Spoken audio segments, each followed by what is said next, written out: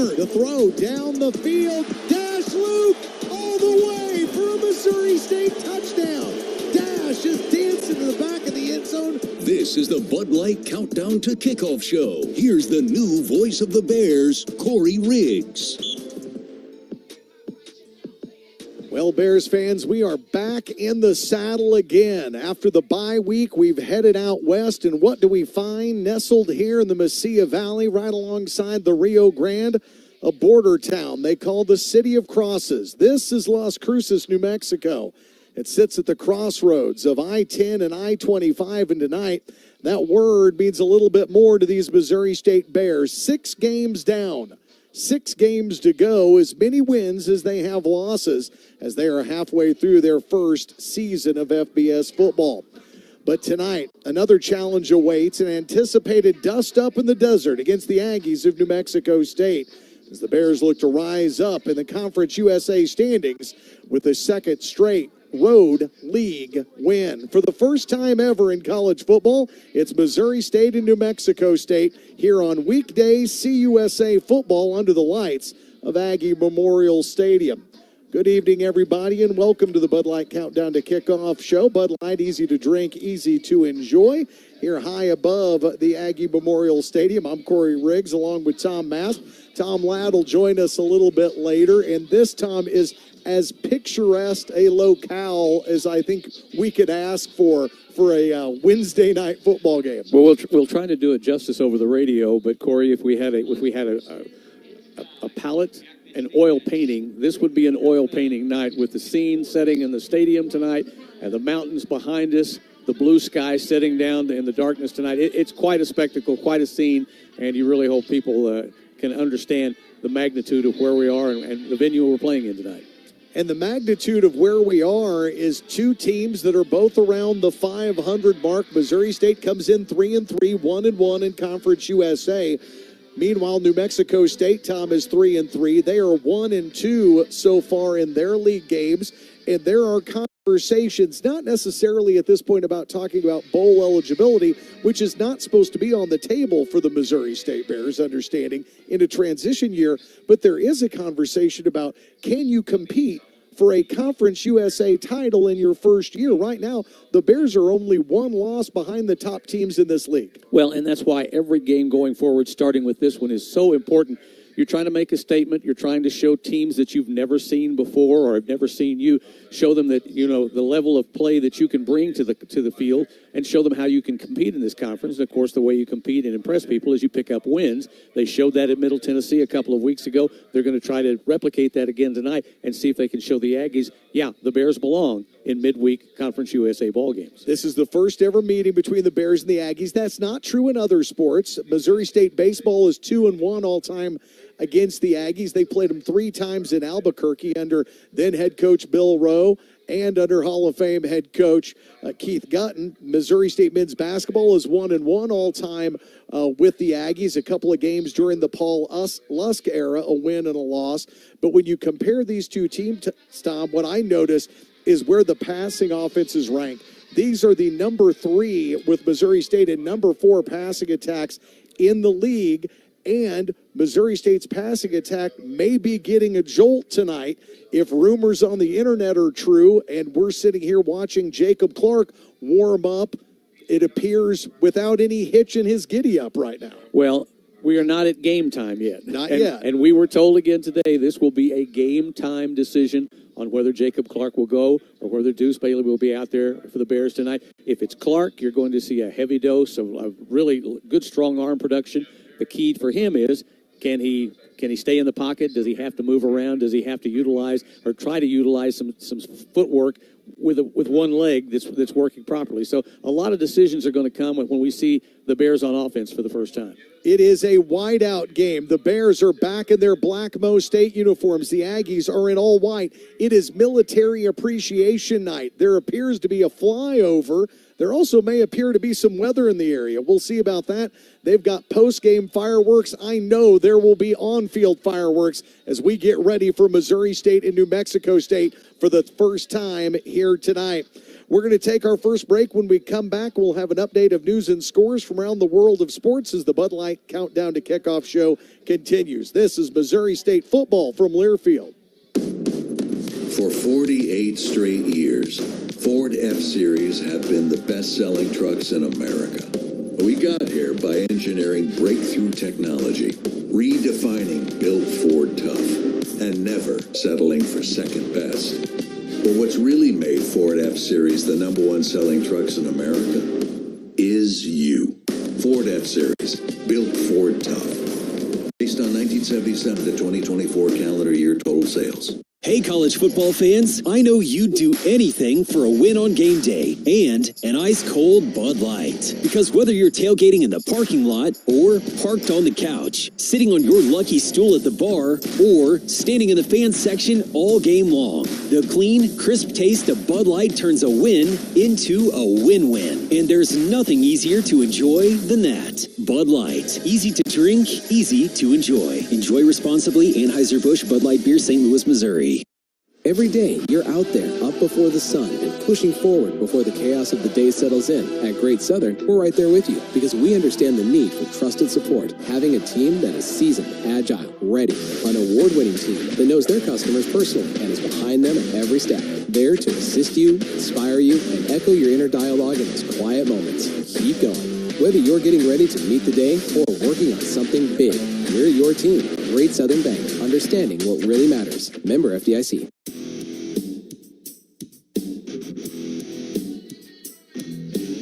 Welcome back to the Bud Light Countdown to Kickoff show here on the Missouri State Radio Network from Learfield.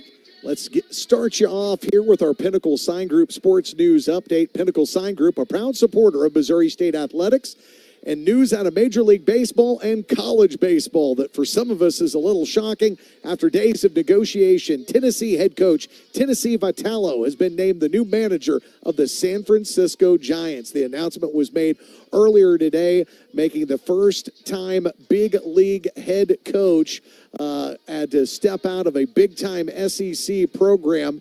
Vitello, who turned Tennessee into a juggernaut, won the Men's College World Series in 2024. He will be replacing Bob Melvin, who was fired on September 29th following an 81-81 season. Meanwhile, in NFL news, a lot popping off around the New York Jets and rumors that quarterback Justin Fields' time in New York may be done. Speculation running around after the team's owner, Woody Johnson, kind of picked apart his starting quarterback, that Tyrod Taylor may be the new starting quarterback by this weekend. We'll have to wait and see. And that is your Pinnacle Sign Group Sports News Update. Meanwhile, in Conference USA weekday CUSA news, right now, there are 2 games tonight. There were 2 games on Tuesday night, with Kennesaw State defeating Florida International by the final of 45-26. Kennesaw State, the Owls, are now undefeated, 3-0 in CUSA play. Florida International will be the Bears' next opponent. After that, Western Kentucky had to go to overtime, but ended up outscoring La Tech and beating the Bulldogs by 28-27. And that is the end of the scores from last night. One game just now getting going before ours, and that is Middle Tennessee and Delaware, and they are tied up at the start of the second quarter, with the score of 14-all. Middle Tennessee and Delaware tied up 14-14 in quarter number 2. And that's your Parkcrest Dental scoreboard. Parkcrest Dental is the official dental partner of Missouri State Athletics. One more thing to pass along as we give you each and every game our Murney Student Athlete of the Week. This week's honors go to volleyball standout Hannah Gardner. Gardner averaged 2.63 kills, 5.75 assists, and almost 2.5 digs per set in their weekend sweep of, ironically enough, New Mexico State, including her second triple-double of the season on Saturday. The Springfield native tallied career highs with 15 kills and 28 assists in addition to 11 digs in the Missouri State win, collecting another triple-double after becoming the first freshman in school history to record one in September. On Friday, Gardner totaled 6 kills with 18 assists in the Bears' sweep of the Aggies. So congratulations to volleyball standout Hannah Gardner from the official realtor of Missouri State Athletics, Murney Associates Realtors. We will head back to another commercial break. When we return, we will share our visit earlier today with the head coach of the Bears, Ryan Beard. You're listening to Missouri State football from Learfield. When you're on the move and looking for nonstop college sports action, get the Varsity Network app and take the game with you everywhere. Stream live play-by-play from schools across the country right from your phone, free. Catch hundreds of weekly podcasts, including shows from your favorite teams, all in one place. From football Saturdays to midweek hoops, it's your all-access pass to the college sports world. Whether it's game day or just your daily drive, the Varsity Network app has you covered. Download now and listen live for free on the Varsity Network app. Hey, college football fans, I know you'd do anything for a win on game day and an ice-cold Bud Light. Because whether you're tailgating in the parking lot or parked on the couch, sitting on your lucky stool at the bar, or standing in the fan section all game long, the clean, crisp taste of Bud Light turns a win into a win-win. And there's nothing easier to enjoy than that. Bud Light. Easy to drink, easy to enjoy. Enjoy responsibly. Anheuser Bud Light Beer, St. Louis, Missouri. For 48 straight years, Ford F-Series have been the best-selling trucks in America. We got here by engineering breakthrough technology, redefining built Ford tough, and never settling for second best. But what's really made Ford F-Series the #1 selling trucks in America is you. Ford F-Series, built Ford tough. Based on 1977 to 2024 calendar year total sales. Wait months to see a doctor? No one's a fan of that. At Mercy, we can't wait to see you. Our doctors have timely appointments available in your area. Just go to mercy.net/score. View all the doctors with upcoming office and video visits available. Then choose the visit type, date, and time that work for you. Visit mercy.net/score. Mercy. Browse. Look. Be seen.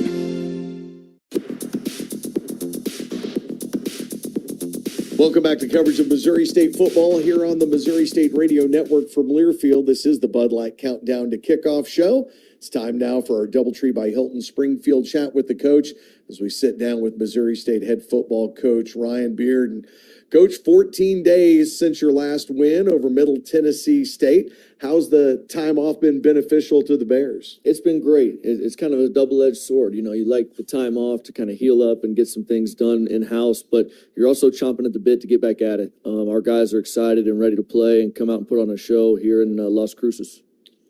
Well, it's going to be an interesting matchup, looking at the numbers and trying to learn as much as you can about the Aggies. This is a very good Conference USA defense. They are top 5 in the country in takeaways, and they've got a defensive standout in Ezra Christian that's #1 in Conference USA in sacks.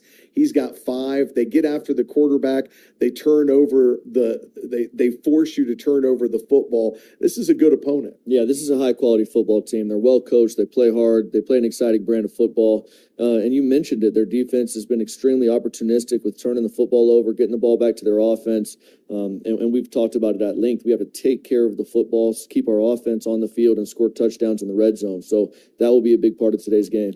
That doesn't, that statement of taking care of the football reigns true, whether it's Jacob Clark out there, whether it's Deuce Bailey, doesn't matter who's at quarterback. This is a team that likes to speed you up and force you into mistakes. Yeah, absolutely. And our quarterbacks are well aware of that. Whichever quarterback plays today, and that'll be a game time decision, we'll kind of see who has the ability to help us get the win tonight, and we'll go with the hot hand and go from there. But again, we've got to be efficient. We've got to do things that put us in advantage situations.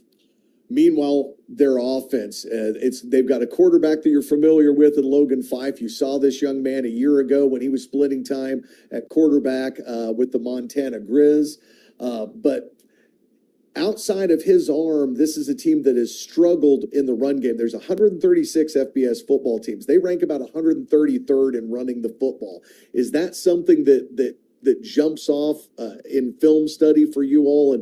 And how do you decide what you want to adjust then when you know a team is struggling on the ground game? Yeah, I don't know if the numbers really tell the story fully. They do have some good backs. They got it going a little bit better against Liberty. Yeah. But they do want to throw the football. They want to pump it down the field to their wide receiver group, which, in my humble opinion, I think they're one of the better groups in Conference USA. I think they've got dynamic playmakers.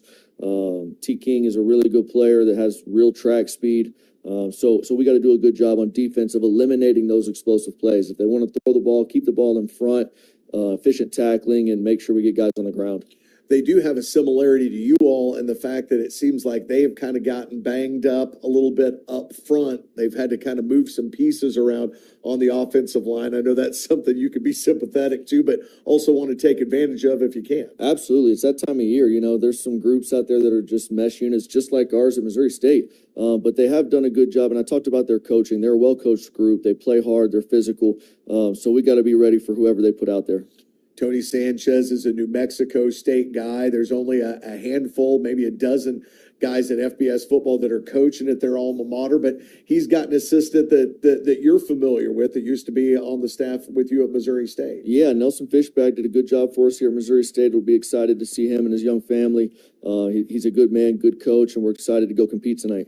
So at the end of the night, if the Bears are going to come away with the victory, what is maybe the top thing offensively that the Bears need to get done tonight to have success? Yeah, we have to take care of the football and be efficient. You can't turn the ball over in critical situations. And again, I alluded to it earlier, we have to stay on the field.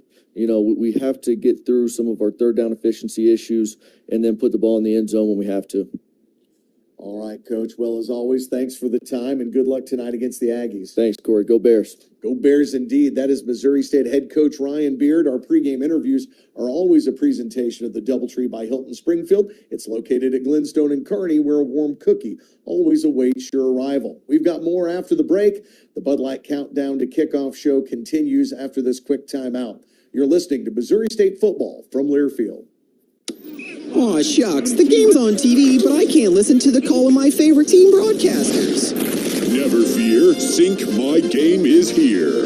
Sync My Game? Yes, Sync My Game. If you have a DVR and streaming device, head to syncmygame.com from Learfield. It's never been easier to hear the impassioned voices of your favorite radio crew synced with the TV. Wow, thank you, Mr. Just remember, syncmygame.com.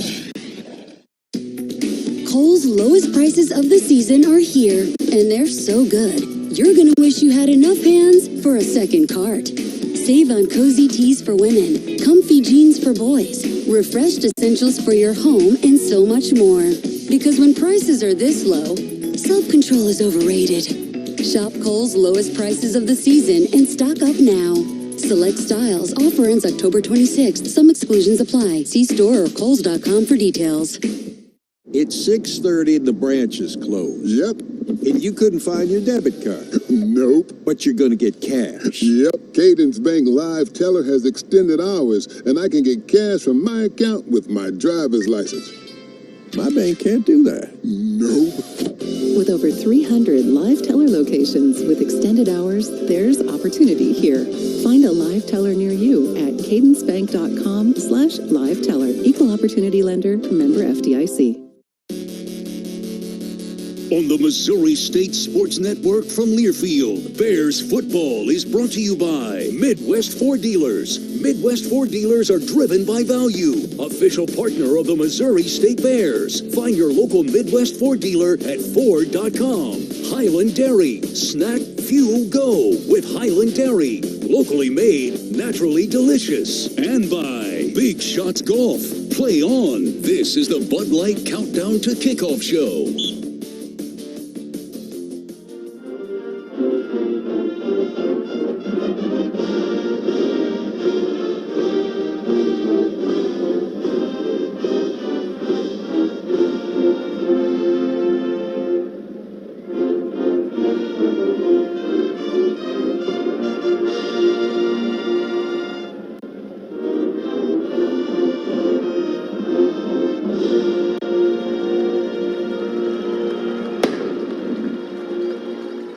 National anthem tonight is performed by the New Mexico State Marching Band, the pride of New Mexico, as they put on a heck of a pregame show a huge marching band that also had a high school band in tow with them tonight. Second best band in Conference USA. That's right. I know who number one is.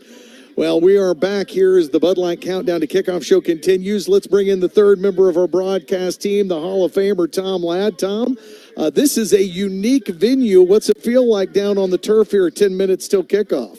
Well, guys, I tell you, no disrespect to our former friends from Terre Haute, from Macomb, Illinois, or Cedar Falls, Iowa. Great people, you know, great teams, but we've really gotten lucky.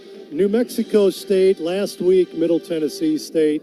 We've had some great locations as we have a little flyover here while I do my report. But that's hard to see in the night sky, Tom. It is indeed. We saw them a lot prior to the game, but I'll tell you what, you talk about picturesque. You guys are looking into the mountains just behind the stadium here, Aggie Memorial Stadium, which seats about 29,000. It was lowered about 10 years ago when they added this little Club 27 behind us, which seats about 100 people there. It is a beautiful facility. Crowds still making their way in. It's going to be a beautiful night for football. Temperatures right now in the upper 70s. No wind at all. I mean, just gorgeous. And again, fans making their way in, student section right behind the Bears football team. So that's going to be interesting to see how they handle that. But the good news, guys, Jacob Clark was on the field. He was taking snaps with the first team offense. So if that's any indication, we may be in for the veteran behind center tonight as the quarterback, and that'd be great to see. That would be great to see, Tom. Thank you. All of Tom's reports throughout the evening are brought to you by Great Southern Bank. Did you know you can send money to anyone, anywhere in the Great Southern Bank mobile app? Great Southern Bank, member FDIC. We'll have more from the Bud Light Countdown to Kickoff show after the break. We'll bring you the injury report and get you ready with Tom's keys to the game. All of that and more after the break. This is Missouri State football from Learfield. Kohl's lowest prices of the season are here, and they're so good. You're going to wish you had enough hands for a second cart. Save on cozy tees for women, comfy jeans for boys, refreshed essentials for your home, and so much more. Because when prices are this low, self-control is overrated. Shop Kohl's lowest prices of the season and stock up now. Select styles. Offer ends October 26th. Some exclusions apply. See store or kohls.com for details. For 48 straight years, Ford F-Series have been the best-selling trucks in America.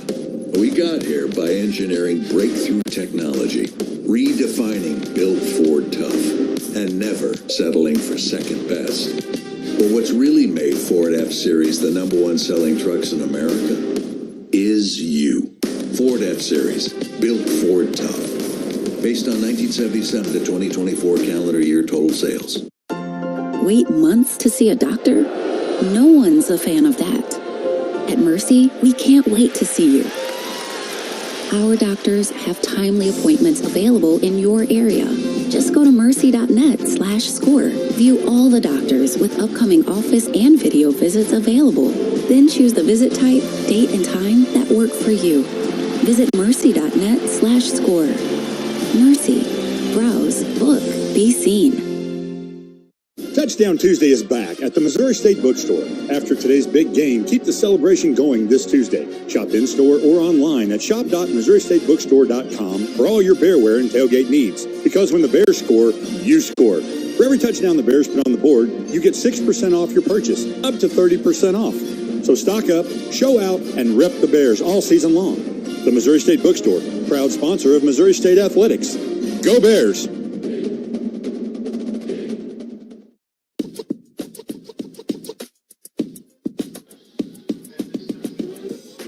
Welcome back one final time to the Bud Light Countdown to Kickoff show here on the Missouri State Radio Network. Corey Riggs and Tom Mast here with you. Time now for the Mercy Rehab Report. Mercy can get you off the bench and back in the game. You can find your best play at mercynow.net. At Mercy, your life is our life's work. And as Our Great Southern Bank sideline reporter, Tom Ladd, just mentioned moments ago, Jacob Clark out warming up with the ones. He was listed in the pregame report as a game-time decision. Questionable, which by definition in this league means 50-50, a coin flip that he might go. So we saw him warming up. Jamarie Robinson is back on the roster and with the team for this road game after serving a one-game suspension for a violation of team rules. The Bears are down a running back tonight. Iverson Young did not make the trip due to illness. And the Bears offensive guard, Justin Curtis, who has started the last 2 games for Missouri State, he rolled his ankle earlier this week.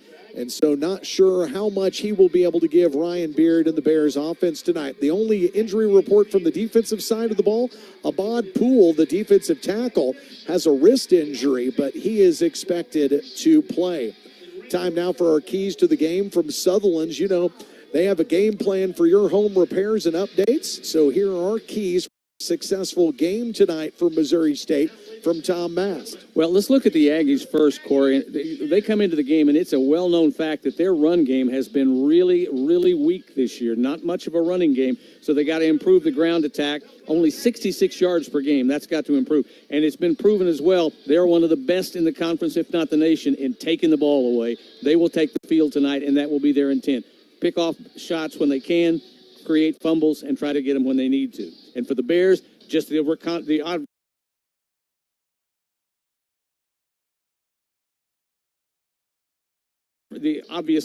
flip side of that, you got to protect the ball. Ryan told us this morning during our talk session that he said we can't give them the ball any more than we possibly do, so protect the ball as much as you can. And then he also believes, and you heard it in the pregame report from him, ball control, long sustained drives if you can get them tonight. If you can hold on to the ball and not let the Aggies have it, you got a chance to succeed. Missouri State in time of possession this year, just to tag on that is averaging almost 32 minutes per game. That's second best in Conference USA. It's 38th best in all of football. If Jacob Clark goes tonight, he will have to keep his eye on number 90, Ezra Christensen. He leads Conference USA in sacks with 5. Towers of flames and cattle gates. That's what surrounds the New Mexico State Aggies as they get ready to enter from the Mesilla Valley Transportation Tunnel off to our left. They will enter in their all-white uniforms tonight. The Bears back in black. We've got to take a final break. When we come back, we'll run through the starting lineup and get you ready for kickoff here in weekday CUSA, the second Wednesday night game of the season for the Bears as they get ready to take on the Aggies. Thanks for joining us here in the Bud Light Countdown to Kickoff show. You're listening to Missouri State football from Learfield. A true teammate takes on every day with a winner's attitude, gets up when they fall down, and leaves it all on the field. There's a group of teammates who do all these things every single day. But they're more than your typical athlete. They're kids facing unthinkable medical circumstances. Team Impact matches children facing serious illness and disability with college sports teams, creating a long-term, life-changing experience for everyone involved. Join us in the movement to get all kids in the game. Visit teamimpact.org to learn more. Team Impact. All in, all together. Wait months to see a doctor? No one's a fan of that. At Mercy, we can't wait to see you. Our doctors have timely appointments available in your area.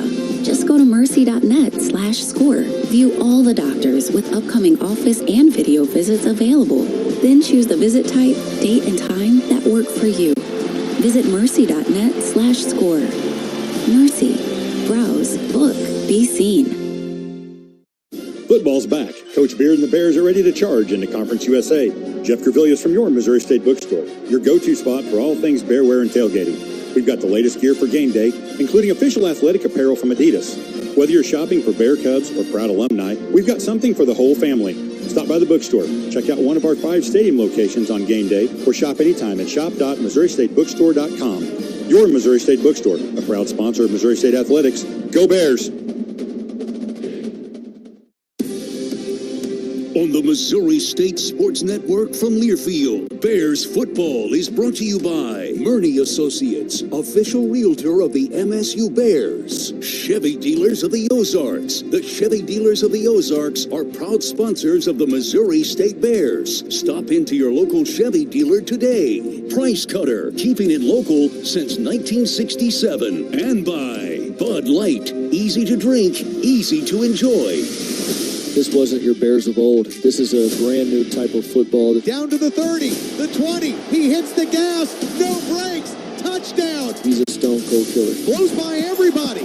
All the way. 50-plus yard touchdown run. Go Bears. It's time for Missouri State Bears football. Kickoff is just moments away. Now, with a call of the game, here's the new voice of the Bears, Corey Riggs. Our referee for tonight's contest is Mr. Rodney Burnett. He just got done adjudicating the coin toss. Tails was the call by the Bears. Heads was where the coin finished. The Aggies won the coin toss. Deferred. They will have the kickoff for the second half, and we will get to see the Missouri State offense to open up this one. It's straight up 7 o'clock here in the Mountain Time Zone, 8 o'clock at home. Let's pause here 10 seconds for stations to identify themselves. This is Missouri State Bears football from Learfield.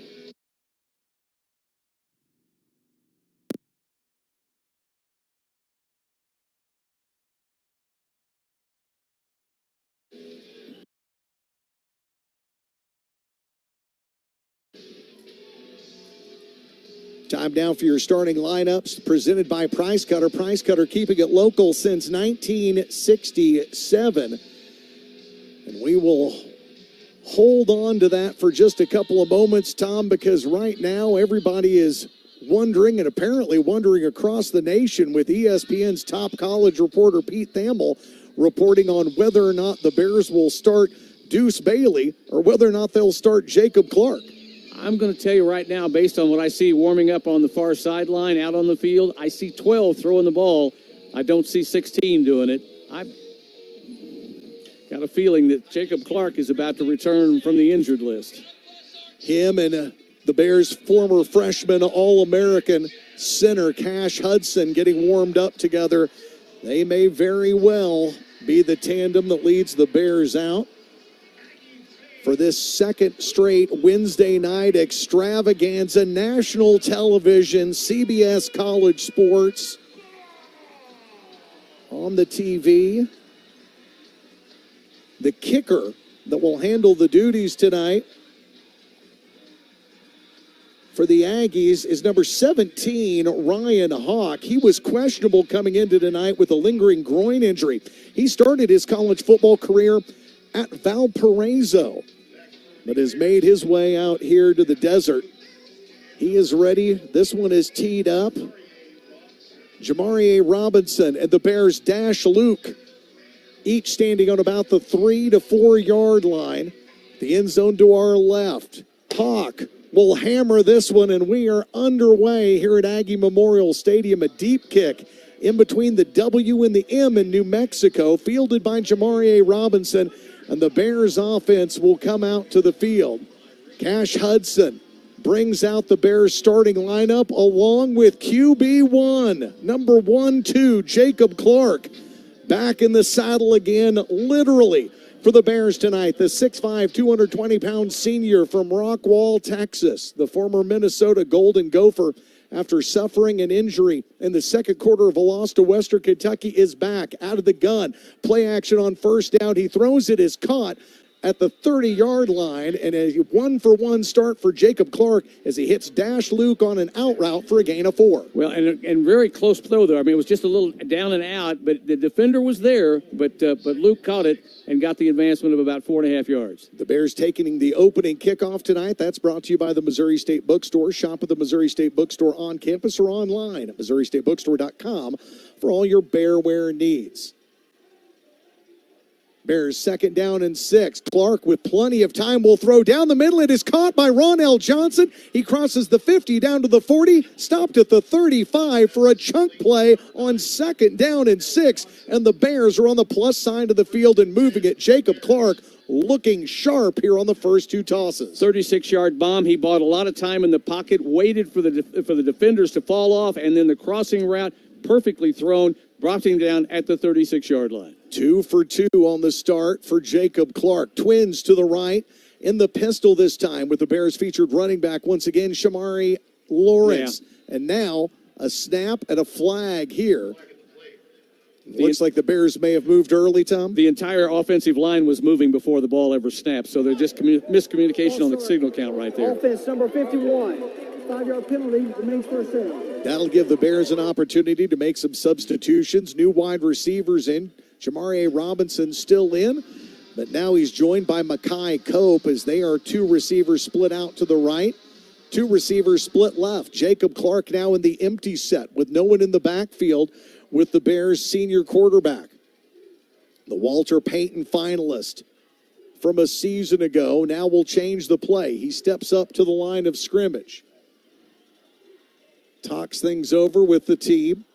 13 minutes, 30 seconds to go in the first quarter. He takes the snap, throws over the flat. That is caught by number 9 again, a second straight catch for Ronell Johnson. He gets all of the 5 yards they lost on the false start back, plus 2 more, a gain of 7, and the second catch here in the drive for Ronell Johnson. He's got 17 catches, almost 250 yards on the season. And what you've got to like right now is the fact that Clark has had a lot of time to stand in that pocket. He hasn't had to shift his feet. He really hasn't had to move too much back there. The line adding good protection. 2 minutes into the ball game. Play clock down under 15. Clark operates out of the gun now with Johnson in motion.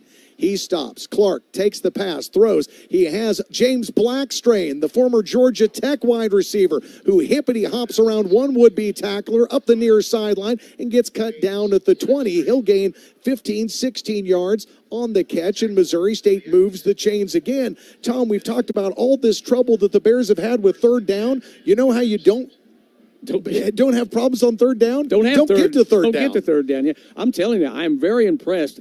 That's 5 in a row now that Clark has had plenty of time to just stand and pick them apart. Stand and deliver. The Bears get a fresh set of downs with the ball on the 18-yard line. Now Lawrence takes the handoff up the middle, crosses the 15, down to the 10 as Shamari Lawrence slices through the Aggies defense for a gain of almost 8.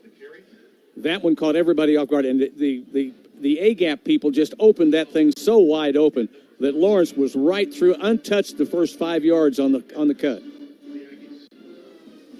A 15-yard catch for James Blackstrain, as he is now over 100 yards receiving on the season.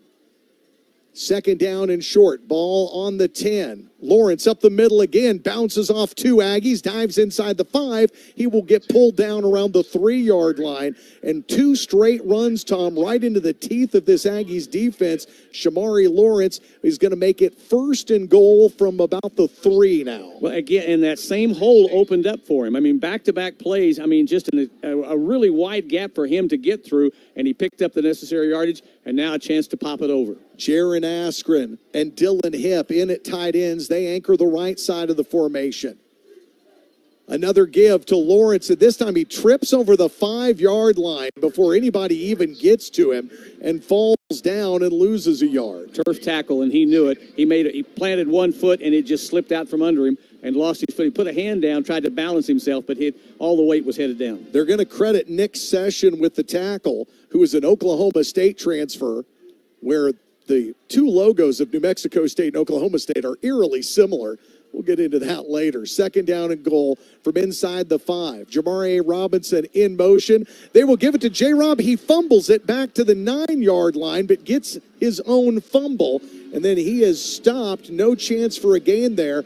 Zedekiah Rodriguez-Brown, the cornerback, makes the stop, and the Bears have gone from being in overdrive to throwing the truck into reverse. Well, a great drive just comes to a screeching halt here on back-to-back plays. You're knocking on the door at the 3, you back up 2, now you back up another 5, so it's third and a really precarious situation now. Jacob Clark, after missing the last couple of weeks, comes into tonight's game 3 touchdowns behind the all-time passing touchdown leader in Missouri State history, Cody Kirby. Under 10 minutes to play. A passing down on third. Clark, plenty of time, runs out of time, throws to the back of the end zone, has a man. It is caught. Touchdown, Bears. A brilliant opening drive. A concerto conducted by Jacob Clark as he hits his man in the back of the end zone, and Missouri State takes a 6-0 advantage. Yep, that's who I thought. I could not see the numbers right off the bat there, but it was Askren was back in that corner. Very dark, black uniforms, hard to see. But I'm going to tell you what, Jake Clark could have taken a sack lunch. He had so much time back there. Jaron Askren reels in his second touchdown reception of the season. His first came in the game-winning touchdown over Marshall on the road. Yusef Obeid, low snap, picked up by Stuart McDonald. The point after is good, and the Bears, with the toe of the Michigan State transfer, make it a 7-0 start on the road tonight here in the City of the Crosses. It's Missouri State 7, the Aggies of New Mexico State nothing. We're at our first time out. Catch your breath, people. No, I need to. You're listening to Missouri State football from Learfield. A true teammate takes on every day with a winner's attitude, gets up when they fall down, and leaves it all on the field. There's a group of teammates who do all these things every single day. But they're more than your typical athlete. They're kids facing unthinkable medical circumstances. Team Impact matches children facing serious illness and disability with college sports teams, creating a long-term, life-changing experience for everyone involved. Join us in the movement to get all kids in the game. Visit teamimpact.org to learn more. Team Impact. All in, all together. Every day, you're out there, up before the sun, and pushing forward before the chaos of the day settles in. At Great Southern, we're right there with you, because we understand the need for trusted support. Having a team that is seasoned, agile, ready, an award-winning team that knows their customers personally and is behind them at every step. There to assist you, inspire you, and echo your inner dialogue in those quiet moments. Keep going. Whether you're getting ready to meet the day or working on something big, we're your team. Great Southern Bank, understanding what really matters. Member FDIC. First Wilson Logistics scoring drive of the night. Missouri State goes 9 plays, 75 yards on the opening drive and shoot up 5 minutes and 15 seconds of clock. Jaron Askren, the receiver. Jacob Clark with the touchdown pass, 9 yards. The Obeid PAT is good. And the Bears lead 7-0 with 9:45 to play in the quarter. Every Missouri State scoring drive is delivered to you by Wilson Logistics, the official logistics partner of Missouri State Athletics. Let's go down to the field now for our first Great Southern Bank sideline report.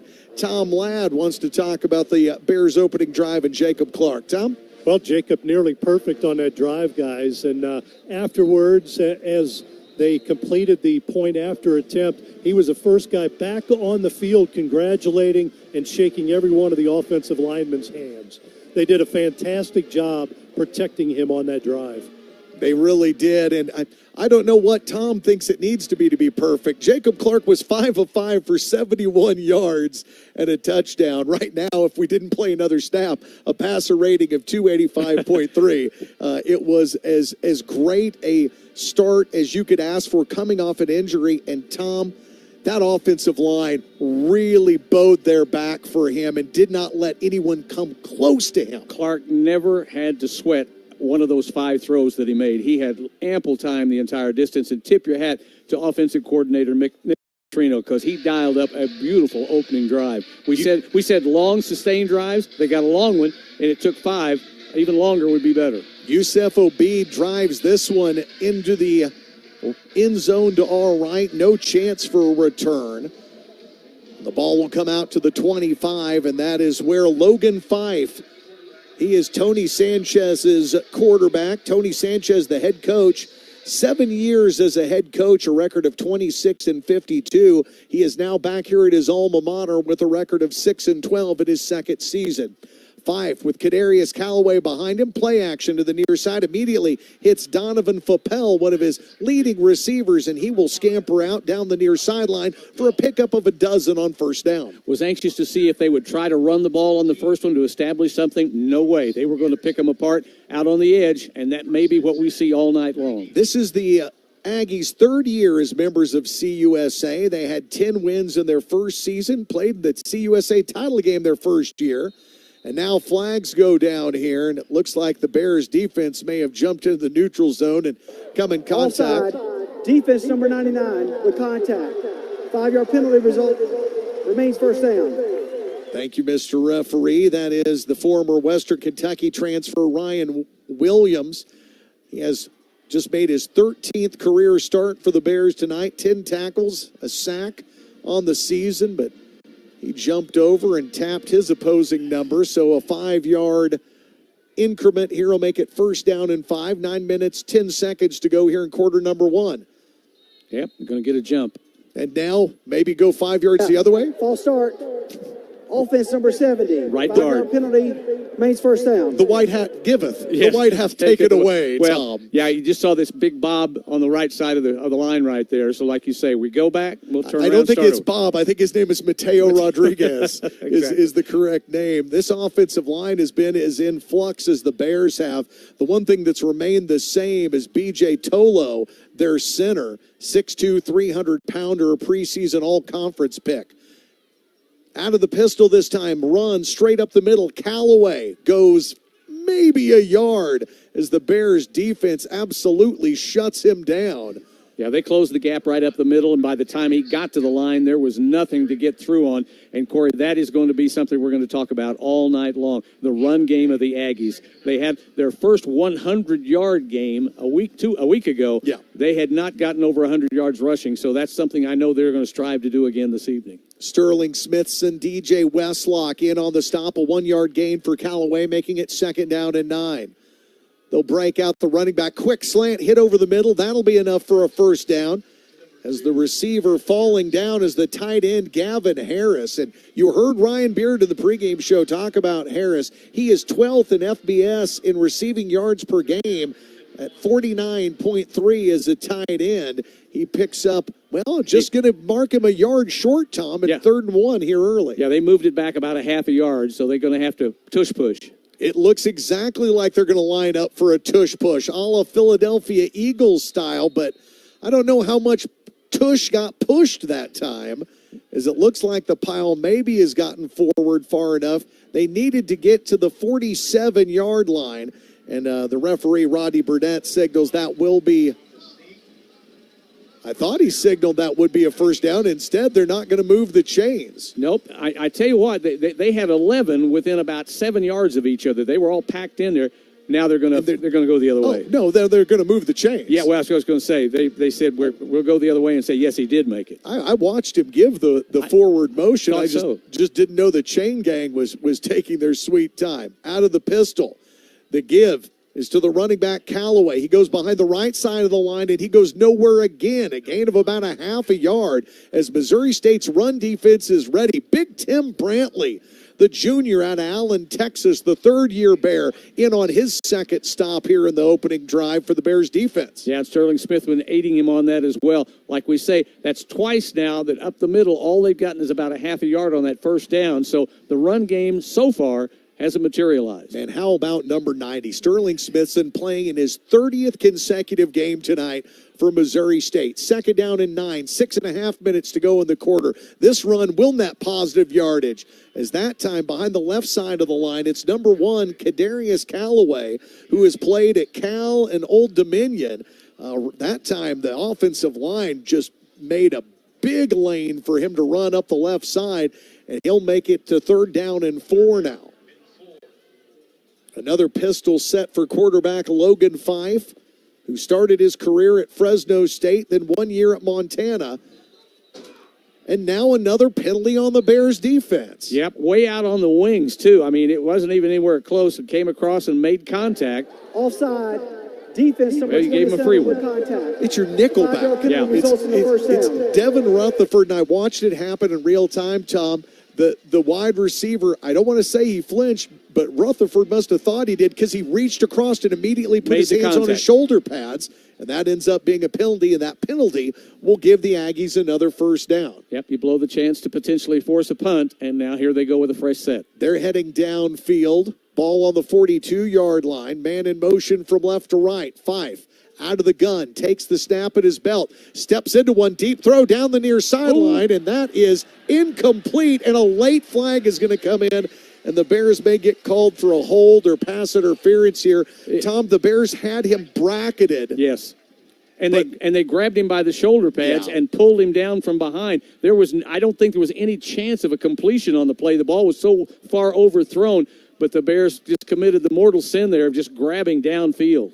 Yep, Donovan Fappel Number Pass 5. interference. Defense number 14. 15-yard penalty, automatic first down. That's 20 free ones. So a stark contrast to remember when Missouri State had the success and won at Middle Tennessee State. What did they do? They didn't commit a penalty until the fourth quarter. They were almost on the bus before they committed a penalty, yeah. Unfortunately, the Bears have already committed 4 penalties for 30 yards here in the first quarter. 5.5 minutes to go in quarter number 1. It's 1st and 10 from the 27 now as 5 for the Aggies look to answer the Bears' opening drive. Quick hitter. That one's tipped up. It's intercepted. Missouri State has a run back on the far side of the field. They bring it across the 50. One man to beat across the 25 down to the 20. It won't be a pick 6, but it is a big-time return for McGuire-Neal. And if not for the speed, I believe, of Kadarius Callaway, that he goes the distance. But Callaway, the running back, ran him down near the 20-yard line, or he'd have pick 6 that all the way. The team that is one of the best in Conference USA in turnovers just got it turned around on them. A huge return for the former Charlotte 49er, McGuire-Neal. His first interception for Missouri State this season.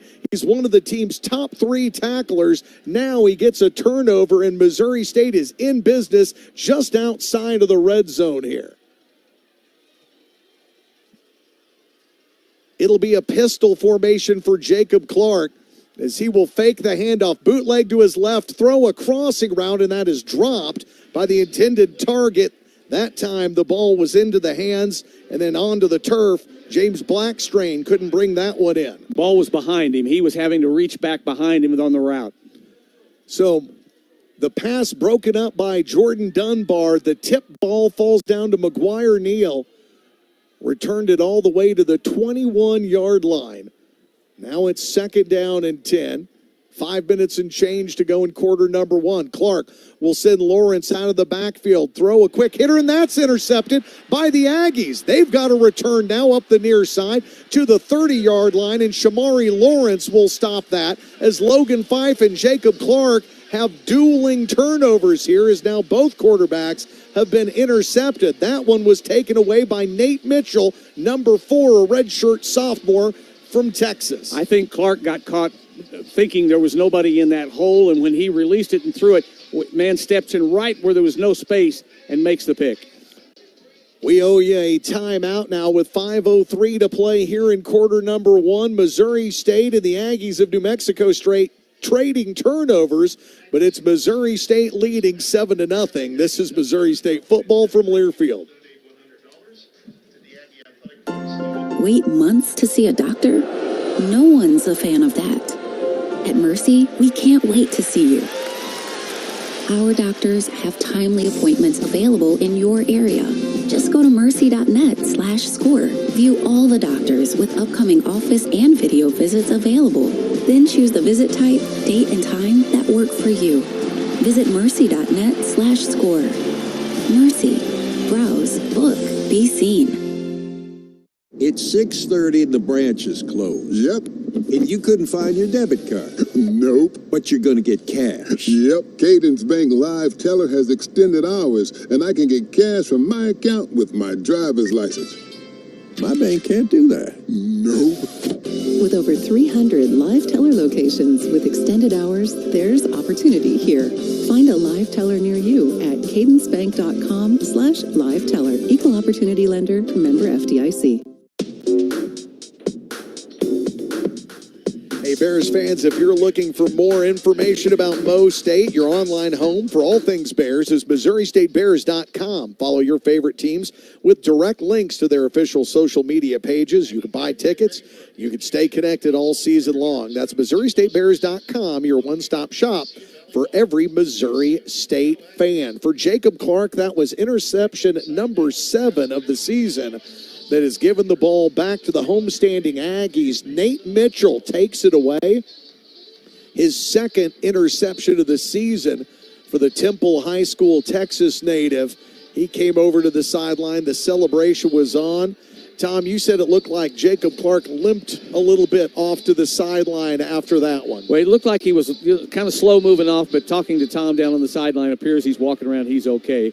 Maybe more of a frustration walk-off than anything else. Clark trying to fit that one in a tight window to get it to Ronell Johnson.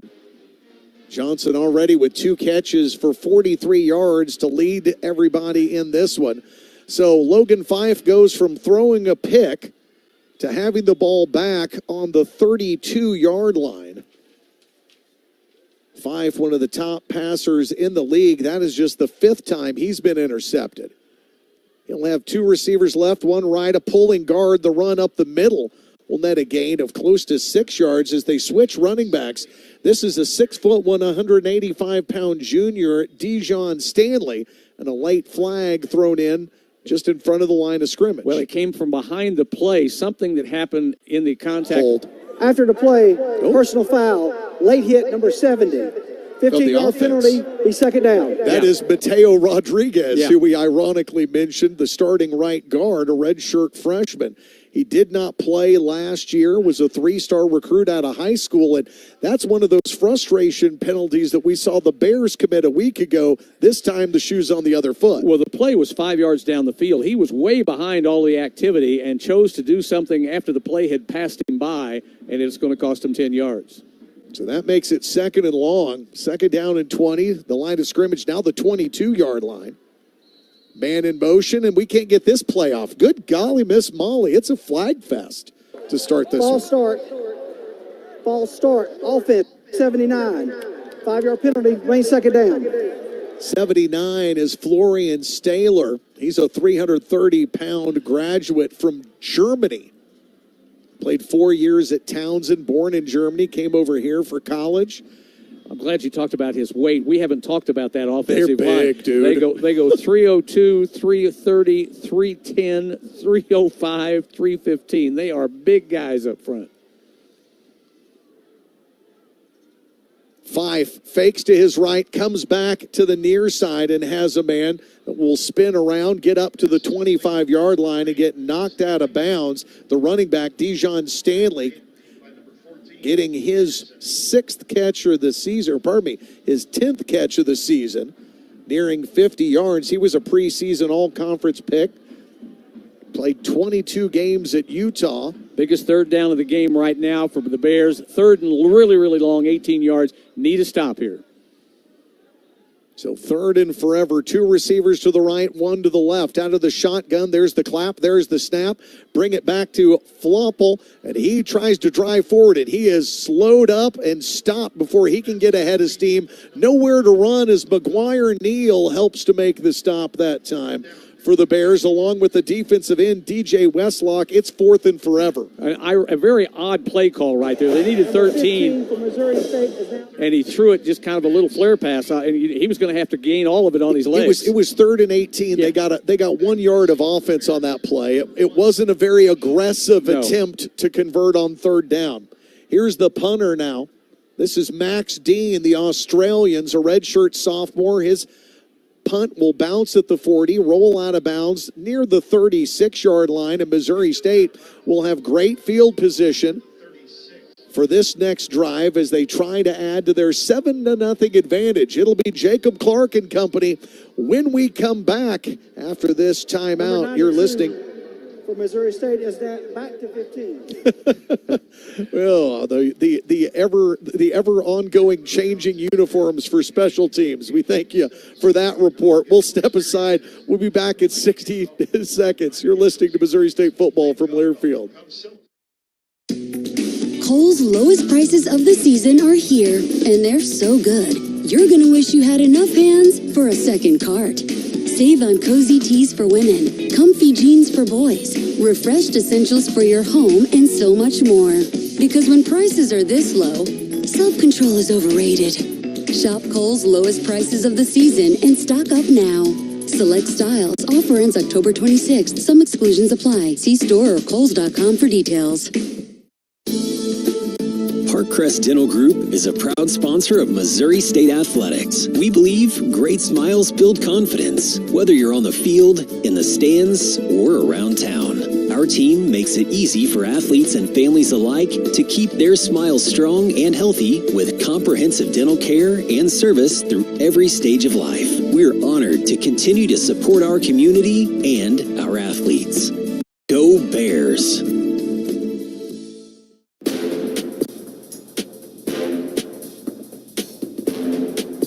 Mast here with you in the broadcast booth. Good friend Tom Ladd down patrolling the sidelines as we welcome you back. First quarter action here in Las Cruces. 3 minutes, 19 seconds to play in the quarter.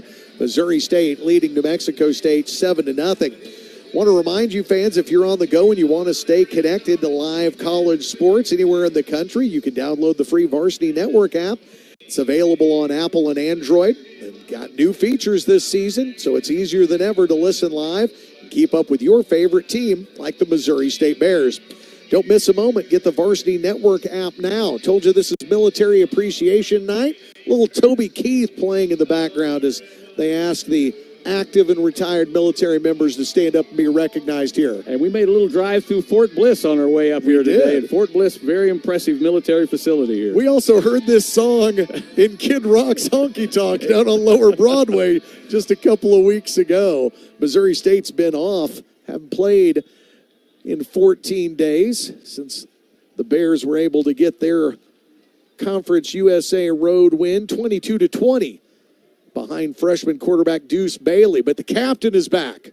Number 12, Jacob Clark. He will change the line at the line of scrimmage. 8 on the play clock. 7 out of the pistol. He will hand this off. Ramon Green tests the right side. He will lunge forward and gain 1, almost 2 yards on the first carry of the night for the former Nixa Eagle. You know, on those back-to-back interceptions, you kind of got to feel like New Mexico State gained the most out of it, because the Bears were knocking at the door when they committed theirs. So this has really been kind of a flip the field if you'd have punted twice instead of 2 interceptions. So the Aggies probably benefited more out of the miscues. Jacob Clark is 5 of 7, having gone with back-to-back incomplete passes on this last series. He will check this one down, and Askren was hit hard. I thought there was some helmet-to-helmet contact there as he was run into by number 31, that time Lorenzo Smith. He is bumped out of bounds at the 40-yard line and picks up close to 3-4 yards. It's going to be 3rd down and 6 now for Missouri State at the 40. The Aggies break out the cowbells. Clark all alone in the backfield now with 3 receivers to his left, 2 to his right. Now he checks over on the far sideline with offensive coordinator Nick Petrino. Play clock down to 10. Clark makes the adjustment to his offensive line and steps back with 4, with 3. The shotgun snap comes knee high. He throws across the middle, and the pass will fall incomplete. Late flag comes in as Jamari A. Robinson was blanketed by one of the defensive backs. I really thought that the defender went over the shoulder, but we didn't see a flag. But then the furthest official away threw it all the way from the far sideline. The ball be placed at the spot of the foul. Automatic first down. Armon Hale is the nickelback, a transfer out of Kent State with 18 tackles on the season. Now he's got a pass interference penalty. Well, I think I saw a replay on the big board, and I think 2 things. I think he had him hooked a little around the waist, and then he did come over the top of the right shoulder there. That's going to bring the ball across the 45-yard line to the 46 and give the Bears a fresh set of downs. The penalties are just crazy. 4 for 30 against the Bears, 4 for 25, and we're still in the first quarter. 2 minutes and a second. As Clark operates out of the pistol, fakes the handoff, now will throw to the running back, Ramon Green. He crosses the 50, a stutter stop, then spins out of bounds as he's tackled by number 2, Armon Hale again, and he takes 9 yards on the first down carry. The thing that has been most impressive about Ramon Green this year is how they utilize him in the passing game, Tom. You look back to that game at Marshall, 4 catches, 123 yards, and a touchdown. It's almost like when you need a big play, Green sometimes is the go-to guy. 2 receivers to the left now as Clark operates out of the gun on 2nd down and short. 90 seconds to go. The Bears on the plus side of the field. Green will take the handoff up the middle. Got 2 yards, got 4 yards, got 5 yards, and gets stopped short of the 40-yard line as he went right into the middle of New Mexico State's defense and drug a couple Aggies with him as he's down on the 41-yard line and moves the chains for Mo State. Well, Green, just nice hold, and it's that same hole we've seen open up so many times, just off center, between the center and the left guard right there. That's where they're going. Clark of the Bears, another long controlled drive right now. Ball sits across the 41. Cash snaps it back. Jacob with a good pocket, throws over the middle. The ball's tipped up. It is going to be intercepted for the second time tonight by the Aggies. They take the pop-up on the 20 and return it about 2 yards. Tom, there were 2 Aggies and 2 Bears there. Yeah. And it was just a pop-up drill. Well, and I think, again, Clark was thinking he could throw it hard enough to beat the defenders in there. But when he threw it, all 4 players converge on the ball right here, and it just becomes volleyball, jump ball right here. Everybody's in the ballpark. There's no question it was going to be intercepted as long as somebody didn't knock it away from somebody. But before it to be a jump ball and it end up with the same guy that already picked Jacob Clark off, Nate Mitchell, had 1 interception coming into the game. He's got 2 in the first quarter. And the Aggies will take over, and the line of scrimmage will be the 23-yard line. 37 seconds to go here in quarter number 1. I think the frustration is that you were doing so well picking them apart going down the sideline. He went for the big ball, and it didn't work. They'll send a man in motion here from left to right. Fife back at the helm. Has time, throws down the near sideline, back shoulder pass. It is incomplete, and the Bears are getting another pass interference call against them, as that time it was Thomas Anderson in coverage. Well, they're back pleading their case right there. Defense number 14. It's not going to work. No, Thomas Anderson said, I didn't do it, but I think everybody on this side of the field said, yeah, you kind of turned him around. I'm going to kind of take a peek up on the big board here and see what happens. But they throw it on the near sideline, and... well, you know, I mean, there was some contact, but maybe not as severe as we initially thought. But enough to move the chains and keep them moving. Thomas Anderson knows what it's like to play in this part of the country. He's, after being at Independence Community College, he played at UNLV for then head coach Barry Odom. Missouri State now with Big Tim Brantley, number 91, down. The athletic training staff onto the field to look after him. 31 seconds to go until the end of the quarter. And it looks like mercifully Tim is going to be able to get up under his own power and walk back off to the far side of the field. Brantley with 8 tackles and a quarterback hurry on the season. The junior in his 3rd year at Missouri State. You can see some of the athletic training staff just kind of patting the big guy on the back. Catch your breath, and we'll catch you back out there. Corey, the penalty thing right now is your biggest concern, probably both ways. There's no question. And interceptions. And interceptions, yeah. Yeah. I didn't have that one on my bingo card tonight, I can tell you that much.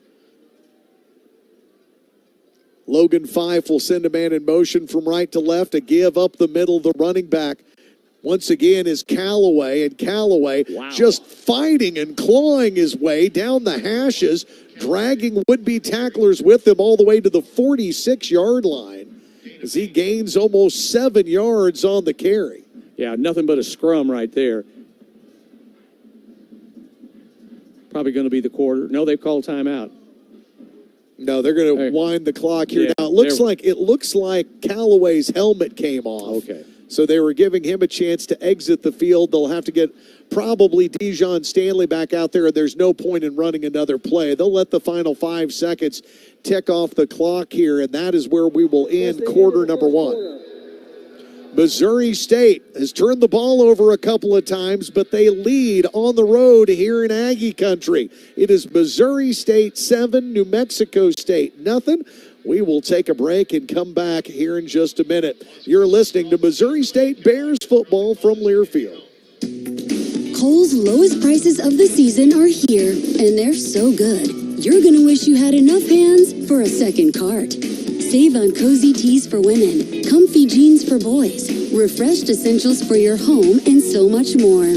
Because when prices are this low, self-control is overrated. Shop Kohl's lowest prices of the season and stock up now. Select styles. Offer ends October 26th. Some exclusions apply. See store or kohls.com for details. Wait months to see a doctor?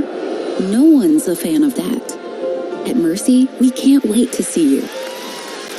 Our doctors have timely appointments available in your area. Just go to mercy.net/score. View all the doctors with upcoming office and video visits available. Then choose the visit type, date, and time that work for you. Visit mercy.net/score. Mercy. Browse, book, be seen. Every day, you're out there, up before the sun, and pushing forward before the chaos of the day settles in. At Great Southern, we're right there with you because we understand the need for trusted support. Having a team that is seasoned, agile, ready, an award-winning team that knows their customers personally and is behind them at every step. There to assist you, inspire you, and echo your inner dialogue in those quiet moments. Keep going. Whether you're getting ready to meet the day or working on something big, we're your team. Great Southern Bank, understanding what really matters. Member FDIC. Mo State leads New Mexico State thanks to a passing touchdown from Jacob Clark. 7-0 our score here as they take on the Aggies. The Aggies do not play Delaware, Jacksonville State, or FIU this season. That's the way the schedule falls for them. We saw Tim Brantley get helped off the field earlier. Let's head down to the field, check in on a great Southern Bank sideline report with Tom Ladd. Tom, how is Tim? Yeah, Tim's okay. He's in the middle of the field right now with the rest of his defensive teammates. Had some cramps, so they rubbed him out. He got up and he's joined his teammates, the defensive players on the field. He should be back here real quick. All right, thank you, man. This weekday CUSA football takes a little bit of getting used to, but I tell you who really likes it, Tom, and that's New Mexico State. In their weekday CUSA games, they have got 6 wins. That is the second most of any active member in Conference USA. They are 6-3 when they play these weekday games for the Aggies. Well, they've gotten used to it. The Bears are learning what it's all about this year. They'd like to pick up their second Wednesday win if they can do that tonight before coming home for their only Wednesday home game coming up next week with FIU. They definitely have a good sound system here. Oh, I'll tell you what, this is a really impressive facility. We're missing a window in full disclosure, so we can't really get away from the sound tonight. Yeah, we can't mute all the sound out.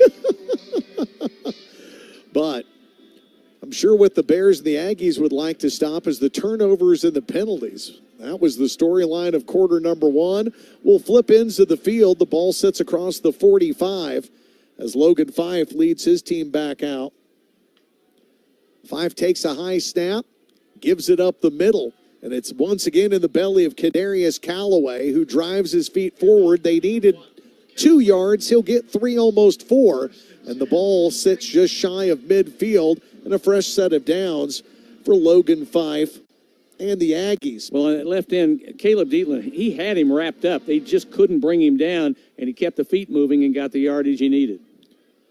Logan Fife has 3 games with 2 TD passes this season, threw for a season-high 284 passing yards at Liberty. As he operates out of the pistol, will fake the handoff this time, go deep down the far sideline, has a man, but overthrows him. That was 6. He had Thomas Anderson beat, but Donovan Foppel could not come up with it. He has the most catches on the team, the most yards on the team, and he missed a big window there, Tom. Oh, Foppel's got him by 5 yards, and he's beating him at the 20-yard line, and just too much arm coming off the hand of Fife right there, or that's 6. Logan Fife coming into tonight's game, 118 out of 209, a better than 56% completion rate, over 1,500 yards, 8 touchdowns.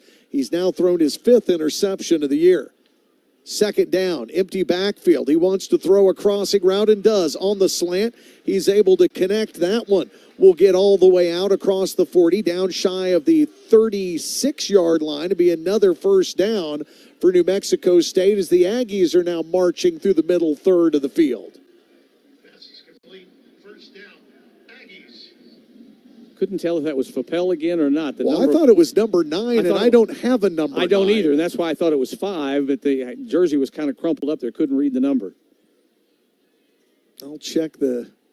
Looks like it's Graves. Where's number 9? They will throw again and pick up another 10 yards and a first down as this one goes out to the far side. Now a broken tackle means the ball bounces outside, out to the 20-yard line. Finally, Kanye Young is able to track down TK King and knock him out of bounds, but another chunk play for the Aggies. TK King, Tom, did not play the first 4 games, but in the last 2 had 11 catches for 200 yards. Yeah, Coach Beard told us today, watch out for TK. they could be some problems. They're in the red zone now, are the Aggies. They've got two receivers to the right, one to the left. They'll send a man in motion. That's the tight end. The give will be up the middle. Callaway puts the shoulders low, drives the legs, and tucks in behind the right tackle for a gain of 2 or 3 yards on first down. Not a lot of rushing yardage so far for the Aggies, but if they can maintain and find a way to maybe get 4 or 5 yards on a first down, which they did there, maybe 3 yards, that's going to help bode a little bit for that sluggish rushing game they've been having. Now, 9 carries for 27 yards. They've actually got more rushes and more rushing yards than the Bears do after 1 quarter of play. Fife now faced with a second down and 8, 12 and a half minutes to go until halftime. We'll be joined by Bears Director of Athletics, Patrick Ransdell. This time they fake the handoff, give it on an end around, and the receiver has it across the 10, down to the 5. First and goal from the 5 now, almost the 4 as they put it in the belly of Chike King. This dude is fast. He had the Sports Center top play a week ago. Have you covered when the road takes you from smooth sailing to Chevy Colorado will eat up some of the toughest terrains with 5 available drive modes. And Silverado and Silverado HD have the muscle to take you out for some serious with multiple engine options and impressive towing. While Silverado EV is the perfect combo of performance and capability, making it a snap to hitch up this electric truck and hit the road. Wherever the road leads, Chevy trucks are right there with you. Chevrolet, together let's drive.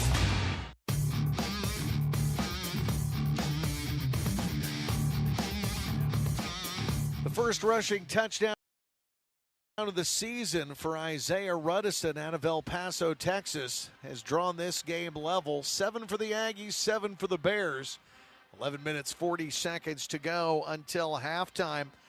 Missouri State fans, did you know you can now directly impact your favorite team through the new Competitive Excellence Funds? These sports-specific, tax-deductible gifts help our Bears stay competitive, fueling recruiting, retention, and success in today's changing college landscape. Your gift also counts towards your Bear Fund membership as well. Visit MissouriState.edu/BearsFund to learn how. Missouri State bringing their special teams unit back out on the field for the first time pretty much since the opening kickoff for Ryan Hawk. It'll be Jamarie Robinson and Dash Luke back into the return game. Pair of interceptions has really derailed what was a solid start for the Bears. They've let the Aggies get back in the ball game. We start fresh and all over again, and we'll find out if Jacob Clark can kind of navigate the passing part of this thing a little bit better.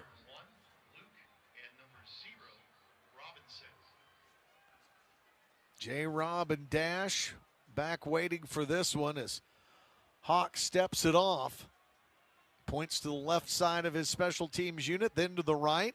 Then the right-legged kicker will hang this one up. It'll be taken by Robinson at the 1-yard line. They set up the return on the right side. He splits across the 20 off to the 25 and then gets tripped up shy of the 30-yard line as Robinson brings it all the way out for a return of almost 28 yards. He was a half a step away from breaking that for an additional 15 or 20 yards. We were thinking before the game that they had a specially trained dog here that might be doing some frisbee catching. No, this dog is a retriever. He retrieves the kicking tee. The kicking tee. Yeah. How spoiled is Ryan Hawk as a kicker? He doesn't even have to bring his kicking tee back. No, there's a they've got a and the dog's sponsored by Raising Cane's. There you go. Play action on first down, and that ball is poorly thrown behind Ronell Johnson, nearly intercepted. That time by Lorenzo Smith, but it bounces into the turf, and it's second down and 10. Yeah, he made his cut and was out, and Clark was behind him on the throw and came ever so close to potentially having it picked off. There was a defender very close. Second down and 10, and Clark will step back into the shotgun now with 2 receivers left and 1 to the right, along with the tight end to his right.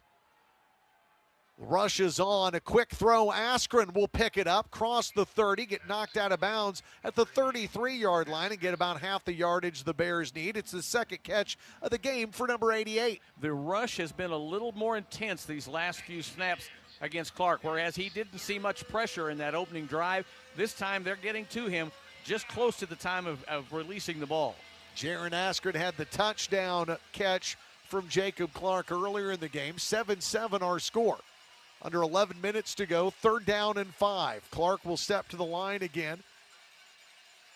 The Bears on the far side of the field will change the play. It's 3 receivers to the right, or to the left, none to the right. Clark out of the gun with pressure. He will throw down the middle. It is batted away, incomplete, as the Bears trying to get it to Ronell Johnson again. But it is the Aggies defense.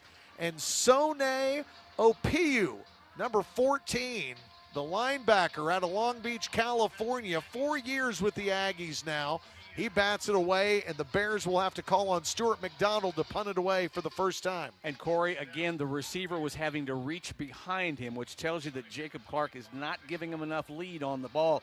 He was reaching behind, which allowed the defender to come up and get a hand in there. Well, he's missed the better part of 3 weeks and 2.5 games. There is some rust. There's a little bit of rust. McDonald would be one of the top 2 or 3 punters in the league as he booms one here through the night sky, and there will be no return as that is caught at the 15, and the Bears bomb squad guys run him all the way to the student section, nearly into the concrete wall, after a return of about 1 on what was a booming punt off the foot of Stuart McDonald. And the thing you had to worry about, there were 5 of them taking him out of the sideline there, and you were worried there might have gotten a little aggressive after the play had left the field, but no flag on that one. A 53-yard punt for Stuart McDonald. His long is 58, but that one had just barely a 2-yard return on it, and that'll take us to a media break here. It's Mo State 7, New Mexico State 7, with 10.5 minutes to go until intermission. You're listening to Bears football. It's from Learfield. Parkcrest Dental Group is a proud sponsor of Missouri State Athletics. We believe great smiles build confidence, whether you're on the field, in the stands, or around town. Our team makes it easy for athletes and families alike to keep their smiles strong and healthy with comprehensive dental care and service through every stage of life. We're honored to continue to support our community and our athletes. Go Bears! For 48 straight years, Ford F-Series have been the best-selling trucks in America. We got here by engineering breakthrough technology, redefining Built Ford Tough, and never settling for second best. But what's really made Ford F-Series the #1 selling trucks in America is you. Ford F-Series, Built Ford Tough. Based on 1977 to 2024 calendar year total sales.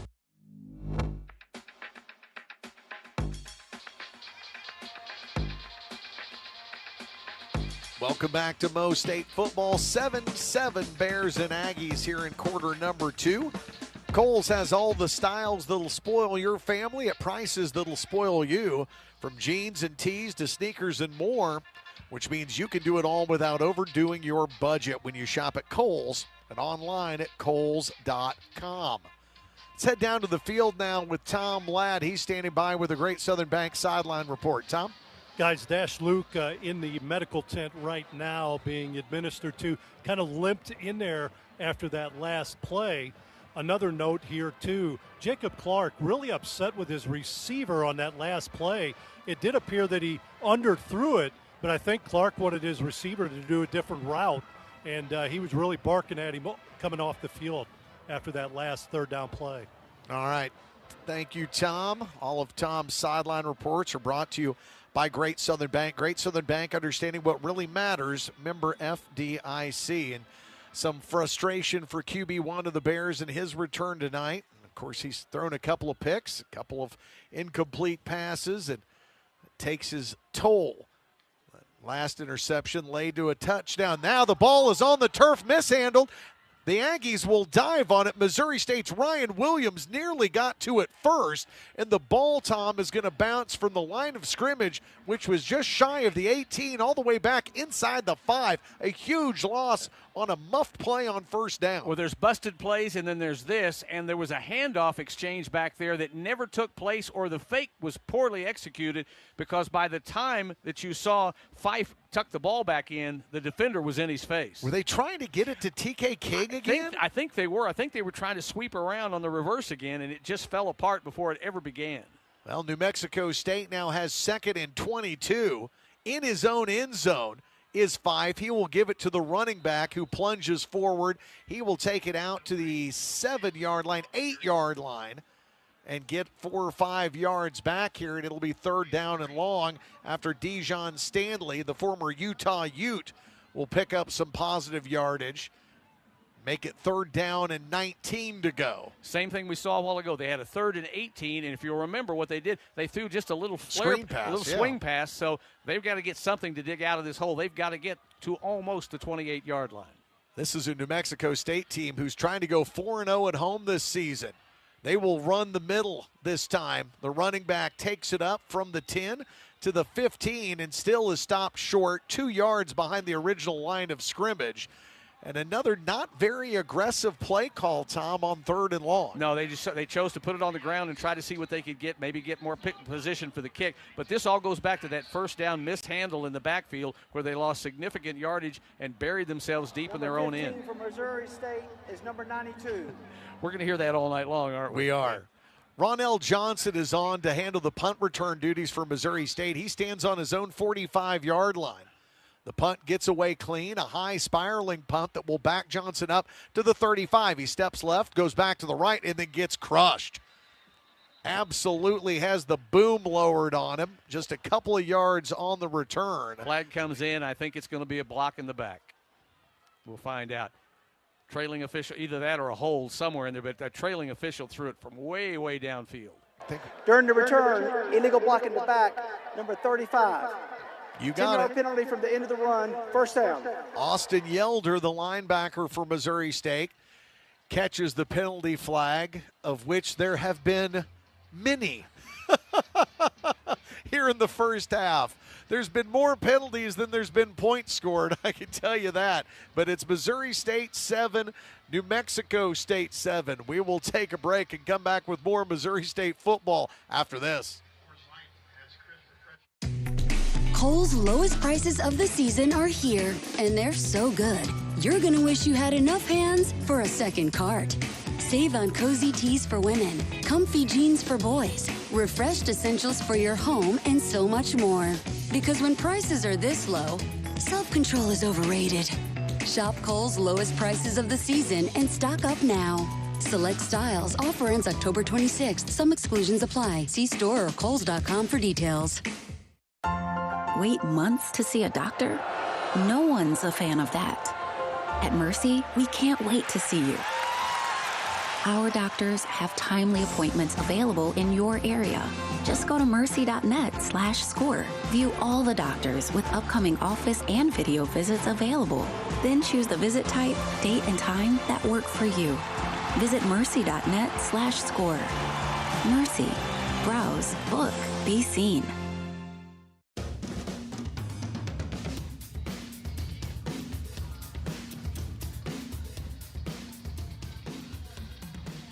Welcome back to Aggie Memorial Stadium, everybody. Corey Riggs and Tom Mast here with you. Just mentioned these Aggies looking to go 4-0 at home for the first time since 2002. The Bears trying to rain on their parade. Missouri State led this game 7-0.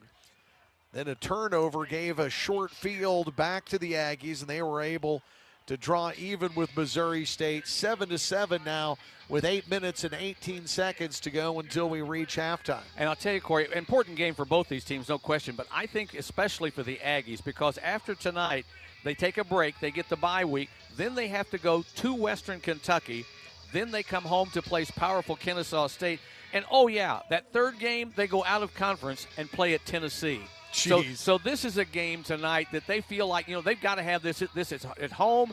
They need to protect the home field. Also because they've got 3 really rugged games coming up over the next 4 weeks. Yep, they opened up with back-to-back wins to start the season, 2-0 with a win over Bryant, which is not like the Bears starting at USC. They won that one 19-3 and then beat the Golden Hurricane 21-14 here as they hosted Tulsa. Bears offense. Whack Jacob Clark again as he finds a crossing route. This one hauled in by James Blackstrain. Blackstrain drags the defender down across the 30 and will gain 3 yards on first down for the Bears. Blackstrain had a lot of room when he caught it, but he had to kind of secure the ball, and by the time he secured it and got his footing down, the defenders were there. Could have been maybe a 5 to 6 yard gainer. Comes up being just about 3. Makes second down and 7 with the line of scrimmage, the 30-yard line. The Bears 70 yards away from their end zone. They send a man in motion. The give will be up the middle behind the left side of the line. The Bears running back, powering forward. They needed 8. They'll get close to 10 as Shamari Lawrence has been running kind of Isaiah Pacheco style, kind of angry and dragging guys behind him. Well, perfect way to say it. That's exactly how he ran. And again, Corey, it's that hole that they're opening up off the left tackle. It's just wide. Every time the blockers up front can make contact, they're giving him an ample hole to get through. That 9-yard carry, his longest of the game, 4 touches for 23 yards for the former FIU Panther. First down for Missouri State. Clark has his pass batted at the line of scrimmage as the defender comes flying in that time. It's second down and 10.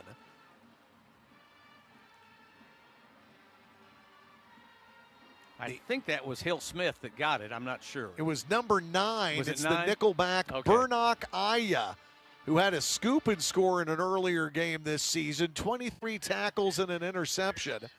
He's number 9. The other's a 0, so my bad there on that one. Well, they're the kind of rolled up jerseys again. It gets you an eye every time. Yep. Clark on second down and 10. Sends the running back Lawrence to his left as a sidecar.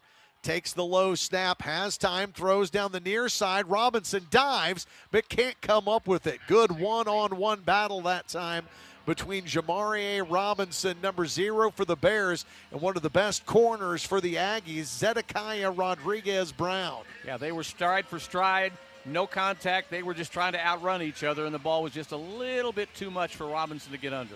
Missouri State didn't have to convert a third down on their opening drive. Jacob Clark went 5 for 5 and got him the conversion. It seemed like second down every time. The Bears are 50% on their third down conversions here in the first half. They're 1 for 2. Clark will start out of the gun again. 2 receivers to the right plus the tight end. One-on-one to the bottom of the screen. With time, Clark throws. That is in and out of the hands of its intended target. Is Ronell Johnson has got a ton of targets, but could not bring that one in, and it's fourth down. Well, and he was limited on how much space he had. He was trying to see if he could stay in bounds on the near sideline, and when contact was made, just wasn't much room for him to make the catch right here. He was up against a good defensive back and the out-of-bounds boundary. And so the Bears go nowhere on 3 plays, and Stuart McDonald will come in for another punt. His last one went 53 yards. He will step back behind the 25-yard line. The return man mirrors him on the other end of the field with 2 feet, both of his heels back on the 15. Whistles everywhere here, and it looks like we will have to do this one again. Delay a game, kicking team. 5-yard penalty, remains fourth down. And I don't know if McDonald took something off of it because of the whistles, but he did get the best kick he's had, so he'll get a chance to reload and see if he can do a little bit better. Missouri State will be penalized now for the 7th time in this game. 7 penalties, 60 yards, 4 penalties, 31 yards against the homestanding Aggies. Not that we're keeping track. So the delay of game penalty, not a huge issue here. Sets the ball back on 4th down. McDonald takes the snap, steps to his right, and does not get off a good one here. This one is going to bounce and check up and roll out of bounds just past the 40-yard line. So Stuart McDonald goes from a 50-yard bomb to a short chip shot here, and it's going to be really good field position for Logan 5 for the rest of the New Mexico State Aggies as they look to take control and take the lead for the first time in this one tonight. It currently stands Missouri State 7, New Mexico State 7. We'll take one more break and come back. You're listening to Missouri State Bears football from Learfield. For 48 straight years, Ford F-Series have been the best-selling trucks in America. We got here by engineering breakthrough technology, redefining Built Ford Tough, and never settling for second best. But what's really made Ford F-Series the #1 selling trucks in America is you. Ford F-Series, Built Ford Tough. Based on 1977 to 2024 calendar year total sales. Touchdown Tuesday is back at the Missouri State Bookstore. After today's big game, keep the celebration going this Tuesday. Shop in-store or online at shop.MissouriStateBookstore.com for all your bearwear and tailgate needs. Because when the Bears score, you score. For every touchdown the Bears put on the board, you get 6% off your purchase, up to 30% off. So stock up, show out, and rep the Bears all season long.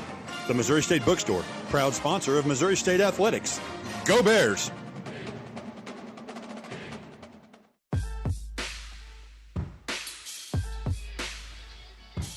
Tonight's weekday CUSA game started like a lot of Missouri State games have started this year, with the Bears scoring first. Missouri State has scored first in 6 of their 7 games. But the Aggies of New Mexico State fired right back. 6:35 to go until halftime. We're tied at 7 apiece. And I'll tell you, Corey, this is really an important series defensively for the Bears because they've got to find a way to hold and limit no points here, because guess who gets the ball to start the second half? And you do Aggies do not want to go the 2-for-1 thing, and that could potentially face them here. So this, after the poor punt and the relatively good field position, they need to buckle down defensively and shut it down.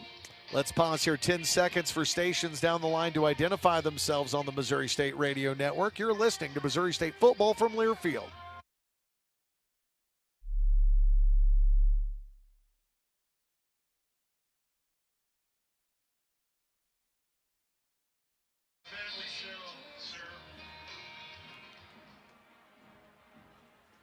Corey Riggs and Tom Mast with you here at Aggie Memorial Stadium.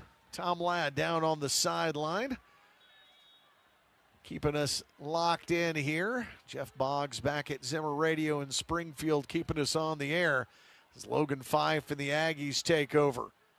Out of the pistol, Fife will give to the running back behind the left side of the line. This will be old number 1 again. That's Kadarius Callaway. He will dive forward, pick up 4 yards on first down. Kadarius Callaway enrolled at Alabama as a safety out of high school. Then he transferred to East Mississippi Community College. There he played running back, then a year at Old Dominion, then a year at Cal, so he is well-traveled, the running back for the Aggies. And now the Bears show a little stunt on the line, and that'll force Logan Fife to change the play here. 2nd down and 7. Ball sits on the 41 after the short punt by the Bears. Tight formation this time, looking to hit the quick out route. Fife does, and his receiver got clobbered. Fopel made the catch, but he paid for it. That time, I'm not sure if it was Devin Rutherford or Christian Ford. May have been Christian Ford that made the tackle. Just a couple of yards shy of the line to gain. If so, the former Razorback getting a hard hit on his birthday. Christian Ford and Devon Townley both celebrating their birthdays today on the road here in Las Cruces. The Aggies need 2. They take the play clock down inside 10 seconds. Over 5 minutes to go in the quarter. They will move the tight end from left to right and back left again. They run up the middle. They got the first down and more. Callaway off to the races, down the far sideline, finally gets bumped out around the 30-yard line as Callaway gets knocked out of bounds by the defensive captain, Kanye Young, but he gets another big chunk of change and moves the chains here for New Mexico State. Tom, they got a big play from their big play back. Well, Missouri State coaches are in the box next to us here, and I don't think they were happy with the alignment they had. They were screaming down there. They didn't like the set, and when he got the handoff, he had clear space on the left side of the line. He goes for 23 yards down the far side of the field for another first down. Out of the shotgun now, Fife looking to his right, comes back across the middle, gets pressured to run out of the pocket, throws to the near side, and that ball is incomplete, broken up by McGuire Neal, the safety. Gambling throw by Fife right there. And a flag down back at the line of scrimmage near the 30-yard line. Fife had to escape the pressure. There's no foul on the play. So no. Well, then why did you throw the flag? No, Fife really, he was running out of the pocket that time, and he threw one of those about 15, 20 yards down the field on an angle, which the D-back had every opportunity to maybe come up and do something with it. So probably not the best decision he's made tonight. Logan Fife had a season-high 28 completions against Tulsa.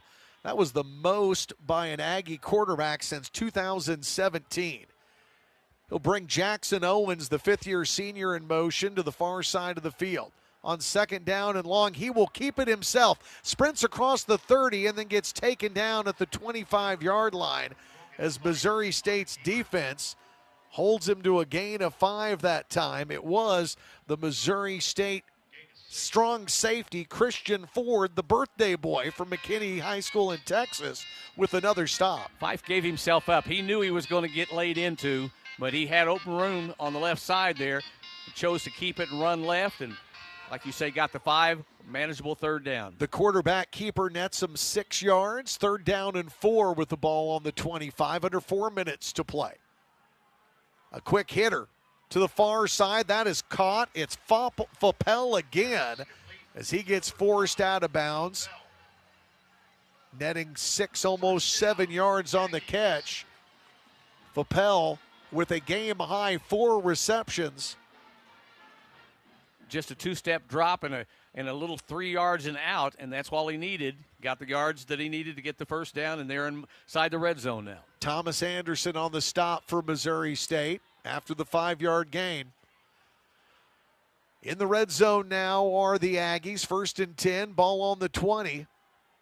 The run up the middle this time will bring about 4 yards, maybe just 3 that time, as they switch running backs and Dijon Stanley checks in. Told you 22 games on Stanley's resume for the Utah Utes. Coming out of high school in the L.A. area, he was the L.A. Times Player of the Year in 2022. A lot of high expectations considering the talent level he showcased in high school. He checks back out. Kadarius Callaway checks back in at the tailback spot. 2nd down and 7 now. Jackson Owens in motion again to the left. On play action, it gets thrown into the belly of Owens, and he just straight drops it. Yeah, hit him right in the belly like you said, and it just came bouncing off that little baby fat and hit the ground. Jackson Owens has 6 catches for 72 yards on the season. Last year, he was at Riverside City College, where he had a team-high 12 receiving touchdowns. That one he just flat dropped. Big 3rd down now here. Try and hold him to a field goal. New Mexico State is 3 of 5 on 3rd down conversions in the game. They need 7 yards. They need to get the ball to the 10-yard line. Fife with twins left and right, looks to his left, the pressure is on, and he is sacked all the way back at the 31-yard line. The other birthday boy, Devon Townley, with the sack. He got all the way in, nobody picked him up, and by the time Fife turned around, Townley was in his face. Actually, he did a great job of spinning out of the block that was there, and the tackle just didn't pick him up. And now this makes it a much more challenging 3-point attempt. Bring the ball out to the 30. That's going to make it a 47-yard field goal attempt here for Ryan Hawk. Hawk is 11 of 15 on the season, and That's timeout. A 2-minute timeout. Timeout with 2 minutes, and Ryan Beard, who is coaching in his 30th game as the head coach of the Bears, comes out and smiles at his Penn State transfer as Devon Townley get them a much-needed sack. And we get to a break. The 2-minute timeout is here in a tie ball game. Bears 7, Aggies 7. More after this. You're listening to Missouri State football from Learfield. Hey, college football fans, I know you'd do anything for a win on game day and an ice-cold Bud Light. Because whether you're tailgating in the parking lot or parked on the couch, sitting on your lucky stool at the bar, or standing in the fan section all game long, the clean, crisp taste of Bud Light turns a win into a win-win. And there's nothing easier to enjoy than that. Bud Light. Easy to drink, easy to enjoy. Enjoy responsibly. Anheuser-Busch Bud Light Beer, St. Louis, Missouri. Every day, you're out there, up before the sun, and pushing forward before the chaos of the day settles in. At Great Southern, we're right there with you because we understand the need for trusted support. Having a team that is seasoned, agile, ready, an award-winning team that knows their customers personally and is behind them at every step. There to assist you, inspire you, and echo your inner dialogue in those quiet moments. Keep going. Whether you're getting ready to meet the day or working on something big, we're your team. Great Southern Bank, understanding what really matters. Member FDIC. Chevy trucks have you covered when the road takes you from smooth sailing to Chevy Colorado will eat up some of the toughest terrains with 5 available drive modes. And Silverado and Silverado HD have the muscle to take you out for some serious. With multiple engine options and impressive towing, well, Silverado EV is the perfect combo of performance and capability. Nice. Making it a snap to hitch up this electric truck and hit the road. Wherever the road leads, Chevy trucks are right there with you. Chevrolet, together let's drive.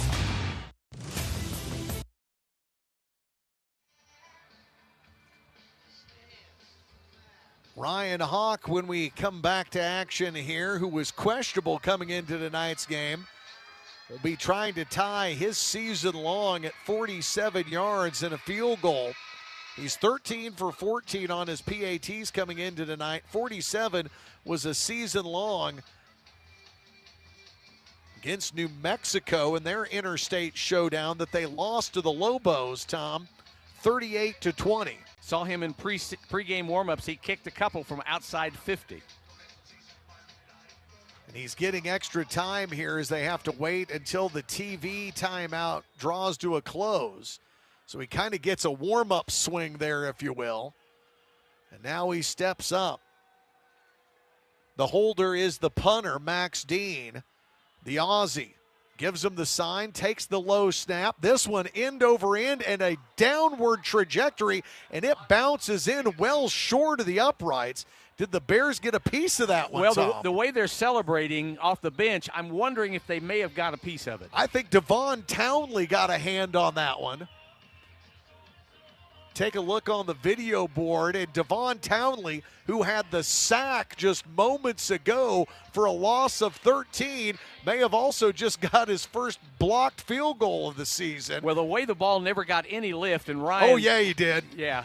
All you've got to do is look at the reaction of the Bears head coach to know that was a blocked field goal, the first of the season for Missouri State, the first in the career of Devon Townley. Jacob Clark stands high in the pocket, throws. Dash Luke back in the game now after being in the medical tent, but that one falls incomplete as he was standing on about the 37-yard line and not a lot of real estate to work with. It's second down. Well, he went up to get it, and had he come down with it in his hands, I don't know that he would have been able to get his feet down.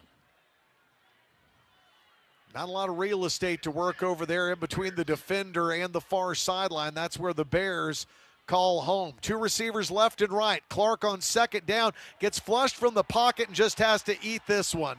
He is taken down and sacked that time by one of the big men up front, and it is, guess who? Number 90, Ezra Christian. That is his CUSA leading 6th sack of the season as he takes Clark for a loss of 4. Well, the pocket just fell apart, and Clark had to step out. Bears are going to take a timeout. New Mexico State. New Mexico State. They're first. But 30 seconds. Clark had to step up and see. First time he's really had to flush out of the pocket all night long, and he just couldn't get away from him. 1:37. So they'll give him 3 seconds back. A minute 37 on the clock here. And of course, Tom, this is a good move if you're the head coach of the Aggies. You're just trying to save yourself some time and maybe get an opportunity to put points on the board before the end of the half, as Tony Sanchez, and we mentioned this in the pregame, just one of 15 coaches at this level of football, at the FBS level, to be coaching at his alma mater. He was an Aggie. He came here in 1994. He was a receiver, finished his career with 54 catches, 741 yards, and 5 TDs. Jacob Clark's looking at the 40-yard line because that's where the Bears need to get to keep this drive moving. The Bears have only converted 1 third down in the first half, 1 of 3. Clark with triplets to his right. Pressure up the middle. Clark tries to get away, and he cannot. He is sacked for a second time. Coverage sack, no question about it. He kept waiting and waiting, and nobody could get open. He'll lose almost. Timeout, New Mexico State. They're second, 30 seconds. Another timeout for the Aggies, a loss of almost 8 for Jacob Clark and company. And now Stuart McDonald, who has been kind of feast or famine here in the first half. He had a 53-yard punt the first time he came out. The next one was not as long. So needs Stewart to be able to flip the field here and give Missouri State an opportunity. 90 seconds on the clock as he awaits the snap from the true freshman from St. Peters, Missouri, Mitch Weisenborn. He will take it, step to his right. The wind knocks this one down at the 45, and he will get no further as Missouri State sends the bomb squad down there, and the Aggies will have the ball just shy of the 50, one timeout, and 1:22. So, Tom, they could try and get a couple of plays. They've got one timeout to work with and maybe get another field goal opportunity. Well, that's what the Bears would be happy if they could limit them here, because they're going to start basically at midfield here and have a short, not a short field, but a reasonable field to navigate. And if Fight can pick them off a couple of times, he can get them down there pretty quick. Hey, if you want to listen to me and the Toms call the game while watching it on your TV, you can do so. You can sync up your TV and your radio in the comfort of your own living room. Go to syncmygame.com to find out how. That's syncmygame.com. Logan Fife is 8 of 12 through the air for 67 yards and an interception. He drops back deep behind the 40, then checks it down. Hits his running back out of the backfield, and Callaway carves around one would-be tackler, brings it to the near side, and gets knocked out of bounds after a gain of 12. He's inside the 40, 1st and 10 Aggies. Well, just what they needed. They needed significant yardage and not a lot of clock with the timeout coming. And didn't have to use their timeout. Didn't have to use the timeout. 1st and 10 from inside the 40 now. Going to have to get back inside the 30 if you want a realistic shot at a field goal for Hawk. They send a motion man from left to right and overload the near side of the formation. No pressure that time. Fife, plenty of time to throw down the far sideline. Who got it? Is it the Bears? The Bears get a pick on the far side of the field. I could not tell who got it or even if somebody made the catch. Thomas Anderson takes it away. That's an INT, baby. Come on. Could not see if they were still in bounds, but the official is standing right there.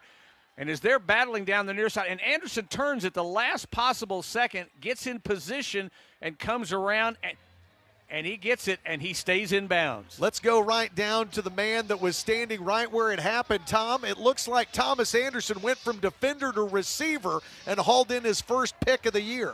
Never saw the ball. The receiver reaching over him, Corey, actually hauled it into Thomas Anderson's gut, and he held on to it as they rolled on the ground. So never saw the ball, but the receiver helped him out on that interception. Tom Ladd, best seat in the house down on the sideline. Decision time here, Court. You got 96 yards to go. All three timeouts. All three timeouts. How do you approach this offensive drive? Well, right now you've got to get a safety play here. You got to get away.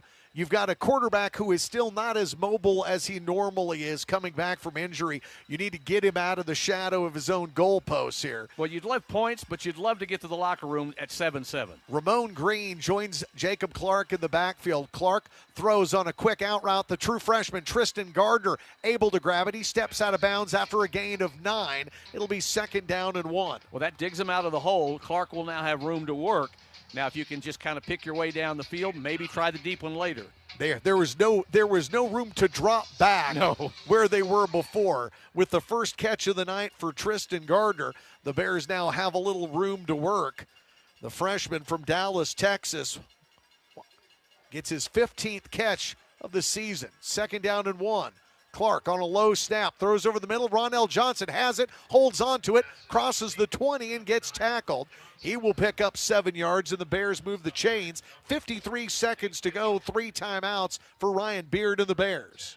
No reason to rush, but need to be efficient here. 3 left, 1 right as the receivers go. Clark throws over the middle. Johnson can't haul that one in. He caught the last one. That one led him a little too much. That'll stop the clock with 39 seconds here. 2nd down and 10 for Mo State. He was about 8 yards into the route that time. Wouldn't be surprised to see if maybe they think about going a little longer on this next one, see if they can get some significant yardage, maybe get a little closer to midfield.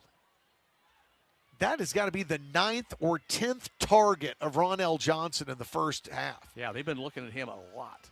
39 seconds. Clark hands it. Lawrence nearly tackled in the backfield, makes something out of nothing, and rushes forward for a gain of 3 yards. He brings the ball out to the 25-yard line. No effort to call timeout. 28 seconds, and the Bears not reaching into their pocket for a timeout as they face 3rd down and 7. Ryan Beard paces the far sideline, the 5th youngest coach in FBS football. Clark takes the clock down to 10. He takes the snap, and now what do we have? Timeout. New Mexico. Yeah, Aggies. Timeout, New Mexico State. That's their 3rd, 30-second. Please reset the game clock to 10 seconds. Well, they had it to use, and I think if nothing else, they were worried maybe the Bears are going to try to dial up some sort of fancy gimmick thing here in that last snap or two. And so, they take the timeout and get their defense aligned. A low-scoring first half. Missouri State trying to make sure it stays that way. 7-7, Bears and Aggies with 10 seconds to go. Tom, when you look at the Massey ratings, Missouri State, the Bears are 107 out of 136 FBS teams, but that is 4th best in Conference USA. Only Western Kentucky, La Tech, and Jacksonville State are ranked ahead of the Bears in those Massey indexes, making them a top 4, top 5 team in their first year in the league. I was going to say, and that's for the new kids on the block. That's pretty good. Can't imagine that Delaware is far behind them. The Bears look for their 2nd 3rd down conversion of the half. Clark from the gun looking for somewhere to fire. He's running out of time. He finally has a man. It's Ramon Green. Green free at the 30, has the first down, goes to the 35, and the clock will wind and run out there.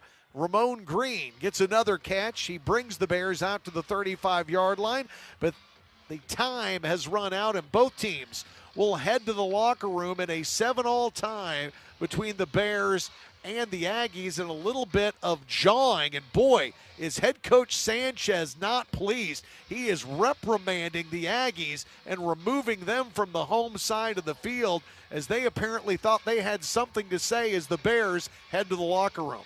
Well, you don't want to give anybody inspiration when they're going into the locker room to decide how to play the next 30 minutes, but he calmed them down pretty quick. He did indeed. The Bears and the Aggies locked in a good one here in Las Cruces, 7-all. We're going to take a timeout. When we come back, we'll sit down with the Bears Director of Athletics, Patrick Ransdell, as our Chevy Dealers of the Ozarks halftime show begins after this. This is Missouri State Bears football from Learfield. Hey, college football fans, I know you'd do anything for a win on game day and an ice-cold Bud Light. Because whether you're tailgating in the parking lot or parked on the couch, sitting on your lucky stool at the bar, or standing in the fan section all game long, the clean, crisp taste of Bud Light turns a win into a win-win. And there's nothing easier to enjoy than that. Bud Light. Easy to drink, easy to enjoy. Enjoy responsibly. Anheuser-Busch Bud Light Beer, St. Louis, Missouri. Every day, you're out there, up before the sun, and pushing forward before the chaos of the day settles in. At Great Southern, we're right there with you because we understand the need for trusted support. Having a team that is seasoned, agile, ready, an award-winning team that knows their customers personally and is behind them at every step. There to assist you, inspire you, and echo your inner dialogue in those quiet moments. Keep going. Whether you're getting ready to meet the day or working on something big, we're your team. Great Southern Bank, understanding what really matters. Member FDIC.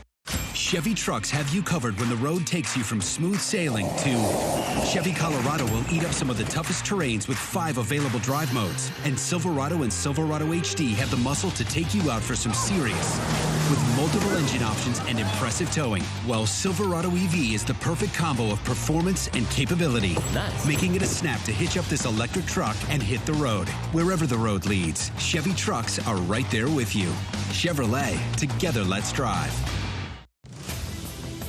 Bears football is brought to you by Big Shots Golf. Play on Midwest Ford Dealers. Midwest Ford Dealers are driven by value. Official partner of the Missouri State Bears. Find your local Midwest Ford dealer at Ford.com. And by Highland Dairy. Snack, fuel, go with Highland Dairy. Locally made, naturally delicious. This is the Bears halftime show. And we welcome you back to Las Cruces, New Mexico, the Chevy Dealers of the Ozarks halftime show. Tonight brought to you by Clay Maxey Chevrolet in Mountain Home, Arkansas. Visit them online at ClayMaxeyChevrolet.com. Missouri State 7, New Mexico State 7. The Pride of New Mexico Marching Band back on the field for the Aggies, and we have got the Director of Athletics from Missouri State University, Patrick Ransdell, here in the booth to talk about this one at halftime and to look toward what's going to be an exciting week next week, Patrick, with Missouri State after playing 2 of these weekday CUSA games, finally getting to host one of their own right before Halloween. That's right, yeah, we're excited about it. We've been planning for this for all offseason because we knew it was going to happen, and so we're excited. Ag Day, so we're going to have some activations out there in Bear Fest Village, and along with our basketball programs, are going to have a little exhibition and little get to meet and greet out there in the right there on the Bear Head out there in Bear Fest Village. So it'll be fun. Going to have kind of a portable basketball court That's out right. there for the Bears to be able to put on a little show there. That's right, because we tip off here in at next week's our first exhibition. Yeah, Hard to believe it's already here. We've got an exhibition against the Maryville Saints Friday night, Halloween night on the 31st, then turn around a couple of days later and welcome Missouri Southern to town. Got other things going on with that football game, though, too. I say it's Ag Day, but also, $2 hot dogs? $2 hot dogs. We got a drone show. And is that halftime or halftime. postgame? Halftime drone show. Halftime. So it's going to be fun. I mean, we're trying to pull out all the stops here because we know a midweek game is not normal. That's right. But certainly we're going heavy into the students, heavy into our Greek life as well. So we've been able to do a couple things, and hopefully they show up in force because it's Wednesday night. Come on. What else are we doing? Right before Halloween, put on a costume, come, national TV, CBS Sports Network in the house. Let's go. Get on TV. Say hey to Mom. That's right. To show Mom and Dad how you're spending their money with us That's that night. It'd be fantastic.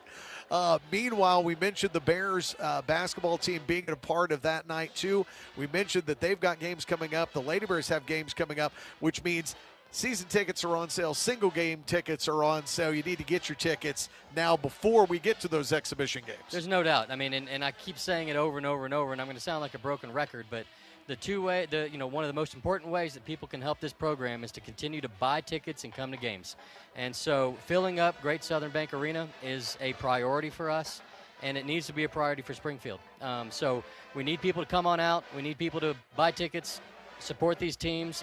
And I'm telling you, I've watched practice a couple times now, and I'm very excited about what the product that's going to be out on the court this year. And we got to obviously feel our way and figure out the lineups, but it's going to be a fun time. And so I'm excited about it. A lot of good things coming down the pipe. You know, we talked about it. I've got about 30 seconds before we've got to wrap this up, but this is a very unique venue that we're at tonight. But it definitely gives the vibe of knowing that while you are putting a ton of work into Plaster Stadium, we aren't maybe that far off from being in the middle of Conference USA as far as facilities, right? I tell you what, I mean, of the weeks that we've been on the road in Conference USA, I'm probably more optimistic now about some of our facilities than I have been up to this point.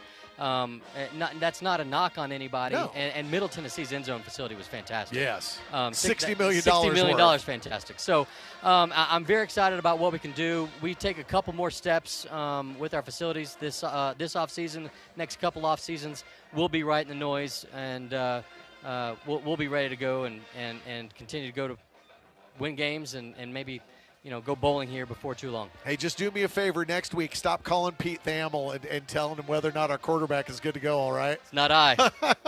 Wouldn't be either, man. Missouri State Director of Athletics Patrick Ransdell joining us here at halftime. Bears 7, Aggies 7. We'll have more from the Chevy Dealers of the Ozarks halftime show here in just a minute. This is Missouri State football from Learfield. It's 6:30 and the branch is closed. Yep. And you couldn't find your debit card. Nope. But you're going to get cash. Yep. Cadence Bank Live Teller has extended hours, and I can get cash from my account with my driver's license.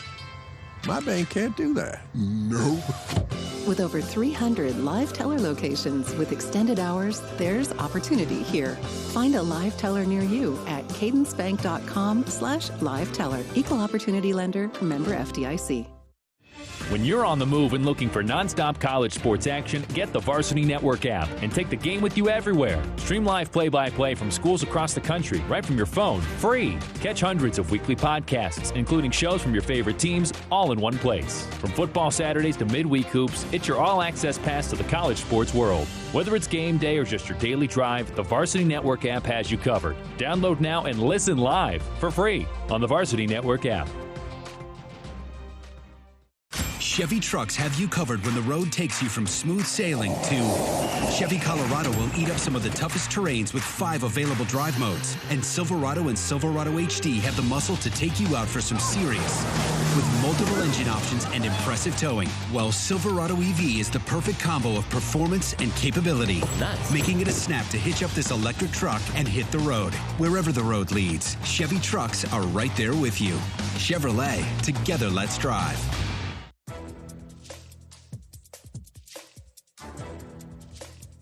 This copyrighted broadcast is an exclusive presentation of Learfield under the broadcasting rights granted by Missouri State University. Reuse of this presentation is prohibited without the expressed written consent of the university and Learfield. Announcers are provided by Learfield and approved by the university.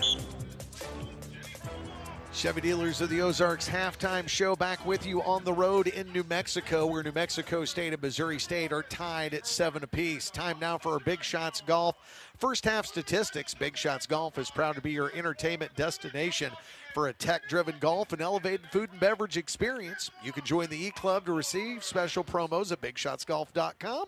Select the Springfield location and play on. Missouri State and New Mexico State. First downs belong to New Mexico State. They got more than the Bears, 12-8. Tom, this doesn't happen much. Time of possession, 17.5 to 12.5 in favor of New Mexico State. That's normally a spot the Bears are better than their opponents. And I tell you, one of the reasons I think that may be the case, the Aggies average 66 yards on the ground per game. That's exactly what they got in the first half. The Bears with only 15 yards rushing in that first half. So when you rush and move the chains, you possess the ball a little longer. Aggies did a much better job in the first half than the Bears did. Each team got 32 offensive snaps. The Aggies got 146 yards of total offense. The Bears got 132. Shamari Lawrence is the leading rusher in the first half for the Bears. 5 carries, 25 yards. So you can figure out the average there. Jacob Clark went 12 of 22 with the touchdown, 2 picks. He was sacked twice. Ronell Johnson was targeted 9 times with 3 catches for 51 yards to lead the Bears. Jaron Askren had the lone touchdown for Missouri State in the half. Defensively, the Bears were led by Thomas Anderson with 6 total tackles. And then, of course, the Bears got the sack late in the first half from Devon Townley, his first of the season.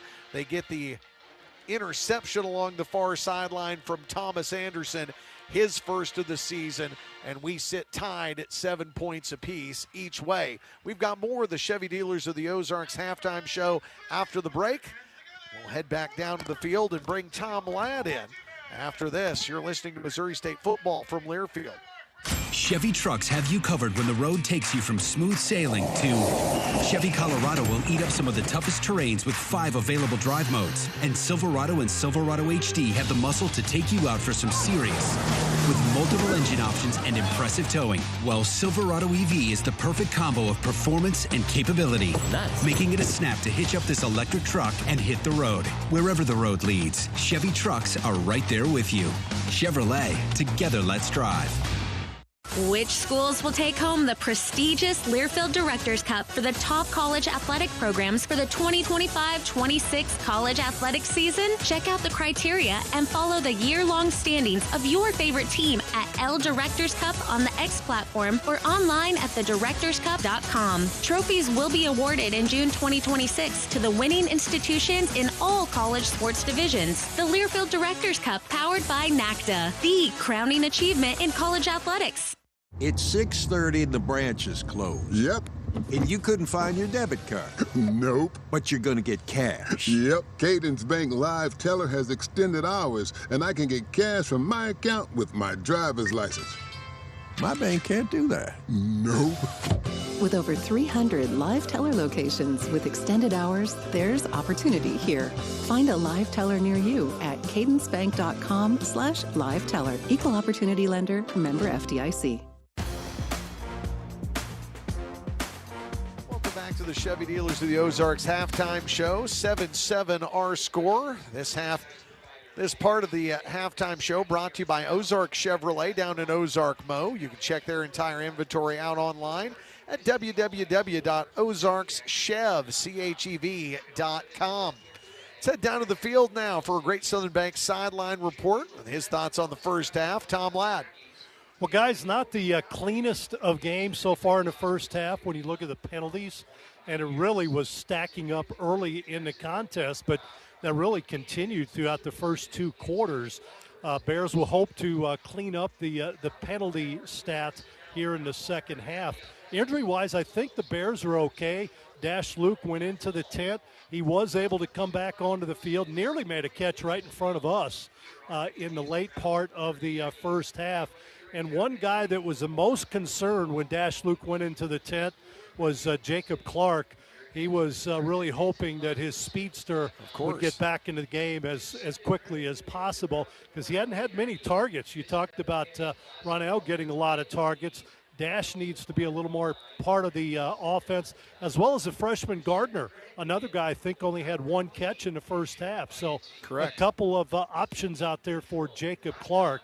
I'm sure they'll work on some things to try and get this game loosened up a little bit from an offensive perspective. But 7-7, great game. Let's see how things go in the second half.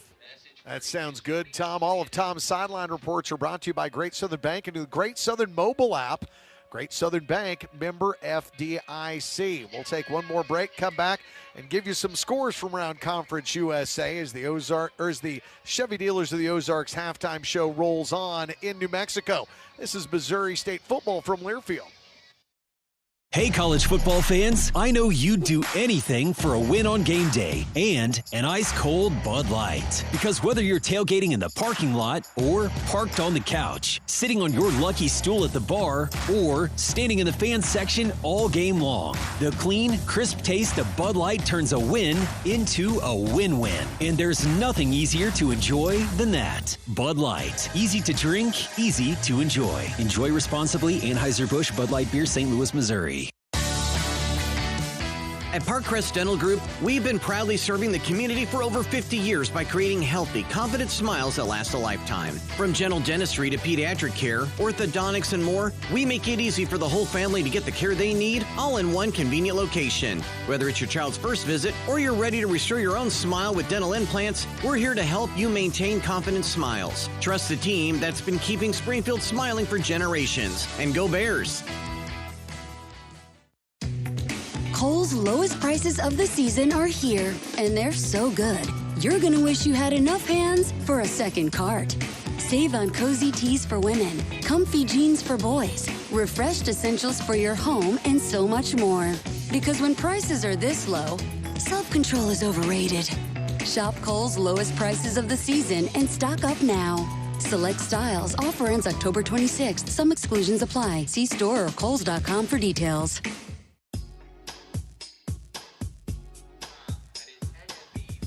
Back one final time here at the Chevy Dealers of the Ozarks halftime show. Missouri State and the Aggies of New Mexico State still locked up at 7 apiece. Chevy Dealers of the Ozarks include Marshfield Chevrolet.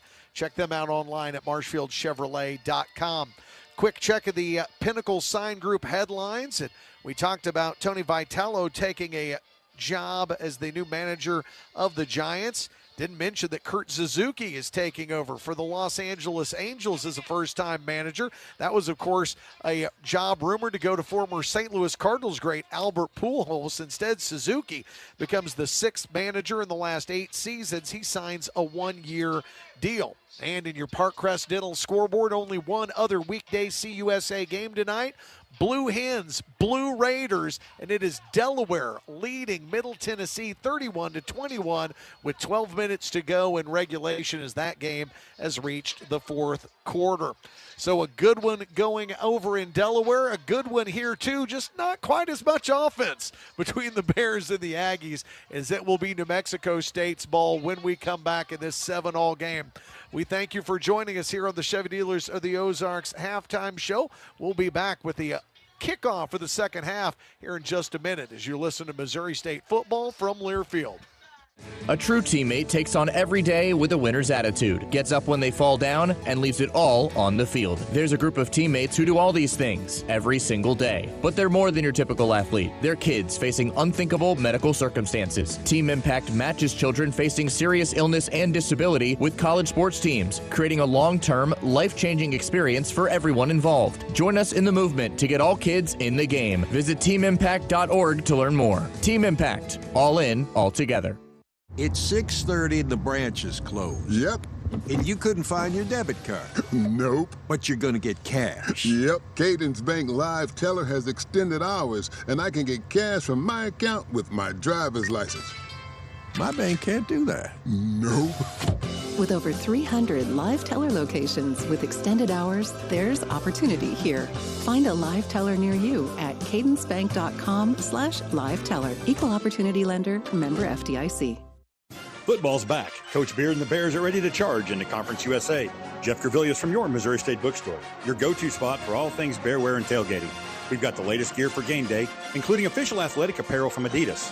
Whether you're shopping for Bear Cubs or proud alumni, we've got something for the whole family. Stop by the bookstore, check out one of our 5 stadium locations on game day, or shop anytime at shop.MissouriStateBookstore.com. Your Missouri State Bookstore, a proud sponsor of Missouri State Athletics. Go Bears!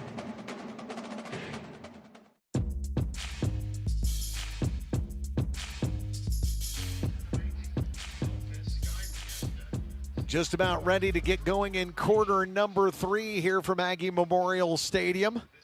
Corey Riggs and Tom Mast back with you, getting ready for the start of second half. And Tom, I got a text reminder from our good buddy and the voice of the Bears, Art Haynes, back home. Art saying, hey, don't forget, Jerry Hoover was the band director here at New Mexico State before coming to then SMS, now Missouri State, back in 1985. And, man, the legacy that he has there and here cannot be underscored. Well, I'll tell you what, if we give Jerry credit, it's 40 years ago, but the band we saw on the field tonight, if he helped lay the foundation for that, our hats off to Jerry, and thanks, Art, for the tip on that one. So after winning the pregame coin toss, it'll be the Aggies sending their return team out and waiting for Youssef Obeid and the Bears special teams unit to get ready to kick this one away. You know, Tom, so many times coaches talk about those second half adjustments. That's where you make your money. That's where you get fired or stay hired, is who makes the better adjustments. This Missouri State coaching staff has been very good at figuring things out during the intermission and putting them into effect in the third quarter. Well, that's exactly right. And there's a concern, you know, if you look at the Bears quarter by quarter this season, what they've done well in the opening quarter. They've really struggled in the second half. In the fourth quarter this season, they've given up 44 points. A lot of that came in the opener at Southern Cal. We all know that. But they've given up 82 second-half points, so that's a chunk. That's more than anybody really wants to yield. So they're going to have to knuckle down, see if they can figure out Fife and company here, and it'll all begin with this first possession. They've definitely been an opening team. They've outscored their opponents in the first quarter 34-17 coming into tonight's game, and now, of course, you can add 7 on to that, because of the Bears getting that 7-0 advantage. As Obeid will bomb this one away toward the end zone, and that one will roll out of bounds and be brought back out to the 25. Speaking of bombs, we're just about 30 miles away from the White Sands Proving Grounds, and if you bothered to see the Academy Award-winning movie Oppenheimer, you got an education about what went on out here in the desert all those years ago. We didn't see anything on the way in, though. So I didn't see a darn thing glowing, I can tell you that much. Right. But, yeah, just so many things that are out in this area. You know, White Sands, Roswell's just up the road. Yep. You know, we mentioned Fort Bliss. Just an amazing area here in New Mexico. Logan Fife with a quick hitter, a quick slant across the hashes, and a gain of 8, almost 9 yards as their top receiver, Donovan Fappel, comes open again. Fappel with his 5th catch. He had 4 catches for 22 yards in the first half. And Thomas Anderson made the tackle, and he's had a hard time getting up. He's going to trot off the field here, but he did not pop right back up after making that stop. So the Bears will have to bring on Darion Taylor, the transfer from Mississippi Delta Community College, a 6-foot junior who was the defensive MVP at Mississippi Delta a year ago, had 4 interceptions there. 2nd down and short.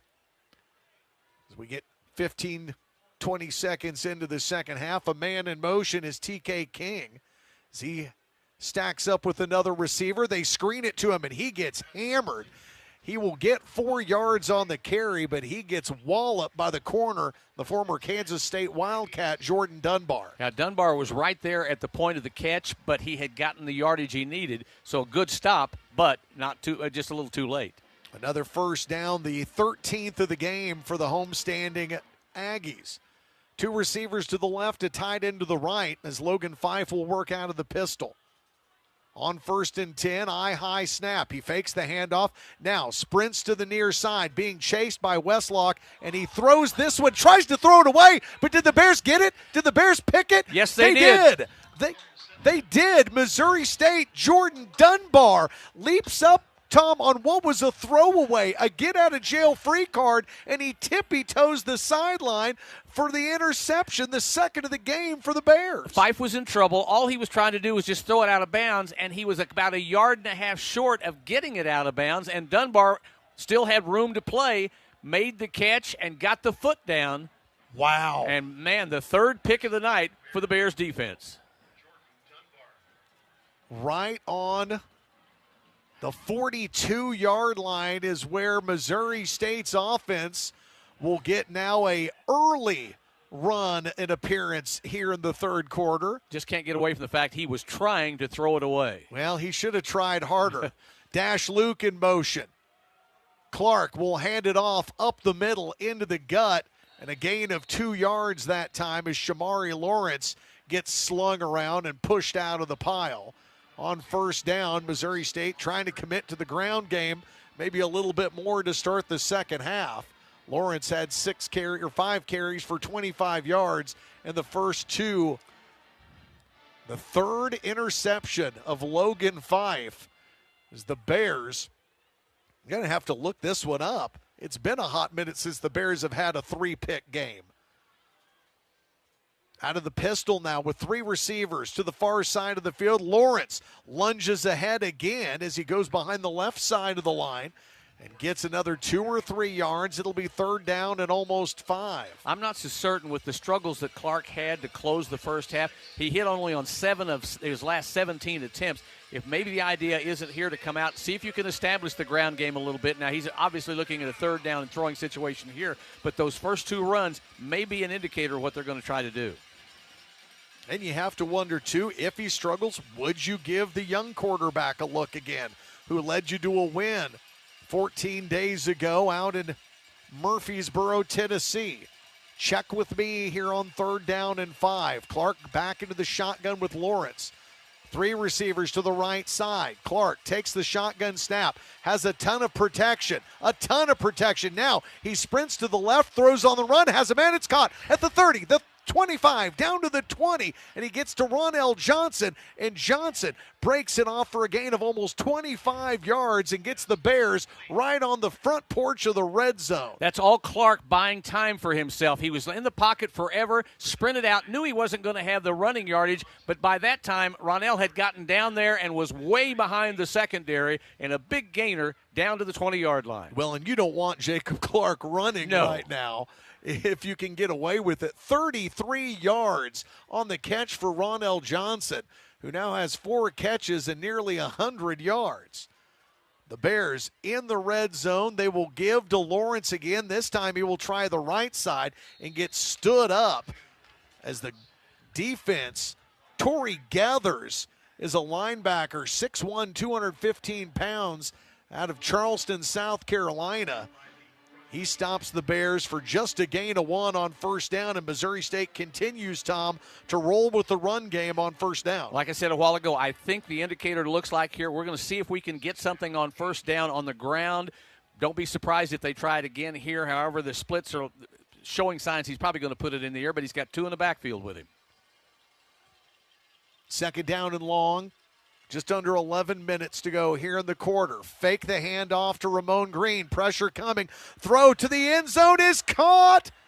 Missouri State in the back corner of the end zone. Put your arms up, referee. Call it a touchdown. The Bears, Jacob Clark stands in the face of pressure and finds the former Nixa Eagle. Ramon Green races everybody to the back of the end zone. You talk about laying it where it absolutely had to be, and Green gets that foot down. They'll probably, I wouldn't be surprised if they don't, maybe not review it. It was very close. Get out there and kick the PAT, Yusuf. Kick it as quick as you can. This is like the Chiefs. You don't give them time to review it. Just run out there. But right now, the white hat, Rodney Burnett standing over the ball right now. Now here it comes. Did Ramon Green Jr. get 1 foot in on the far side of the end zone? Well, I'm going to tell you right now. I think he got a toe down, and that's all you need. The right toe looked like it was down. They're going to come and take a look under the hood here, which I kind of expected they would do because it was so close. But I truly believe the angle we saw on the big board up here from behind showed that he got the right toe down. It'll be really hard to say he didn't. But I'm going to tell you what, they are patting Jacob Clark on the back over there because he stood in that pocket and waited for his receiver to shake the defenders and get behind them. And Green did an exceptional job of finding space behind them. He still had a couple of yards to go in the end zone. I don't know how long this will take. They're going to look at from the high angle shot, then they're going to look at the behind. But I think it's the behind the play shot that really definitively showed that I think he got the toe tap down. The Bears have got 3 interceptions of Logan 5 for the game. That ties a season high with 3 turnovers. The Bears haven't done that since they defeated their one and only FCS opponent, Tennessee Martin, earlier this year at home at the friendly confines of Plaster Stadium. And, Tom, they got a big, beautiful video board here. Everything I keep seeing still makes me think that toe is down. The only question now would be, did he have control of the football? Yeah, we saw the CBS crew circle the telestrator and say they circled his arms. Did he have the ball? And they are really giving this a look. While we wait for that, if you want to get more information about your Missouri State football Bears from head coach Ryan Beard, then tune in every Monday night at 7 for Inside the Den. We do the show live at Big Shots Golf in North Springfield. We'd love for you to come out to Big Shots Golf, or you can listen live on KWTO. It's Inside the Den, hosted at Big Shots Golf every Monday night at 7 during the football season, except during bye weeks like last week. Big Shots Golf, play on. This is an extremely long look. You got to feel like the longer this goes on, the worse it gets for the Bears. Yeah, because they're looking at the toe, they're looking at the hands. Did he have control? Clark laid it in there really, really well.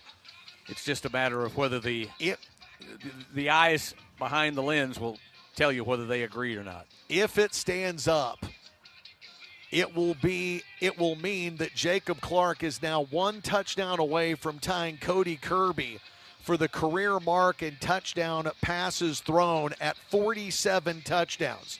Jacob set the single-season passing touchdown record last year with 26 touchdown passes. He also set the season completion percentage at 69.7%.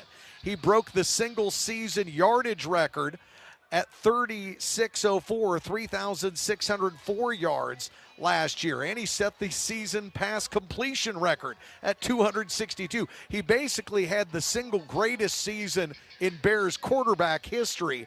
Now he's trying to run down the career numbers. But first, we're going to hear from our white hat. Field is upheld. There you go. There you go. Touchdown. Rodney, that's a great decision, my friend. I could not possibly agree with you more. How about Jacob Clark throwing career pass number 46 and a receiving touchdown for Ramon Green Jr., his second of the season, to go along with that touchdown catch against the thundering herd of Marshall. And now Yusuf Abid tries to put Missouri State up 7. Obeid kicking from left to right here out of the hold of Stuart McDonald. The New Mexico State logo in the middle of a grassy field back behind the uprights. And Youssef will have no problem navigating this one as he drills it toward the $20 million end zone setup to our right. And the Bears are back in business. Missouri State gets a second touchdown throw from quarterback Jacob Clark. That is your good, and we go to break with Missouri State on top by 7. It's 14-7 Bears with 10:44 to play in the third. This is Missouri State football from Learfield. It's 6:30 and the branch is closed. Yep. And you couldn't find your debit card. Nope. But you're going to get cash. Yep. Cadence Bank Live Teller has extended hours, and I can get cash from my account with my driver's license. My bank can't do that. Nope. With over 300 live teller locations with extended hours, there's opportunity here. Find a live teller near you at cadencebank.com/live teller. Equal opportunity lender, member FDIC. Hey, college football fans, I know you'd do anything for a win on game day and an ice-cold Bud Light. Because whether you're tailgating in the parking lot or parked on the couch, sitting on your lucky stool at the bar, or standing in the fan section all game long, the clean, crisp taste of Bud Light turns a win into a win-win. And there's nothing easier to enjoy than that. Bud Light. Easy to drink, easy to enjoy. Enjoy responsibly. Anheuser-Busch Bud Light Beer, St. Louis, Missouri. Corey Riggs and Tom Mast back with you upstairs here for weekday CUSA football. The Bears leading the Aggies 14-7. Tom Ladd down on the sideline. And before we go any further, let's pause here 10 seconds for station identification on this, the Missouri State Bears radio network from Learfield.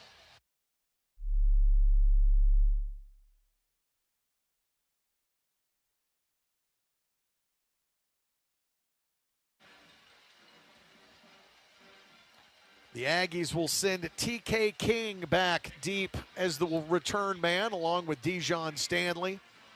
As the Bears' freshman All-American kicker from a season ago, Youssef Obeid, Corey, you got to tease this one up. You got to wonder right now: will Fife be? Will he be? He's a veteran player. There's no question. But will he be a little gun shy? You've thrown 3 picks. You've made a couple of bad decisions on those throws. Will he be a little tentative in the way he plays? We'll find out. Don't think so, but it'll be something to keep an eye on. Obeid steps to this one, and a wobbly kick will head into the end zone. It will dot the top of the E in New Mexico and bounce out of bounds. The ball will come back out to the 25-yard line because Youssef kicked the ball, Tom. No wonder Dog picks up the T. That doesn't seem fair. We got to send one of the workers out to do that, to pick that up. That dog only works for one team. Apparently, the dog only works for one team. The Aggies taking on the Bears for the first time tonight. Missouri State is one of 4 first-time opponents for New Mexico State this year. They will also play Kennesaw State for the first time, Bryant, who they beat week 1, and then, of course, those Tennessee Volunteers here a little bit later. First down carry, a gain of 2, moving up the near side of the field as the carry was taken by Kadarius Callaway. Callaway coming into the night, averaging 3.7 yards per carry, and now it looks like Fife and company will go with some tempo. Second down and 8, clock under 10 minutes and 20 seconds to go in the third frame. 2 receivers right, 2 to the left, including tight end Adam Parks. It'll be a throw. It won't be to Parks. Instead, it'll go to the outside receiver on the far side of the field for a gain of 5. That's P.J. Johnson III out of Lake Charles High School in Louisiana. Big third down. They need 4.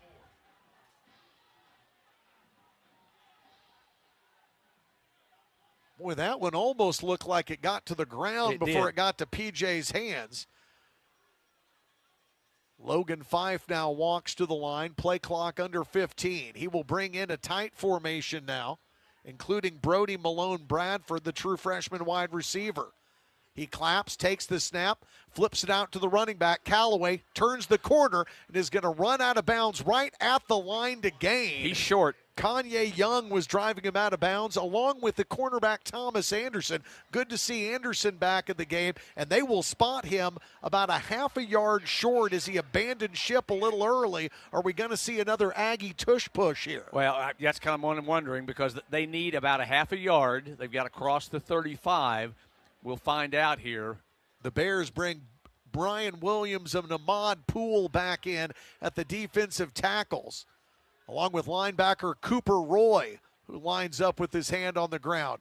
Out of the pistol, the run up the middle. The Bears hold. The Bears hold. Kanye Young knocks him down, and Missouri State stuffs the Aggies on a 4th down try. They went for it, and it looked like he had all the momentum to get him in what he needed, and he reached up and pulled him down exactly where he had to. Ryan Beard with an emphatic fist bump to the sky as Ahmad Poole comes back over to the sidelines. And on 4th down, the Aggies can't get it done, and they, Tom, do it really well on 4th down this year. They have gone for it before tonight 3 of 5 times. They've converted 60% of their 4th down attempts, and the Bears stuff them here, and that'll send us to another media break. Missouri State, with a 4th down stop, gets the ball with the lead 14-7. This is Missouri State football from Learfield. Touchdown Tuesday is back at the Missouri State Bookstore. After today's big game, keep the celebration going this Tuesday. Shop in-store or online at shop.missouristatebookstore.com for all your bearwear and tailgate needs. Because when the Bears score, you score. For every touchdown the Bears put on the board, you get 6% off your purchase, up to 30% off. So stock up, show out, and rep the Bears all season long. The Missouri State Bookstore, proud sponsor of Missouri State Athletics. Go Bears! Chevy trucks have you covered when the road takes you from smooth sailing to Chevy Colorado will eat up some of the toughest terrains with 5 available drive modes. And Silverado and Silverado HD have the muscle to take you out for some serious. With multiple engine options and impressive towing, while Silverado EV is the perfect combo of performance and capability. Nice. Making it a snap to hitch up this electric truck and hit the road. Wherever the road leads, Chevy trucks are right there with you. Chevrolet, together let's drive.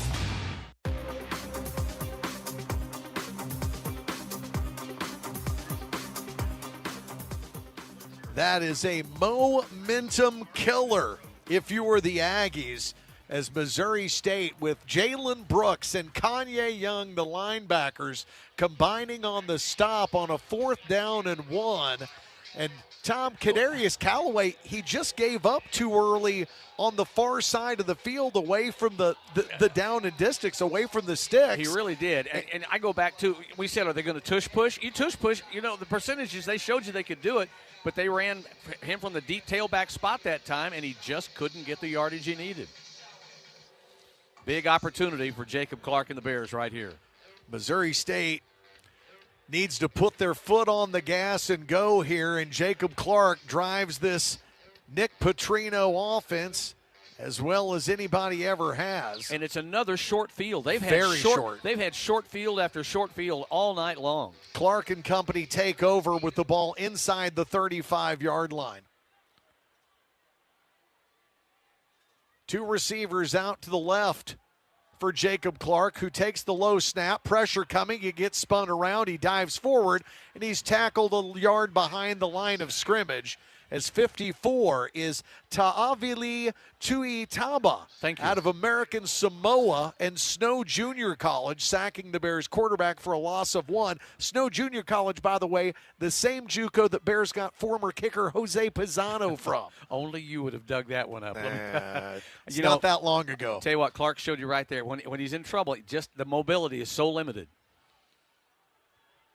So call it a loss of 2, 2nd down and 12 from the pistol with the tight end to his right. Clark will give it to Lawrence. Lawrence behind the block of Askren, dives inside, flag down on the play as he gains 6, almost 7 yards. Shamari Lawrence stood up, but we'll have to wait and see what the flag is. Kind of came from that holding look.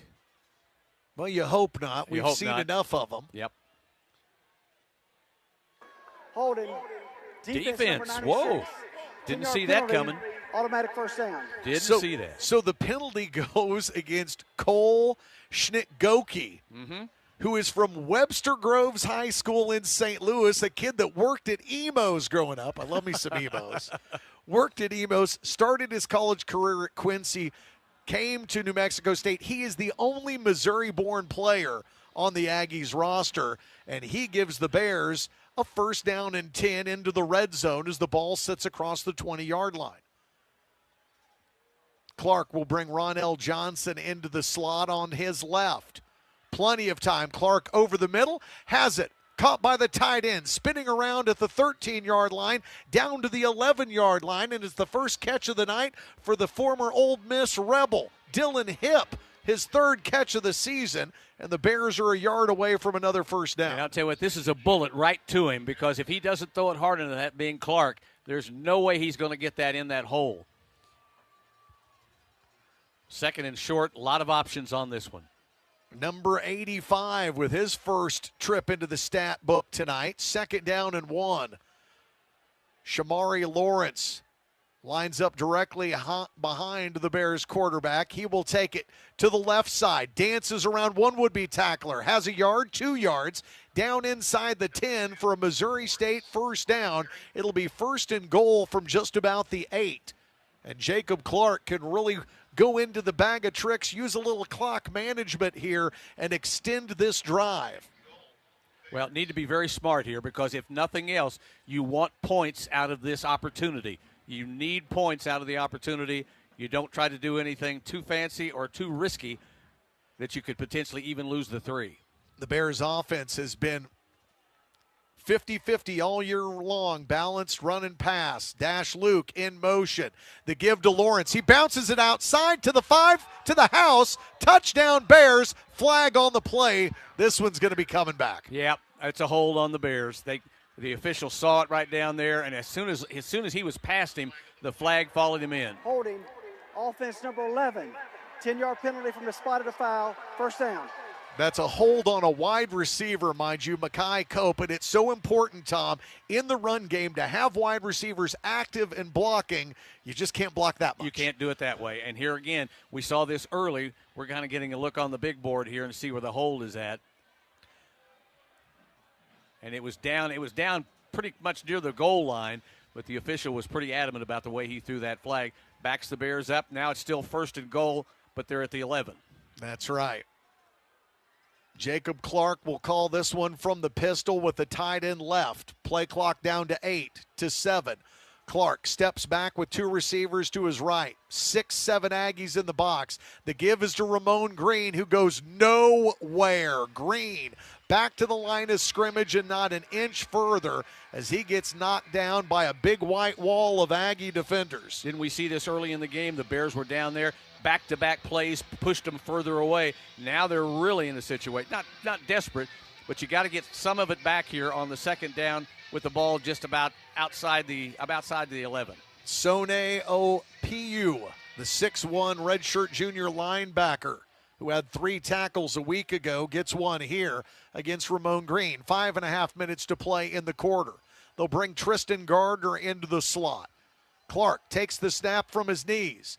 Looks left, looks middle, now tries to break, contain. He gets hammered. The ball is up. It is batted around, and hopefully it falls to the ground. Hard to tell on the far side of the field, and Jacob Clark got lit up on 2nd down and long. Well, he's limping, and he was running in desperation towards the end of this one. And the best thing that happened for the Bears was that it fell incomplete. They get one more shot to get to the end zone and then think about 3. 3rd down has not been the Bears' friend most of this season, but tonight they're 50%. The Bears have gone 3 of 6 on 3rd downs. There is no 1st down to get here.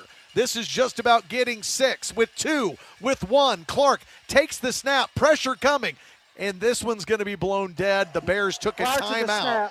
Ryan Beard set a track record getting to the official. Ryan showing that speed. This is 30 seconds. Former defensive back for Western Kentucky, flying down the sideline like he was going to hit somebody. Instead, he hits the timeout button. It was very close, Tom, to that being a delay of game. Yeah. They were right down up against it. You hate losing that timeout, but it's an important down here. Jacob Clark now is 15 of 26 through the air in this one, 177 yards with 2 touchdowns and 2 interceptions, completing 58% of his passes.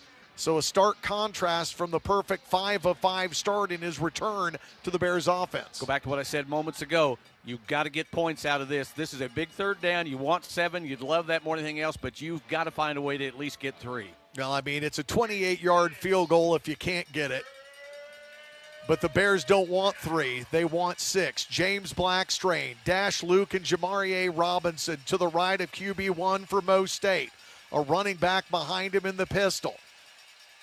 Ramon Green will sprint out and take a spot for a wide receiver on the far side of the field. Nobody back to protect Clark, who stands in the pocket and gets sacked. Dropped on the 15-yard line, and the Aggies are able to swarm around the Bears signal caller and take him down. Ta'avili Tuitama, the defensive tackle, the Samoan, gets to the quarterback again, and it's 4th down. The ball on the 15. Secondary just had him covered every place they were looking, and Clark kept waiting and waiting, and by then they were all over him. Yusef Obeid on to attempt a 32-yard field goal. He is 9 of 14 on the season. 2 of 2 between 30 and 39 yards as Obeid has the bead on this one and hits the target. Yusef adds to Missouri State's advantage, making the lead now 10 points for the Bears on the road tonight as Missouri State finishes their scoring drive with a field goal by Yusef Obeid after the sack of the Bears quarterback. With 4:28 to play in the third, it's Mo State 17, New Mexico State 7 as you listen to Missouri State football from Learfield. Wait months to see a doctor? No one's a fan of that. At Mercy, we can't wait to see you. Our doctors have timely appointments available in your area. Just go to mercy.net/score. View all the doctors with upcoming office and video visits available. Then choose the visit type, date, and time that work for you. Visit mercy.net/score. Mercy. Browse, book, be seen. Wilson Logistics is proud to be the official logistics partner of Missouri State Athletics. You'll see us on the road this year, hauling the Bears football equipment and supporting all Missouri State athletes. Wilson Logistics is a family-owned company based right here in Springfield, Missouri. We offer a paid CDL training program for those that want to become a professional truck driver. Learn more at wilsonlogistics.com/training.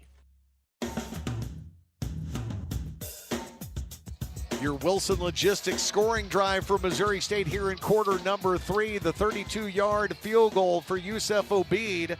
His 10th connection of the season capped a 9-play, 19-yard scoring drive that took 4 minutes and 20 seconds. It went 19 yards, but it took 4 minutes and 20 seconds. I'm not sure if the stat computer is right on this one. I do know who is usually right, though, and that's Tom Ladd. He's got another great Southern Bank sideline report.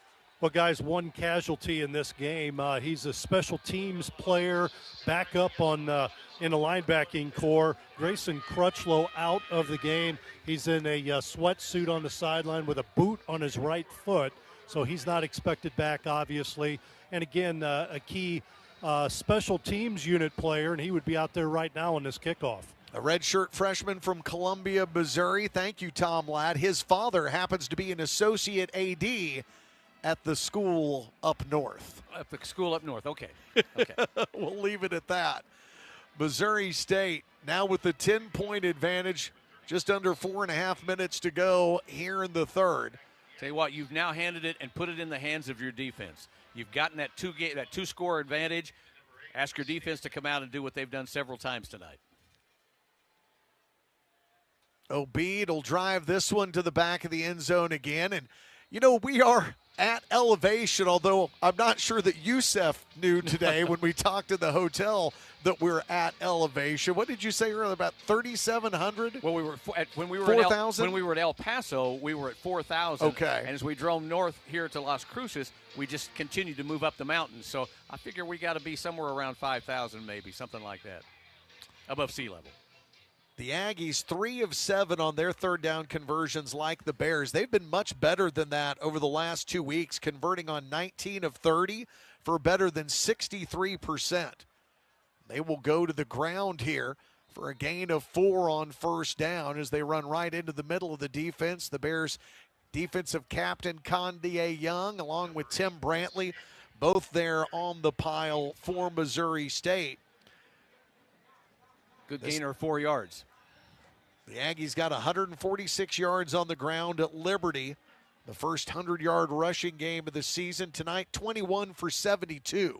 As Fife will take the snap on second down. He gets flushed from the pocket as Mitchell Toney had a good pass rush on. The ball bobbled out of bounds and incomplete along the near sideline as Fife tried to fire it into his top receiver, Fappel. I'll tell you what, that defensive wall up front, they pushed that pocket back, and he had to flush, like you say, right out and come to his left, running to your left, trying to throw back across the body, just could not make the connection. Well, the sophomore 5-0, Mitchell Toney, he is the Bears' leader in sacks, leader in tackles for a loss, and he nearly had him another sack there. Third down now, 3:49 to go. With the ball on the 29, they need to get it to the 35. Fife steps up in the pocket, going to keep it himself, and he will get to the 30 and no further. The quarterback falls forward for a gain of 1, and there should be a punt upcoming from Coach Sanchez and the Aggies. There will be no fourth and attempt on this one. Can't do that. They are 5 yards away, deep. They've got to get it away to keep this game close. Another good job by Mitchell Toney to put pressure on the quarterback. Fife gets a yard. Jalen Brooks, the linebacker, was the one that finished him off. Hopefully there'll be no funny business here. Snap back, and the punt is away off the boot of Max Dean, who averages around 43 yards per punt. This one will be fair caught just outside the 10-yard line by Ronell Johnson. No return. He boomed that one big time. I think CBS wants another timeout, but we don't have another timeout until the end of the quarter. So we're going to keep things right here with you in this 17-7 game for Missouri State as they lead the New Mexico State Aggies. Now, I can't come all the way out here, Tom, to New Mexico State and not talk about my man Jerry Kill. The one-time Webb City football coach that, I mean, he has gotten around with stops at Minnesota, Northern Illinois, Southern Illinois, Emporia State, Saginaw Valley State. He came out here after being at SIU, reunited with his former SIU athletic director, Mario Mocha, and he and an under-recruited quarterback in Diego Pavia turned New Mexico State into a winner, and then they go as a package deal as a consultant and quarterback to Vanderbilt, and that is who College Game Day will be visiting this Saturday. Vanderbilt is surprising the world this year. There's no question. If it wasn't Indiana, if Indiana wasn't stealing the headlines, Vanderbilt would be. And yeah, you're right. Jerry Kill is just an institution. He's a Missouri Hall of Famer. I mean, just a legendary coach. Every stop he's ever made, and you know he's battled through so many personal situations. His health situations, the epilepsy that he has gone through, and he has had. He's had some bad ones out here. I talked to the play-by-play voice of the Aggies here, Adam Young, and recounted a couple of those really rough ones where it was a seizure during a game, the day before a game, but the type of fighter that I know when my son was going through a bout with seizures early on when he was 12, 13 years old, one day all of a sudden this package comes in the mail, and it's got Jerry's book, and it's got a headshot from when he was with the Golden Gophers, and it says, and it's all made out to Carter, and it says, Carter, don't you ever let these things keep you from living out your dream. I live my dream out every day. You can do the same thing. This doesn't stop you. It doesn't define you. Just a great coach and a great person. Yeah, just so glad that things have not prevented him from doing what he loves the most, which is coaching football. Legendary Southwest man. There's no question about that. You know what? This could be a very defining 3 minutes and 4 seconds to close out this third period here. If the Bears can do some things, drag it into the fourth quarter, there's no telling how they could wrap this thing up. But we got a long way to go. 3 minutes and 4 seconds to go until the end of quarter number 3, and the Bears take the ball in a 10-point lead here as the ball straddles the 18-yard line. Out of the shotgun, it will be Lawrence as he runs hard to the far side of the field to his left and falls forward for a gain of about 2 on the first down carry. Last few series, first down. Run it every time. Running it every time. So it tells you that they're trying to set things up with the ground game. If they can break one, great. If they don't, at least they've got positive yardage. Well, Tom, what else does it tell you they're trying to do? They're trying to get the clock moving because they've got the lead, and they're trying to control time of possession, which still belongs to the Aggies, almost 22 minutes to 20, but the Bears are getting it closer. Clark steps to the line of scrimmage now on 2nd down and 7. They give Lawrence a gain of 3. Out of the pistol now, Jacob will put it in the belly of his running back again. Lawrence high-stepping through the middle of the defense, across the 25, across the 30, and he gets tripped up nearing the 32-yard line and gains a Missouri State first down. And for the first time in the longest time, the gap was on the right side. Yes. They've been going left, and that time right tackle, right guard opened up so well for him that all he had to do was follow the opening. Right now, the right side of that line, Matthew Green, the UNLV transfer, is in at a guard. And of course, Big E, Eric Cade, the Ole Miss transfer, has started every game at right tackle. He does so again here tonight. 1st and 10 now with 100 seconds to go in quarter number 3. Clark takes the snap, looks to his right, now sprints to his left slowly, then throws, has a man. It's caught for a gain of 2 on the far sideline. I say sprint. That might be overselling it a little bit as he hits James Blackstrain in the hands for another connection. You said sprint. I'm going to use the word drifting. He was drifting. He was drifting. Yeah, he was drifting. But you know what? He still made positive yards. I mean, it's only 1.5 yards, maybe short of 2, but he got something out of it. Jacob Blackstrain only credited with a gain of 1. James missed the first 2 games of the season with a hand injury. He was a 2024 All-Missouri Valley Conference Newcomer Award winner. He lines up in the slot here. On 2nd down and long, the throw to Lawrence. He spins after he catches the ball outside the hashes, cuts back toward the inside of the field, and jumps forward, and will gain 1, maybe 2. Another short gainer, and it'll be 3rd down for Missouri State. They need 7. They've got to get the ball out across the 42-yard line with 45 seconds to go in the quarter. I tell you what, if they can convert here and take this into the fourth quarter with the ball still in their hands and get a little closer to midfield, very, very good position to be in, but they got to get 7 here first. Clark nearing the 200-yard passing mark, 180 yards through the air, 2 TDs, 2 interceptions. Ramon Green stands in the backfield with him. 20 seconds to play, 3 on the play clock. With 2, with 1, Clark sends a man in motion, looks to his right, now has nowhere to go, steps to his left, flips it to Green, who sprints out around the numbers, dives to the outside, dives forward, and gets the first down. Absolute, incredible, maximum effort by Ramon Green, who spins away from trouble and lunges forward for a Missouri State first down to keep the drive alive. Ramon Green, what an incredible effort. The clock hits zeros, and we will flip-flop into the field. Missouri State will have 15 minutes and the ball when we come back to begin play in quarter number 4. It's Bears 17, Aggies 7, as you listen to Missouri State football from Learfield. Wilson Logistics is proud to be the official logistics partner of Missouri State Athletics. You'll see us on the road this year, hauling the Bears football equipment and supporting all Missouri State athletes. Wilson Logistics is a family-owned company based right here in Springfield, Missouri. We offer a paid CDL training program for those that want to become a professional truck driver. Learn more at wilsonlogistics.com/training. Which schools will take home the prestigious Learfield Directors Cup for the top college athletic programs for the 2025-26 college athletic season? Check out the criteria and follow the year-long standings of your favorite team at L Directors Cup on the X platform or online at thedirectorscup.com. Trophies will be awarded in June 2026 to the winning institutions in all college sports divisions. The Learfield Directors Cup, powered by NACTA, the crowning achievement in college athletics. Parkcrest Dental Group is a proud sponsor of Missouri State Athletics. We believe great smiles build confidence, whether you're on the field, in the stands, or around town.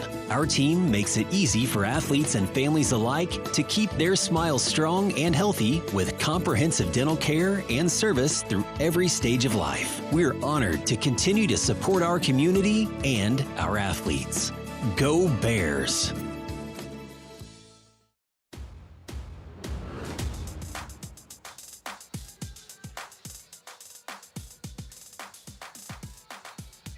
Fourth quarter action just about ready to jump off here at Aggie Memorial Stadium, and an incredible effort by Ramon Green Jr. That is the hardest fought 8 yards you are going to see, and how important, Tom, were they to be able to keep this drive alive? They had him stopped about, 2 yards short? Oh, at least 2 yards, and then the spin and the reach and the lunge at the end is what got him the first down. It almost brought all of the coaches in the box next to us out of their – it brought them out of their seats. They couldn't believe the effort. While all that has gone on, Jacob Clark has now amassed enough yardage to become number 4 all-time in career passing yardage. Over 6,000 yards in his career, passing the 5,990 yards thrown by Jason Shelley in just a couple of seasons. And he was as good as they get those first couple years under Bobby Petrino. He really was. And I'll tell you what, Clark just kind of gutting it out here tonight, showing you some leadership and some really stick-to-it kind of stuff. And what this does to start this fourth quarter, Corey, is if the Bears can find a way to put together a sustained time-eating drive that gets them any points at all, this thing could really, really turn on a dime right here and really be headed in the right direction. All depends on how this drive continues from this point on. His third career 2-interception game. But the other numbers far outweigh the turnovers tonight, as the Bears defense has been able to pick Jacob Clark up. When he threw 2 interceptions, they've managed to pick Logan Fife off 3 times. And Clark went 6 of 7 throwing it in that third period. He remains in at the helm of the offense, 1st and 10 with the ball at the 43-yard line, heading from right to left. Ramon Green races up the near sideline and runs away from everybody. Across the 30, to the 20, to the 15. He's finally ridden out of bounds by an Aggie, and Ramon Green is riding roughshod all over New Mexico State's defense right now. 46 yards on the burst. And Tom, what a high-end gear. He's got to be out of breath. Well, he beat the first level, and when he got past the second level, by then the safeties and corners were on him, and he was running out of space on the near sideline. But what a huge gainer, and what a golden opportunity for the Bears right here. 45 yards. They knock him out of bounds at the 12-yard line. So the Bears could get another set of downs here if they get it inside the 2. Jacob Clark with 2 receivers right, and Lawrence behind him in the pistol, and there are flags everywhere as he hands the ball off to Shamari. Probably going to be procedure. How many times can the Bears get inside the red zone and shoot themselves on the first play of the down? False start. Yep, there it is. Offense number 51. 5-yard penalty, remains first down. Well, you got to feel like, maybe they're too amped up after a big play. You want to lunge out, you want to hit your guy as fast as you can, and it costs them 5 and puts them outside the 15 now. Ramon Green ended up being credited with 45 yards on the run. He kind of closed the third quarter on a big note and started the fourth quarter on a bigger one. That's right. He has never had his career high as 57 yards rushing. As Clark takes the snap after the penalty, throws over the middle. That one in and out of the hands of the tight end and could have been picked off, but luckily falls to the green turf here as the intended target, Dylan Hipp, had Butterfingers, and that one went through his hands and nearly ended up being held on to by Nate Mitchell. That Nate Mitchell has both interceptions of Jacob Clark tonight. Well, that one was just a little bit outside of Hip's reach. He could have maybe reached and gotten it, but it was a little beyond him. I'll give him that. The 45-yard run for Ramon Green Jr. is a career-long, almost doubling his previous career along. Clark, under pressure, has a man. It's Jamarie Robinson over the middle. Sidesteps one tackler, then cuts inside the 5, down toward the line to gain, and he may be just a yard short on second down and long. I'll tell you what, he caught it in open space and then created the last 5 to 7 yards by himself. I mean, he was all by himself on the reception, and when he comes down, a little sidestepping, backtracking, and weaves his way down, and like you say, he's within a yard of what they need to keep the drive alive and get him a new fresh set of downs. After being held out of last week's game, that is his first reception of the night. He's now has 98 career receptions. It's 3rd down and 1. The ball inside the 5. They will give it to Lawrence. Lawrence loses the ball, and the Aggies have it. Oh, my goodness. All you needed was extra points, and they was fumbled and recovered by the defense. They pop it right out of his hands as he was cutting back. The Aggies able to recover the fumble as the Bears' turnover woes continue tonight. Jamal Thompson Jr.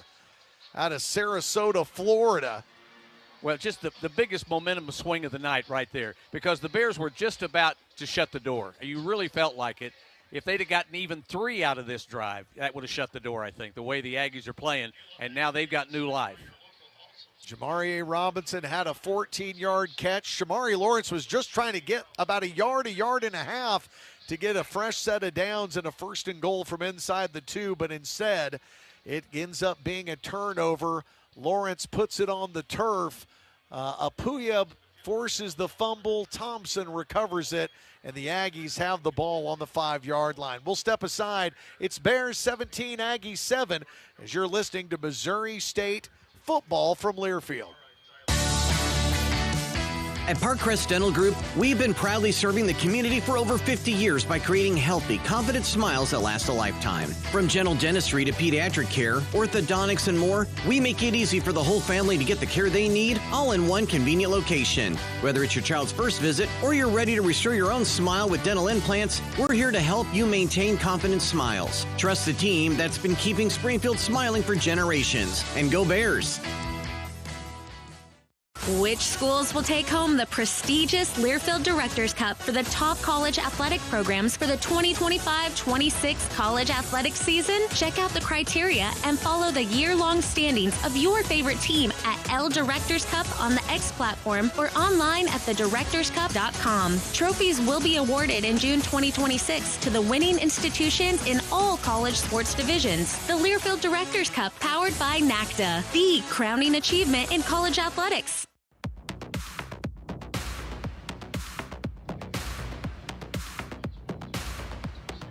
Well, welcome back to the land of enchantment, the state known as New Mexico. And there was nothing enchanting about the way that very promising drive ended for Missouri State, as Shamari Lawrence had the ball punched out of his paws, taken over, and now New Mexico State, they need points. They'll have to go 95 yards to get it here, Tom. Well, you had to feel like that if the Bears had gotten points out of that, the gut punch would have been it. The gut punch would have been pretty hard for the Aggies. Now they've got a lift, and you have to ask the defense once again, step up, do what you can, make this thing as difficult as possible. Don't give up the big play. 6 total turnovers in this game. 3 interceptions by the Bears defense, 2 interceptions, and a fumble recovery for the Aggies, who will start 3 wide here. Out of the gun with Logan Fife in his own end zone. The Bears rush just 4. A stunt on the middle, and they throw it over the middle. Caught that time by Gavin Harris, the tight end. He will snake his way out for a gain of 7 on about the 13-yard line. 2nd down and short now with the clock winding and taking us under 12:45 to go in regulation.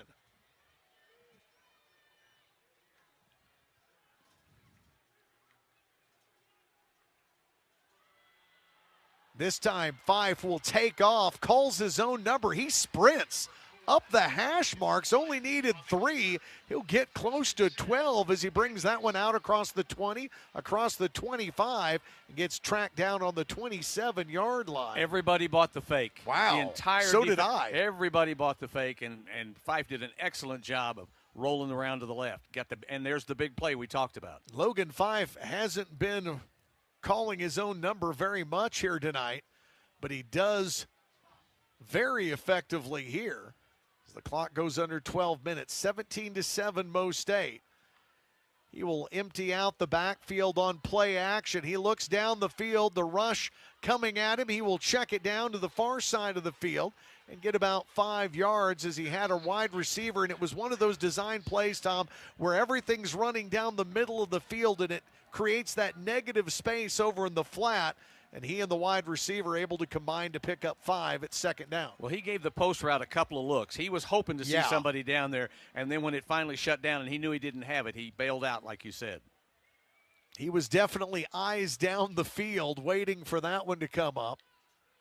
Gets the gain of 5. Second down. This one's tipped up in the air and incomplete. Devon Townley, Ahmad Poole.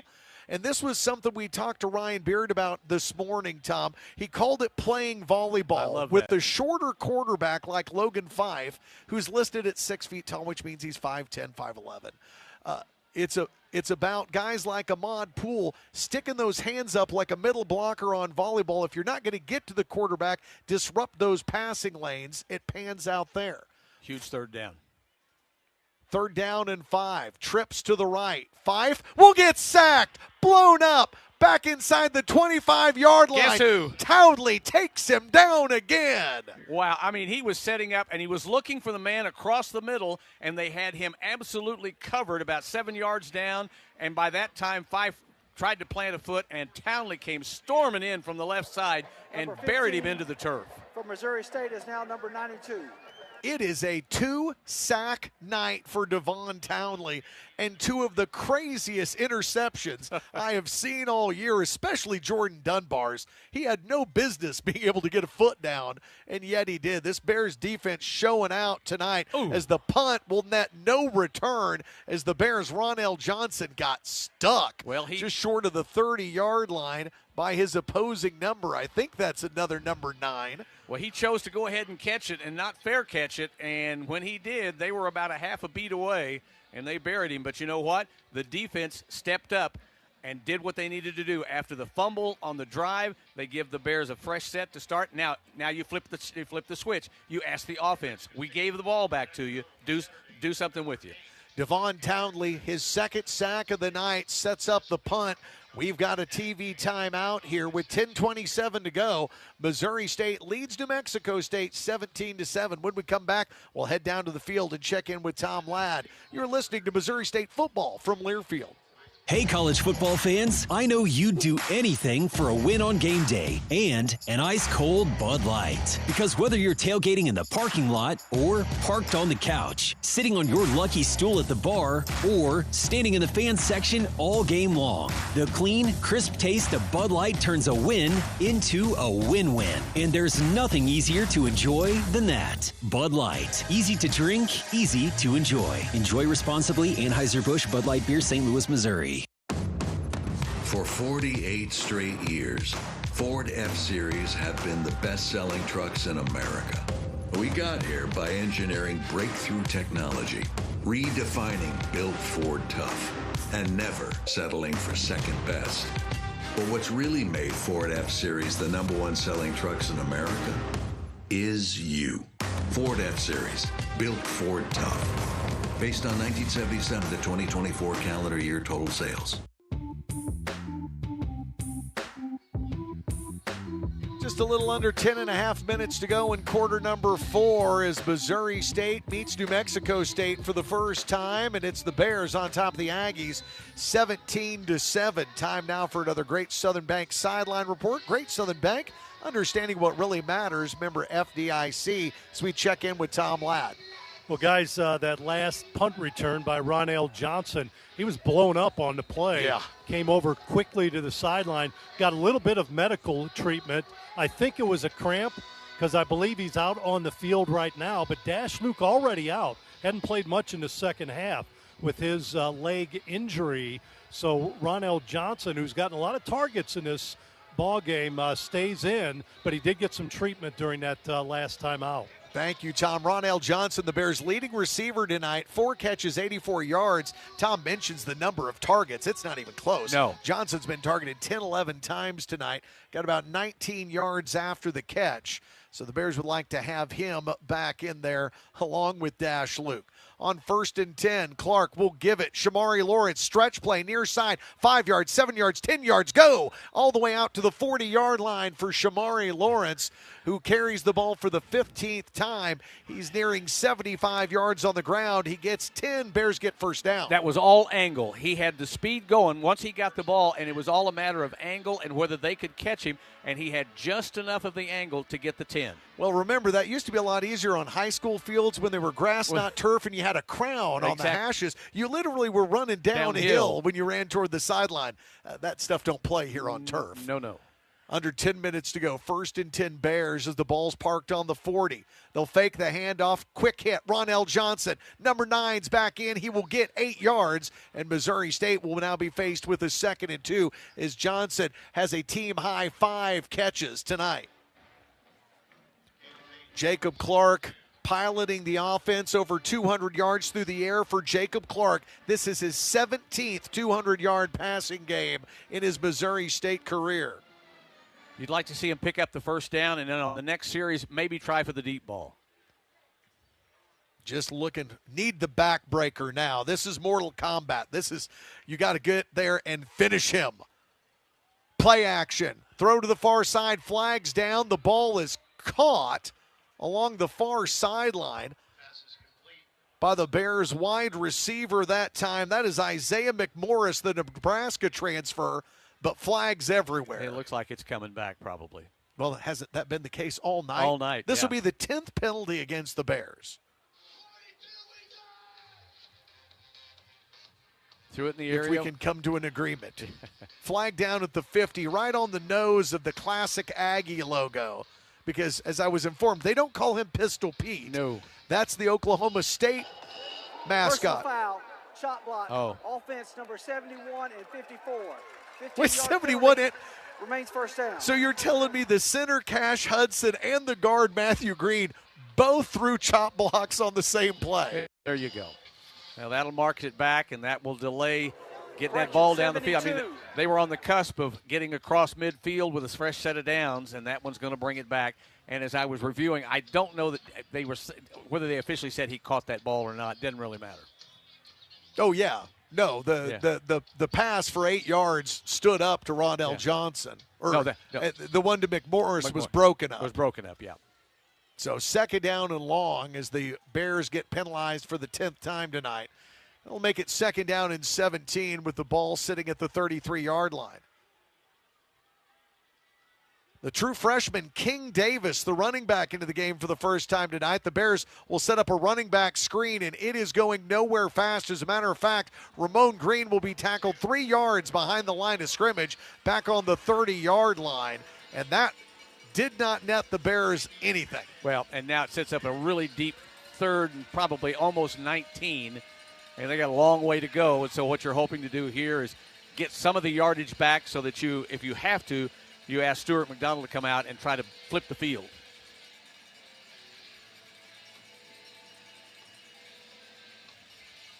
Third and almost 20. Yeah, I'd say if you could get half of this back, it helps McDonald on his kicking effort.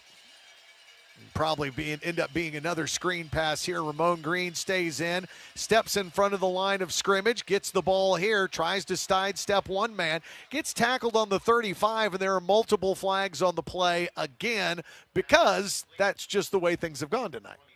Do we have an ineligible downfield possibly? I don't know. Green would have had a gain of about 4 yards on the screen pass to the running back that was set up right in between the hashes in the middle of the field.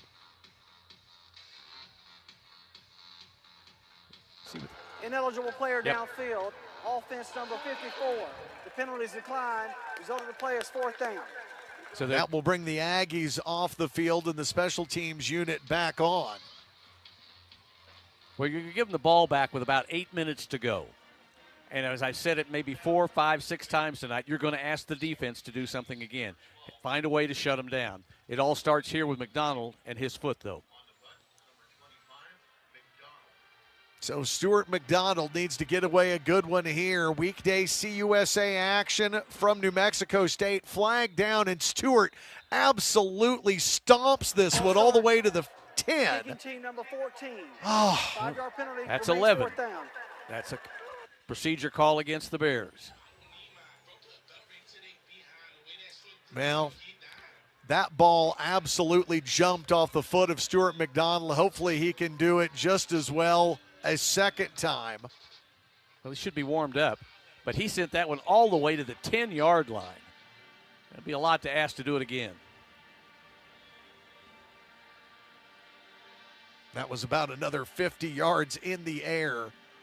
And on 4th down and long, Stuart McDonald takes a low snap. This one's not going to be as far, out to the 23, and a return is set up in the middle of the field. TK King breaks it back. He's going to have a big return. McDonald knocks him out of bounds as the punter makes a game-saving tackle at the 40-yard line. The former Logan Rogersville Wildcat has to throw a shoulder into the return man and stop the return at the 40. And there's where the penalty absolutely crushes you. He had booted one that was going to bury them deep, make them take a lot of time to get down the field. The second kick doesn't go as deep, and it takes him making the save to prevent it from possibly being a return. That's going to take us to another media timeout here with 7 minutes and 40 seconds to play in quarter number 4. It'll be Aggies ball with Missouri State leading this one 17-7. You're listening to Missouri State Bears football from Learfield. Football's back. Coach Beard and the Bears are ready to charge into Conference USA. Jeff Gervillius from your Missouri State bookstore, your go-to spot for all things bear wear and tailgating. We've got the latest gear for game day, including official athletic apparel from Adidas.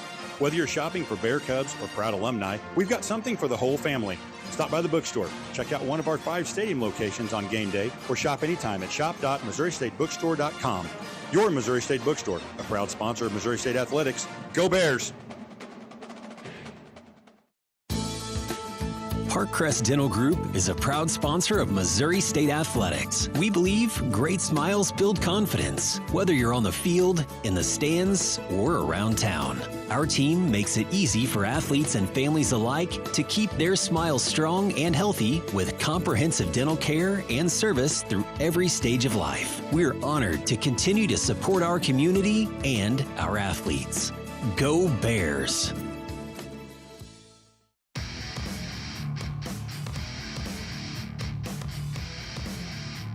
The Bears specialist Stuart McDonald gets off a punt of 42 yards. TK King almost brings it all the way back to him, 34 yards, before McDonald makes what could have been a touchdown saving stop.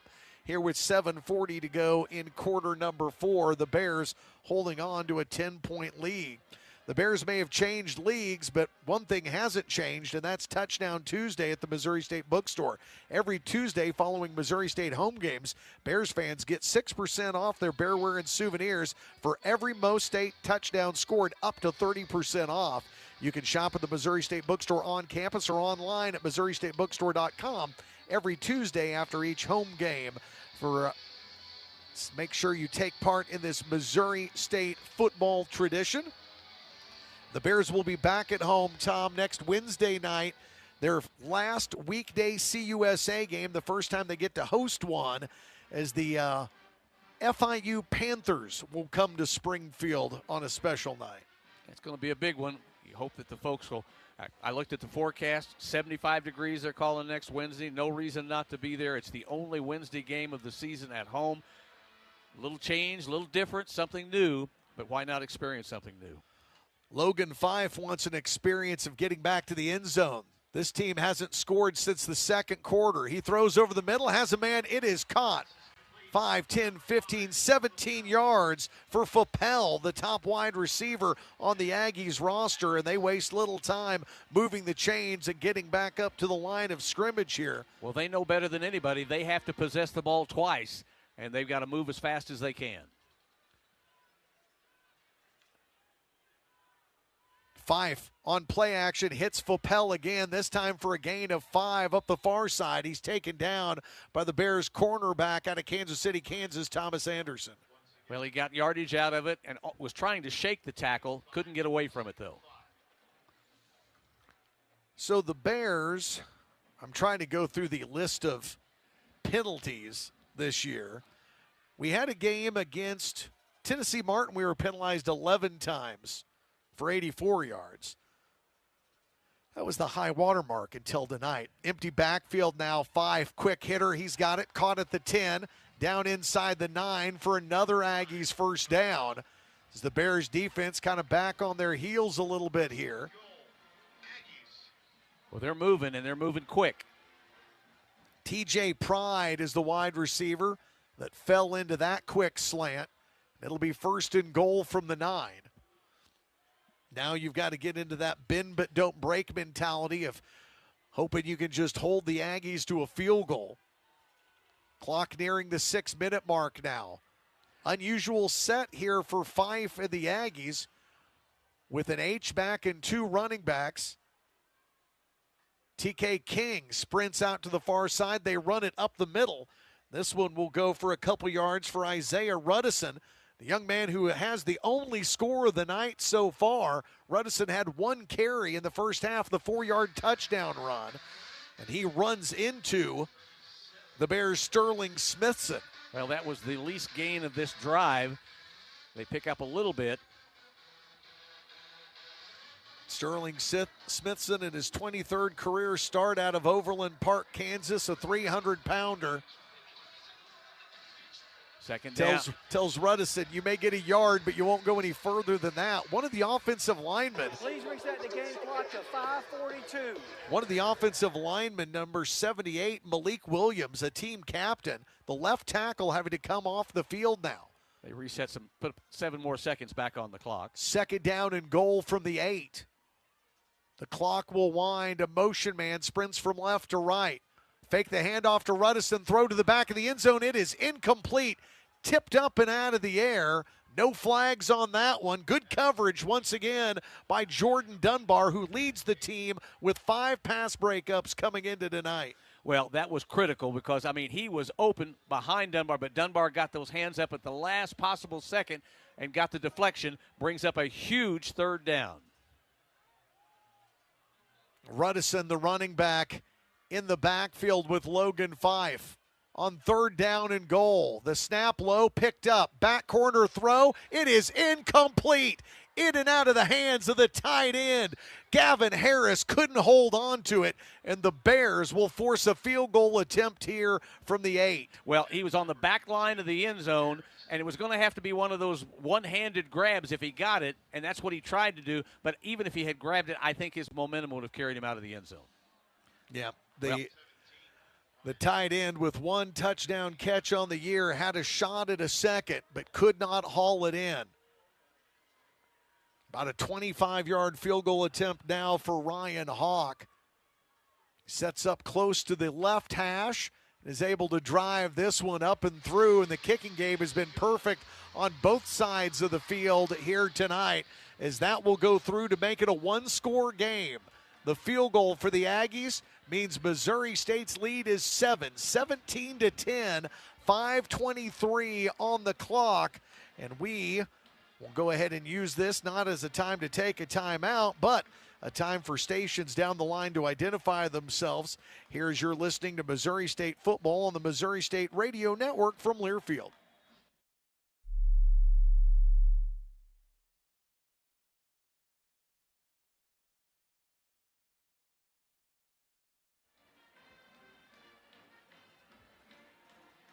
.5:23 to go after the 25-yard field goal for Mr. Hawk. He did miss one earlier, as Tom reminds me. But he made that one and makes this a 1-possession game. Well, in the first ever meeting between Missouri State and New Mexico State. Well, and you said the key word right here, it's possession. If you get possession here, keep possession. Drive, advance the sticks, run the clock.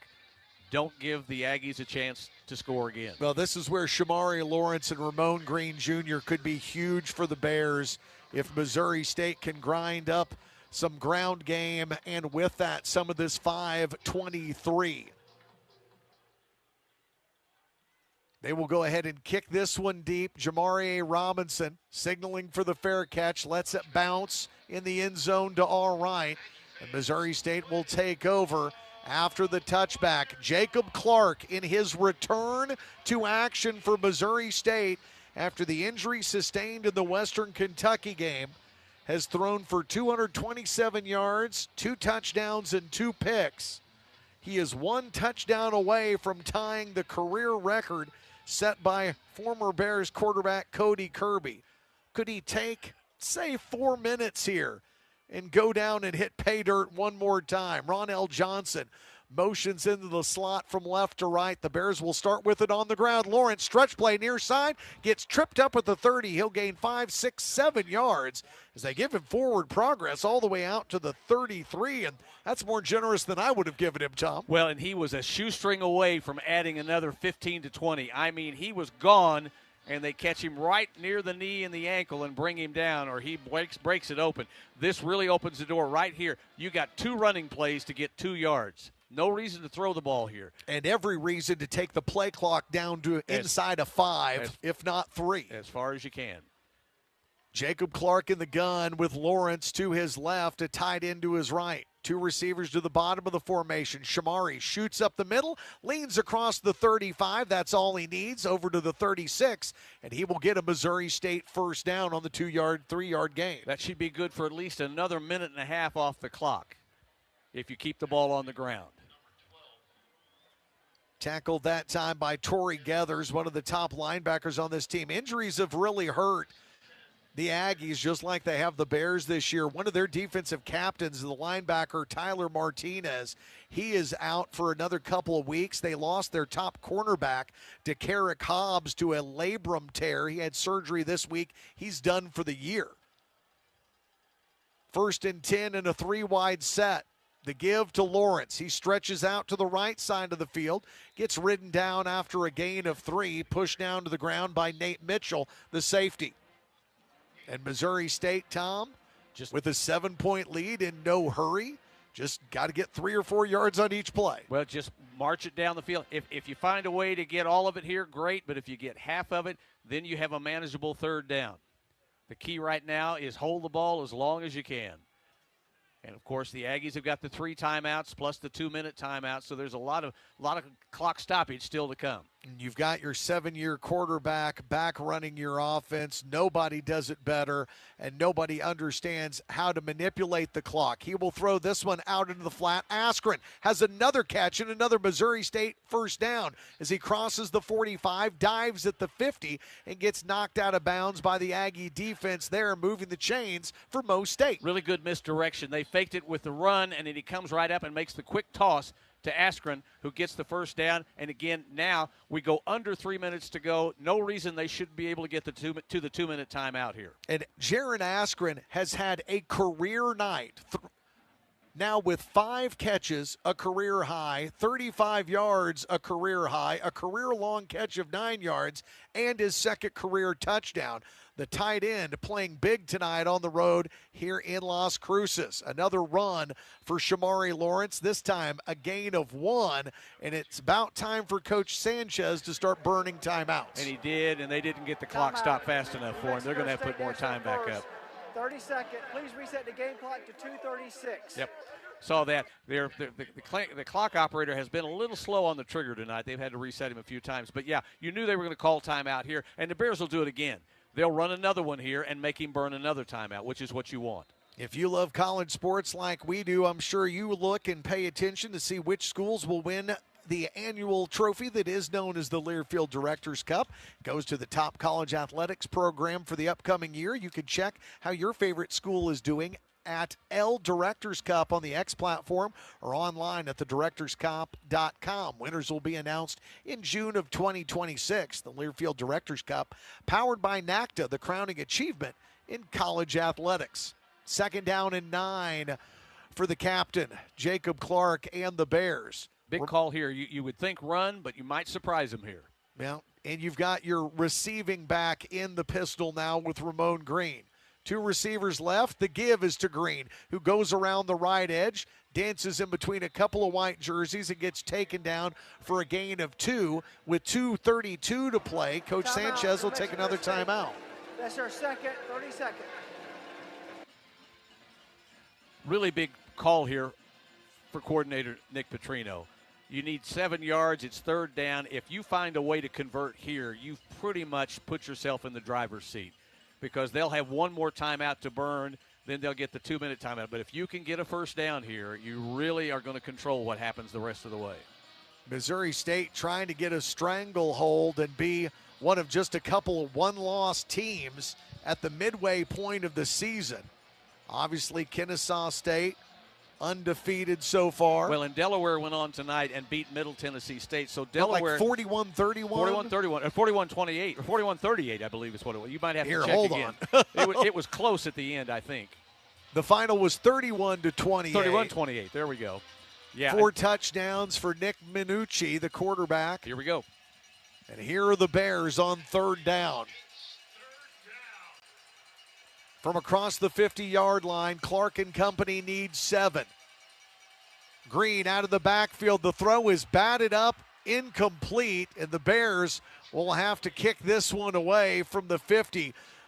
Both teams, Tom, defensive fronts have done an incredible job of disrupting the passing lanes tonight. Again, playing volleyball and trying to knock passes out of the air just like they did against Clark. Well, Clark had the man he wanted, but the ball was tipped before there was ever a chance to make the completion. So now you ask McDonald to come out. Can you bury them somewhere? You ask the cover team to get down and make sure they cover. Give them as much field as possible to have to make something happen. Henry Davis III batted the pass down as McDonald will put the tip of the ball right to his foot, an angling punt that goes out of bounds, and this one's going to be given to them probably outside of the 20 as the referee comes back up. Well, How far is he go? Oh, no. Oh, absolutely not. There's no way. way. They say the ball went out at the 35-yard line. It was close to the 20, maybe the 25. That is a horrible spot for the Bears and great field position out of this all the way to the 35. Well, McDonald was trying to pooch. There's no question about it. Instead of pooching it deep, he tried for the angle, and he gives them the ball 65 yards away with 2:23 to go, and now we got ourselves a football game. 17-7. The Bears trying to hold on and get their second road victory in Conference USA play. Logan Fife has other ideas. As he takes the snap, unloads, near sideline, ain't nobody home. That's incomplete. There was no one there. Well, his post route was 30 yards down the field. And there was a miscommunication there. Well, he threw about a 15-yard out, but the guy that was the receiver went on a go route. Something has happened. No, they're going to bring it back. Okay, I was afraid they were marking off a penalty. I didn't see any flag anywhere. Okay. We don't need another penalty. Well, they are in 4th down territory. They're in 4-down territory. Absolutely. We know that without anything else. So they've got – how'd they – Well, there's a good reason to talk right here, guys, and that's because that could be intentional grounding. Yes. He was in the pocket. Yes, he was. And there was no one in the vicinity where he threw it out of bounds. He threw it 25 yards away from anybody. Now, you could always say, well, they just ran a wrong route, but the problem is he still threw it where there was nobody at. Now, what the Aggies are getting out of this and not really taking advantage of is a free timeout. I'd be talking like crazy. The line judge and our referee talking this. Let's hear. There is no foul for intentional grounding. 2nd down. If you say so. Well, it's one of those. It was thrown beyond the line of scrimmage, but the other two parts of that rule are there's got to be a receiver in the area, and there was no receiver anywhere near where Logan Fife's ball landed 15 yards downfield. And he was still in the pocket. Where he throws here and has a man, it's caught. Guess who? Fopel again. He gets 14 yards. He steps out of bounds at the 49-yard line, 1 yard short of midfield, getting a first down for the Aggies. Fopel has been all go, no stop. He has got 9 catches in the game for over 60 yards. You just don't want to get beat deep. Fife looking down the far sideline now, has a man, the tight end catches it. This will be 10, 20, almost 30 yards down to the 21, and we have reached the 2-minute timeout as the tight end, Gavin Harris, comes up with a huge catch. No one was around the tight end. A defensive breakdown for the Bears has put the Aggies in scoring position just around the 20-yard line. With 2 minutes to go, it's Missouri State 17, New Mexico State 10. We'll take our 2-minute timeout as well. This is Missouri State football from Learfield. Every day, you're out there, up before the sun, and pushing forward before the chaos of the day settles in. At Great Southern, we're right there with you because we understand the need for trusted support. Having a team that is seasoned, agile, ready, an award-winning team that knows their customers personally and is behind them at every step. There to assist you, inspire you, and echo your inner dialogue in those quiet moments. Keep going. Whether you're getting ready to meet the day or working on something big, we're your team. Great Southern Bank, understanding what really matters. Member FDIC. Hey, college football fans, I know you'd do anything for a win on game day and an ice-cold Bud Light. Because whether you're tailgating in the parking lot or parked on the couch, sitting on your lucky stool at the bar, or standing in the fan section all game long, the clean, crisp taste of Bud Light turns a win into a win-win. And there's nothing easier to enjoy than that. Bud Light. Easy to drink, easy to enjoy. Enjoy responsibly. Anheuser-Busch Bud Light Beer, St. Louis, Missouri.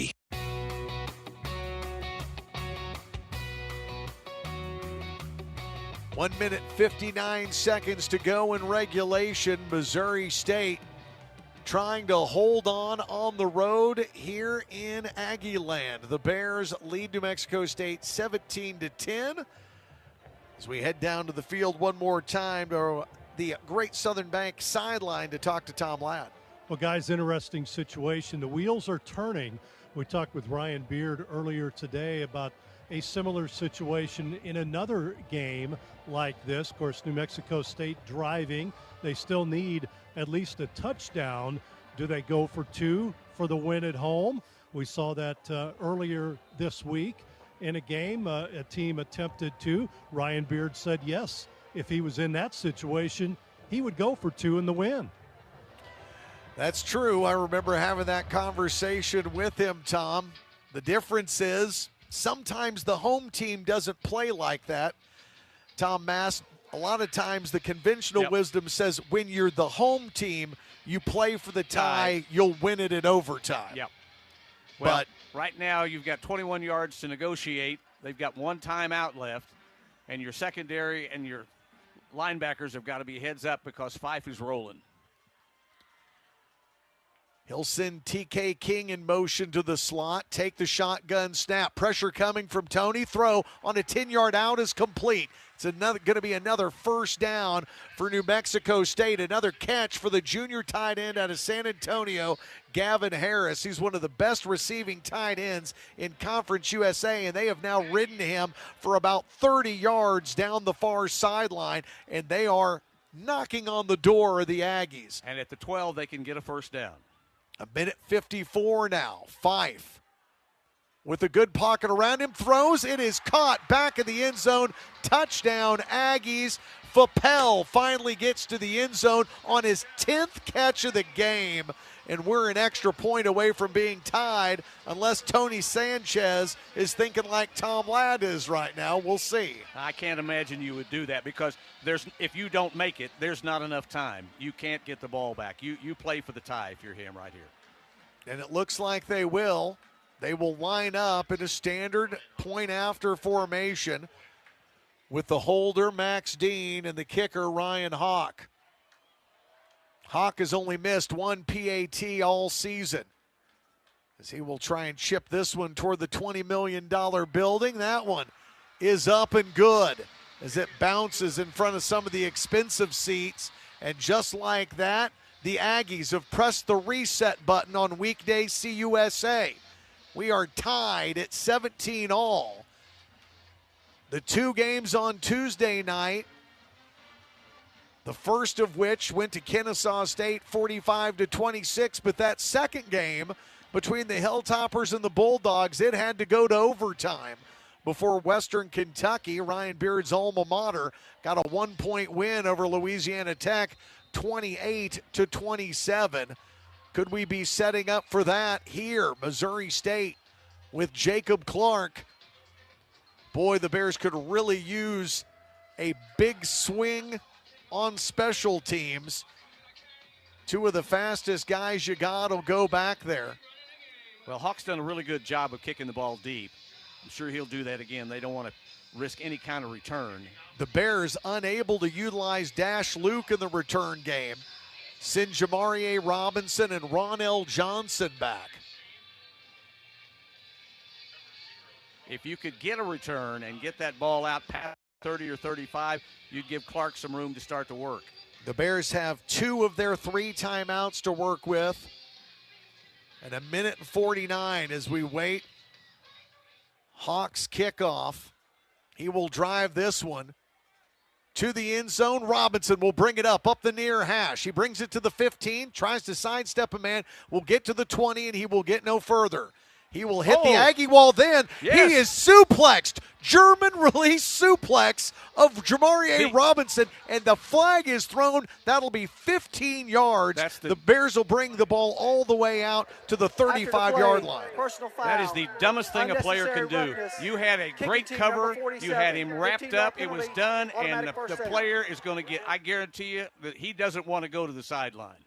Jalen Brown is a linebacker in special teams unit player, and he is going to get read the riot act when he gets to the near sideline. Just a boneheaded play will now give Missouri State the 35-yard line to start this. What did I say? If they could get to the 35, Clark's got room. You can pick your way down the field here. You get 2 timeouts. Just need to be very efficient, very smart. Jacobs completed 64% of his passes tonight. It'll be 4 wide receivers, 2 by 2. Ramon Green joins Clark in the backfield.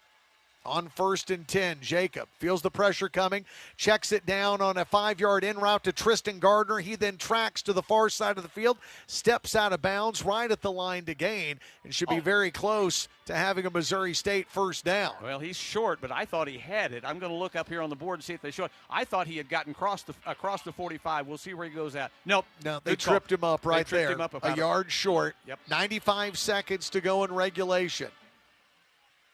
Dash Luke back into the ball game now. Those pink gloves. On 2nd down, the throw to Ronell Johnson bobbles in and out of his hands. It falls incomplete. Defensive pressure applied that time by Nate Mitchell, the redshirt sophomore with 2 interceptions tonight. Well, you've got to keep the ball on the ground here. You can't risk an incomplete pass here. You're going to have to pick this half yard up with your legs. We're not talking about a quarterback-designed run. No. You need to pick up the first down. If you pick up the first down, probably you're going to have control of the ball the rest of the way. It's out of the shotgun for the Bears. They need to get the ball across the 45. Lawrence will submarine his way through the pile and squirt out the other side just shy of the 50-yard line, getting the Bears the first down. 1 minute, 25 seconds to go as Lawrence carries the ball for the 20th time tonight. Clock is moving, but still lots of time. They have to wait for the Chang gang to get set. Clark stands in the shotgun with 3 receivers left. Over a minute to play. He will zip this one down the far hash. It is caught by Tristan Gardner as the true freshman gets 10 and gets Missouri State a first down. He had to reach back to grab that, and he cleanly did so. Under a minute. Tristan Gardner gets Missouri State on the good side of the field. Now the ball on the 41. Trying to get at least inside Yusef Obeid field goal range. Obeid is hit from 49 this year against Western Kentucky. Under 45 seconds to play now. Still 2 timeouts. The Bears aren't using them. 1st and 10. Clark throws down the far sideline. It is incomplete. Could have been picked off not once but twice. Wow. As he tried to thread the needle down the far side of the field. trying to force the ball into James Blackstrain. The Bears dodge a big, bad bullet there. Well, he threw it. He was desperate to find somebody on that far sideline, and when he threw it up, it was just very, very low percentage chance of working. I'd say right now you need a good 5 to 6 yard gainer here to get you down near the 35, then see what you do on third down. Cowbells aplenty out here at Aggie Memorial Stadium on 2nd down and 10. The captain claps, takes the snap. The rush is on. Clark steps up to avoid pressure, throws on the run, and the ball bounces in and out of the grip of the receiver, and it's third down. Another incomplete pass as Jacob Clark tried to connect that time with Jamarie Robinson. Well, they're at the 41. If you could get to the 35. You need to get to the 30 at 30 least. at least, I would think, yeah.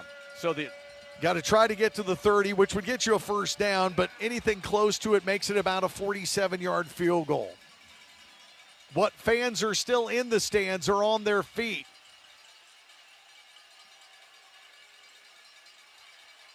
Five Aggies in the box defensively as Clark waits on the snap from Cash Hudson. Pressure up the middle. Quick throw. It is caught at the 33-yard line. That's not enough for a first down, but the Bears do get a little bit closer on a pass that Jacob Clark had to throw it just to save his own life. Yeah. There was pressure up the middle, and Clark was able to find it. The Bears will take a timeout here, but not until they milk the clock all the way down to 3 seconds. 30 seconds. Well, Jamarie Robinson able to come up with the catch of 8 yards. Well, the magic number is going to be 50. They're going to put the ball at the 40-yard line and see if the foot can send us home. The air up here has been different today, hasn't it, Tom? Oh, it has. It has. Yusef Obeid, his long field goal, as I said a moment ago, this season is 49 against Western Kentucky. He's trying to get as loose as he can. You'll probably get a timeout by the Aggies to ice him. He has hit from 50 once before. Hopefully he'll maybe get a practice kick here if they do call timeout. Obeid hit a 50-yarder in the end of the regular season last year against South Dakota State. There it is. And here is Coach Sanchez's third and final timeout. Obeid not allowed to go ahead Mexico State. That's the third. And take that seconds. swing. Well, there is something about these CUSA weekday games that it all comes down to one moment like this. And while the Bears and the Aggies talk this one over, Tom, what are all these bugs swarming around the top of these lines? Look at it. It's like we've had a locust or grasshoppers all of a sudden invade the Aggie Memorial Stadium. Well, I hope none of them get in the way of this kick. Hopefully none of them do. Absolutely no wind to speak of. The flag's pointing straight down here inside Aggie Memorial Stadium. From the far hash, it all comes down to Yusef Obeid, who drives this one toward the left, and it is no good. Oh, he had the distance. He had the distance. And guess what? We're going to overtime, We'll play Tom. a little more in Las Cruces. Wow. Could not see from the angle how much he missed it by. And they're not going to show it again. But he didn't miss it by much. Yusef Obeid trying to tie his career long with a 50-yard game-winning field goal. But we are going to get free football here tonight in Las Cruces, New Mexico. Well, Western Kentucky and La Tech decided to play a little extra last night on a Tuesday night game. And so weekday CUSA will go a little longer on Wednesday night. We didn't want to get home before 5 o'clock in the morning, did we, Tom? We'll be back home in time for breakfast. Wow. Well, it looks like they have decided to go ahead and take a TV timeout here. Jeff Boggs, our producer, back at Zimmer Radio in Springfield. I think we can take one of those bonus breaks here, just take a quick 60-second timeout and get back to you here as the Bears and the Aggies are going to extras. It's 17-17, Missouri State, New Mexico State, as you listen to Missouri State football from Learfield. Wilson Logistics is proud to be the official logistics partner of Missouri State Athletics. You'll see us on the road this year, hauling the Bears football equipment and supporting all Missouri State athletes. Wilson Logistics is a family-owned company based right here in Springfield, Missouri. We offer a paid CDL training program for those that want to become a professional truck driver. Learn more at wilsonlogistics.com/training. Every day, you're out there, up before the sun, and pushing forward before the chaos of the day settles in. At Great Southern, we're right there with you because we understand the need for trusted support. Having a team that is seasoned, agile, ready, an award-winning team that knows their customers personally and is behind them at every step. There to assist you, inspire you, and echo your inner dialogue in those quiet moments. Keep going.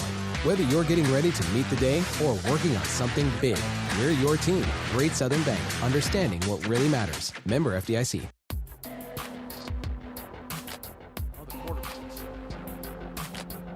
Overtime is upon us here in the desert. New Mexico State and Missouri State, and the two quarterbacks will meet at midfield. The team has one timeout. Missouri State, you will call the toss. The winner of the toss cannot defer, but must choose offense, defense, or which end of the field we play. The other person will have the alternate remaining. All right, what is your call? Heads. Heads is his call. Heads. It is a tail. Defense. Which end of the field will play on? We'll play down there. Stay right there. Missouri State ball, first down. So, Jacob Clark out there to call it. Logan Fife, the opposing quarterback, wins the coin toss, and the conventional wisdom, Tom, says that in overtime, the way college football overtime works of trading possessions, you want to go second because you want to know what you have to do. Yep. Do you need 3? Do you need 7? Do you need 6? What do you have to put on the table here? So Ryan Beard tonight in his 30th game, a record of 15-14, 7-9 on the road. Coaching in overtime. Here on weekday CUSA, the Bears' second Wednesday night game. They will get the ball in the overtime at the 25-yard line. 1st and 10, running backs to either side of Jacob Clark. The Bears QB takes the snap, fakes the handoff, drifts back, now runs to his right, throws on the run, has it. Shamari Lawrence makes the grab, dives at the 10-yard line, and has a first down for the Bears. I like that he got him at the 12 because now they have the potential to get another first down. They do. Couple of yards to work with in between the sticks and the goal line. Shamari Lawrence snagging the catch as Jacob Clark had run out of time in the pocket. Out of the pistol now with Lawrence behind him. Two receivers out to the left, including James Blackstrain and Ronell Johnson. The run up the middle. Lawrence bounces off the first tackler, puts his shoulder into the second, and carries him down inside the 5-yard line. Shamari Lawrence nearing 100 yards on the ground tonight. He's been getting the tough yards. And he's down. Second effort got him what he needed. But he stayed down. He stayed down, yeah. Bears offensive line, Eric Cade, the right tackle, over to look at him. Lawrence's helmet is off, flat on his back, inside the 5-yard line. What kind of contact was made up in the shoulder area, possibly, I'm not sure. And we're not going to get to see a replay of it again. No. But, but that was all second effort on his part because they had him bottled up after about a short gainer, and he popped it outside and got him down near the 5. Shamari Lawrence is 3 yards shy of a 100-yard game here tonight. It would be the first in his tenure as the Missouri State starting running back, but instead he is going to be helped off the field right now as he walks behind his head coach. Ryan Beard leads Lawrence off the field. Ramon Green will have to come in and take over at the running back spot. A couple of running plays here would be in order. Get that extra first down if you need it. Second down, the Bears need 3. They will take 2 tight ends from the left side to the right side, Hip and Askren. Green will go behind the tight ends, get bumped out of bounds, and he will lose yardage all the way back to the 8-yard line as the Aggies bow their back and get a tackle for a loss as Green bounced off the tackle, Tom, but the momentum took him out of bounds, and it's a loss on the play. Well, they need 5 to get the first down. Third down and 5. The ball comes back to the 7-yard line. Clark will send 3 receivers to his left, and now he changes the play. A quick hand signal to the receivers. Green stays in the backfield as a sidecar right. He sprints away. Clark will throw. He has a man. It is caught. An overtime touchdown for the Bears, Ronell Johnson. Why not throw it to the guy that's been the most successful all night long? Johnson caps off a big night and it was all positioning. And a good throw by Clark, but Johnson, he really got himself right where he would be the only one that could catch that ball. Honestly, I'd love to see it on the video board again because I was about to scream, "You got mossed," because I think he went over the back of the defender. The defender had good position. Ronell rises up over him and got the touchdown. Well, the defender fronted him, never looked back at the ball.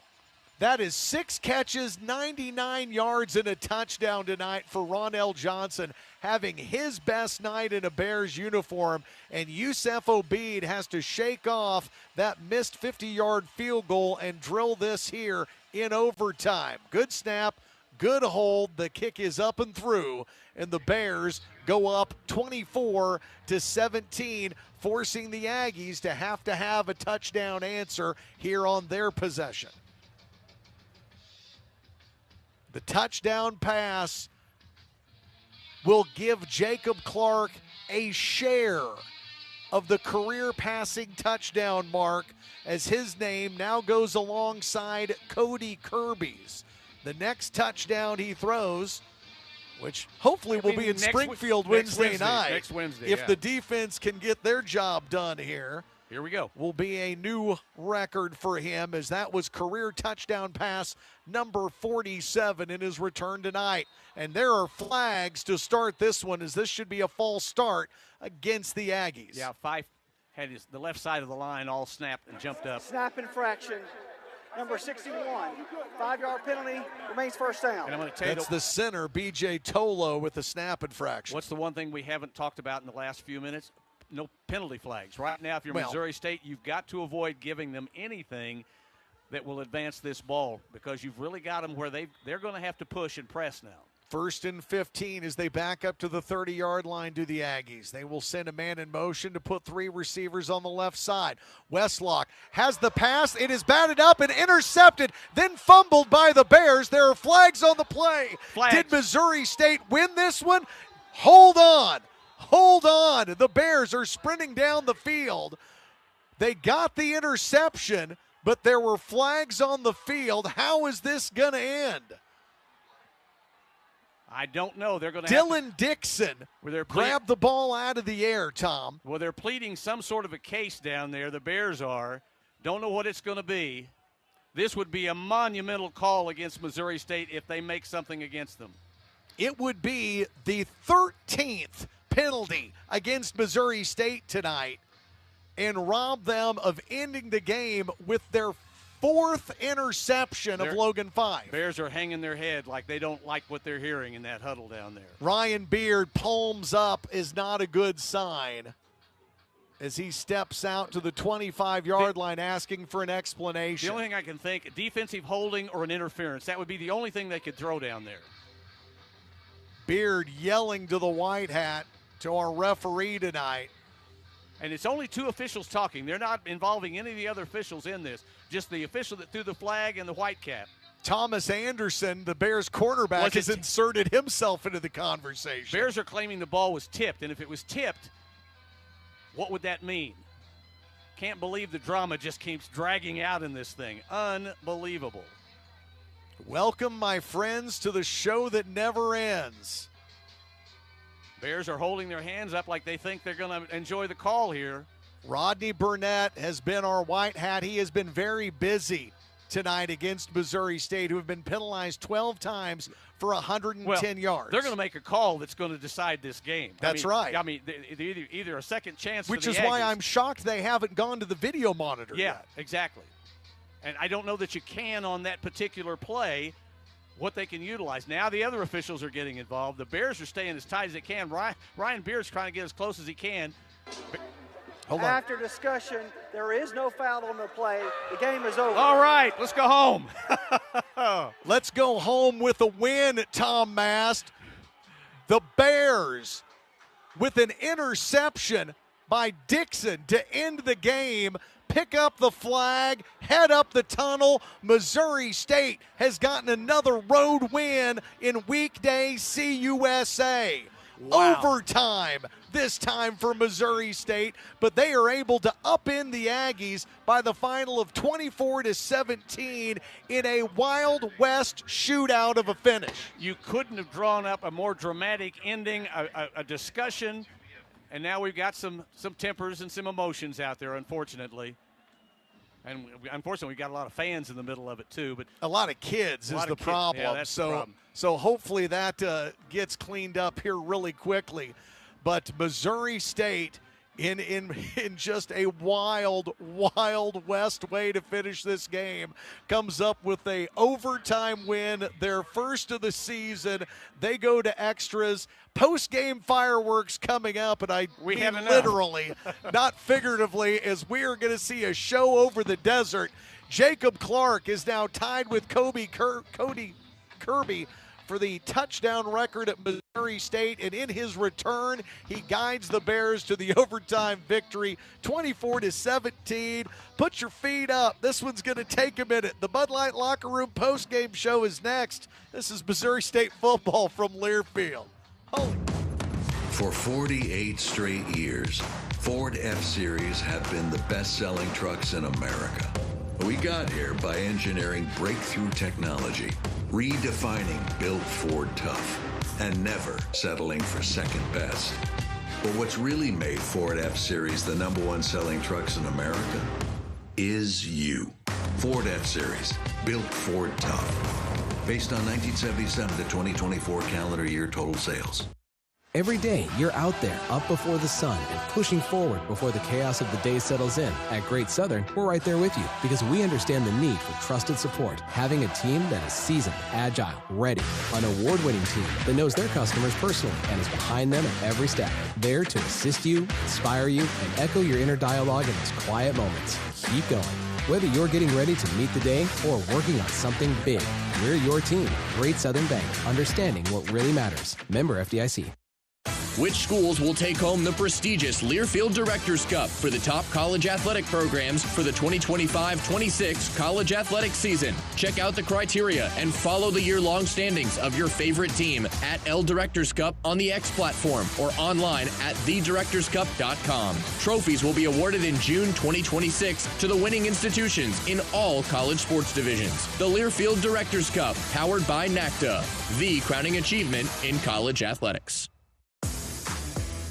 Bears football has been brought to you by Bud Light. Easy to drink, easy to enjoy. Price Cutter, keeping it local since 1967. Chevy Dealers of the Ozarks. The Chevy Dealers of the Ozarks are proud sponsors of the Missouri State Bears. Stop into your local Chevy dealer today. And by Murney Associates, official realtor of the MSU Bears. This is the Bud Light Locker Room Show.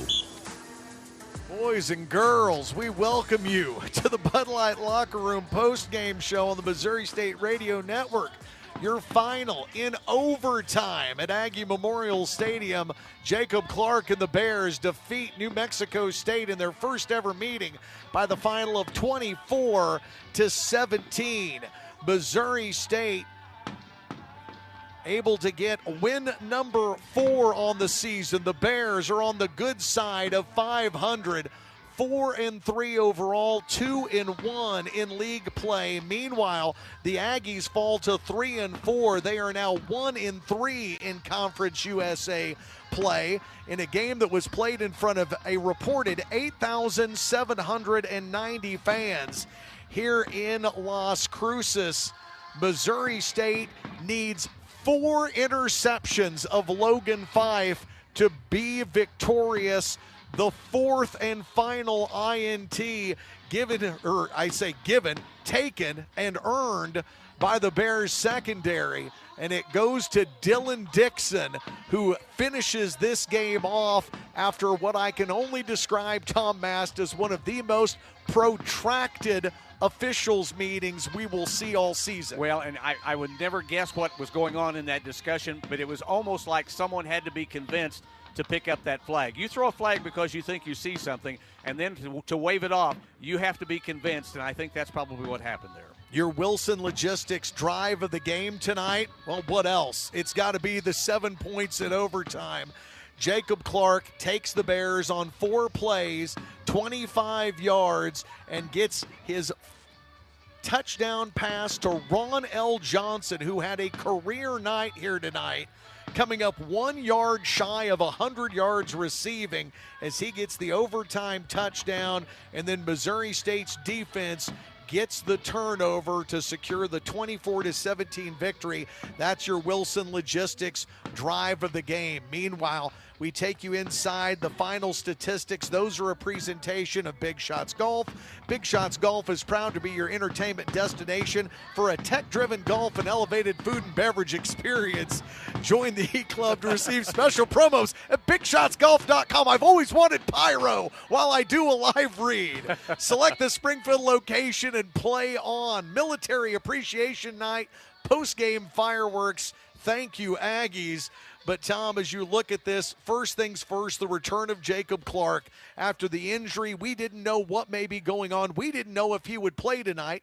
Again, jokingly, Pete Thamel apparently did. We did not. But he goes 28 of 44. He throws 2 interceptions, but he has a 3-touchdown game. He throws for over 200 yards again. He got knocked down 4 times, sacked 4 times, but he gave the Bears everything he could to lead them back in this one to get the win in overtime. It's an overused analogy, but that was the gutsiest play of the performance you're going to see. I mean, he's out there playing on a leg and a half, I'm pretty sure. Yeah, pretty much. And he was running at times, and that initial drive was so impressive, and then things got a little tougher for him, but he found a way to maneuver, to find a way. He got knocked down a couple of times, but, man, when he had to throw critical plays, he really did, and he made some great connections tonight, and you just got to tip your hat to the way that the old veteran of this team stepped on the field and played this evening. The old man got it done tonight. So did the running game.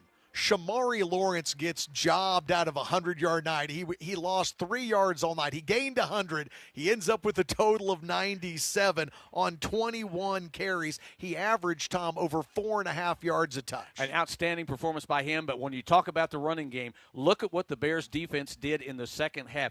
They held the Aggies to 16 yards rushing after halftime. They had 66 yards rushing. That's been a thorn in their side all season long, the inability to move the ball on the ground. They moved it effectively a little bit at times in the first half, but the Bears defense stepped up and prevented them from doing anything on the ground, which made Fife have to go to work through the air. Start thinking about your MVB partner, your most valuable Bear, because I got a bunch of names on defense that you're going to have to think about. 4 interceptions tonight for the Bears. Thomas Anderson gets a pick. McGuire Neal gets a pick. Dylan Dixon gets a pick in overtime. Jordan Dunbar gets the craziest pick I've seen on a throwaway pass for the third interception of the game. Then you have Devon Townley with not 1 but 2 sacks tonight, and a career night for Thomas Anderson, who not only had an interception but had 11 tackles tonight. 11 tackles, 10 of them were solo. His career high coming into the game for solo stops was against Middle Tennessee when he had 6. He had 10 solo tackles tonight, 1 assisted for 11. Well, I'm going to make it easy on you if we're at that point of selecting right now. But I'm going to say that the interceptions check each other off. But, when you do what Anderson did, and you just, that many tackles and that many solos, you've had an effective night. He was a crunch man this evening, no question. We will talk about that a little bit more later. Ronell Johnson, 6 catches, 99 yards, a touchdown. Ramon Green, 7 catches, 61 yards, a touchdown. Jaron Askren, a career night, 5 catches, 35 yards, and a touchdown. We will take a break. More from the Bud Light Locker Room postgame show in a minute as we get ready to head down to the field, and Tom Ladd will talk it over with Ryan Beard, the head coach of the Bears. More after the break. This is Missouri State football from Learfield. Every day, you're out there, up before the sun, and pushing forward before the chaos of the day settles in. At Great Southern, we're right there with you because we understand the need for trusted support. Having a team that is seasoned, agile, ready, an award-winning team that knows their customers personally and is behind them at every step. There to assist you, inspire you, and echo your inner dialogue in those quiet moments. Keep going. Whether you're getting ready to meet the day or working on something big, we're your team. Great Southern Bank, understanding what really matters. Member FDIC. Which schools will take home the prestigious Learfield Directors Cup for the top college athletic programs for the 2025-26 college athletic season? Check out the criteria and follow the year-long standings of your favorite team at L Directors Cup on the X platform or online at thedirectorscup.com. Trophies will be awarded in June 2026 to the winning institutions in all college sports divisions. The Learfield Directors Cup, powered by NACDA, the crowning achievement in college athletics. When you're on the move and looking for nonstop college sports action, get the Varsity Network app and take the game with you everywhere. Stream live play-by-play from schools across the country right from your phone, free. Catch hundreds of weekly podcasts, including shows from your favorite teams, all in one place. From football Saturdays to midweek hoops, it's your all-access pass to the college sports world. Whether it's game day or just your daily drive, the Varsity Network app has you covered. Download now and listen live for free on the Varsity Network app. Wilson Logistics is proud to be the official logistics partner of Missouri State Athletics. You'll see us on the road this year, hauling the Bears football equipment and supporting all Missouri State athletes. Wilson Logistics is a family-owned company based right here in Springfield, Missouri. We offer a paid CDL training program for those that want to become a professional truck driver. Learn more at wilsonlogistics.com/training.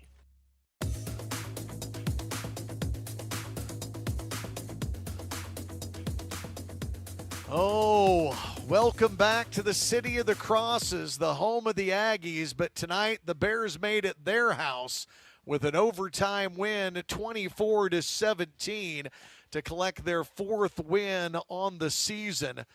Missouri State trying to cement themselves in the upper echelon of their new home in Conference USA.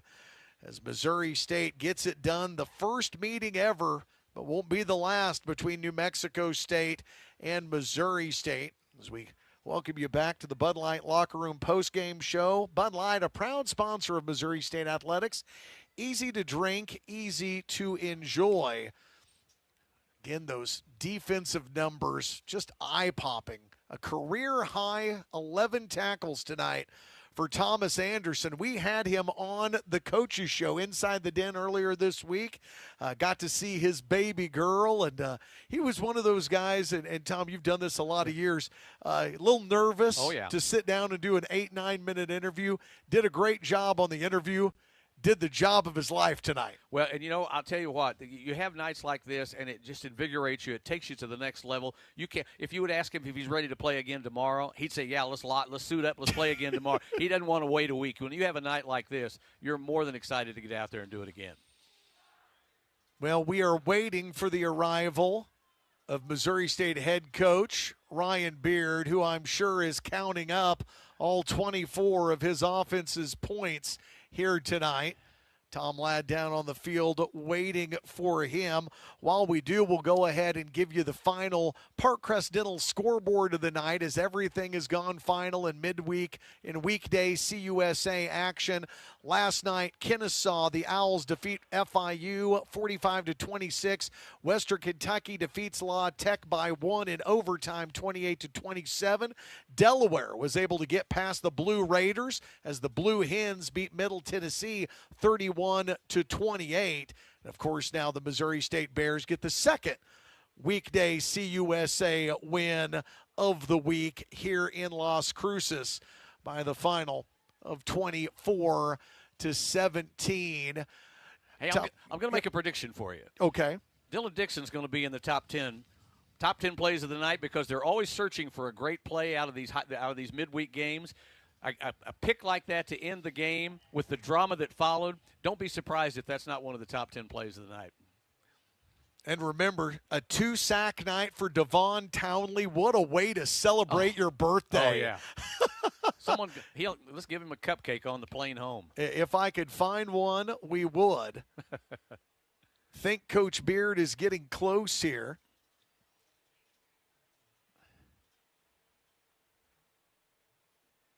He might be wet. He might be covered. He may be wet. He might be. We'll find out from Tom Ladd in our Great Southern Bank Sideline Report how the coach is doing after his first overtime win as the head coach of the Bears. Tom? All right, guys. Thanks a lot. Coach Beard is alongside here, and Coach certainly has a flair for the excitement. What is it? Wins of 1, 2, and now an overtime, Coach, this season. Play hard enough, long enough, great things happen. You know, it was, again, we had issues at times that put us behind the sticks on offense. You know, we were jumping off sides early in the game, but this is a resilient group. I say it over and over and over. They're competitive as hell. They love each other. They fight to the finish, and that incredible job by our team.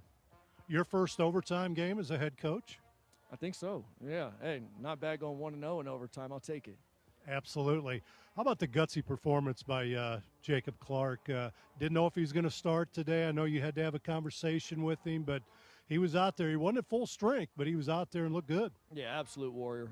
I mean, we had a meeting this morning, and the look in his eye, there was no way we were going to keep him off the field. He's a professional in everything he does. He's a rally cry for our whole entire team, not just the offense. He's an elite player. Ties a career touchdown passing record at Missouri State with 3 TDs tonight. Just an outstanding performance. Yeah, no question. He and the rest of the guys had a little bit of chip on their shoulder all week. All we heard was, yeah, they're pretty good for a transitioning FCS team. Well, just had another FBS win. Absolutely. Some other guys really stood out. How about Ronell Johnson?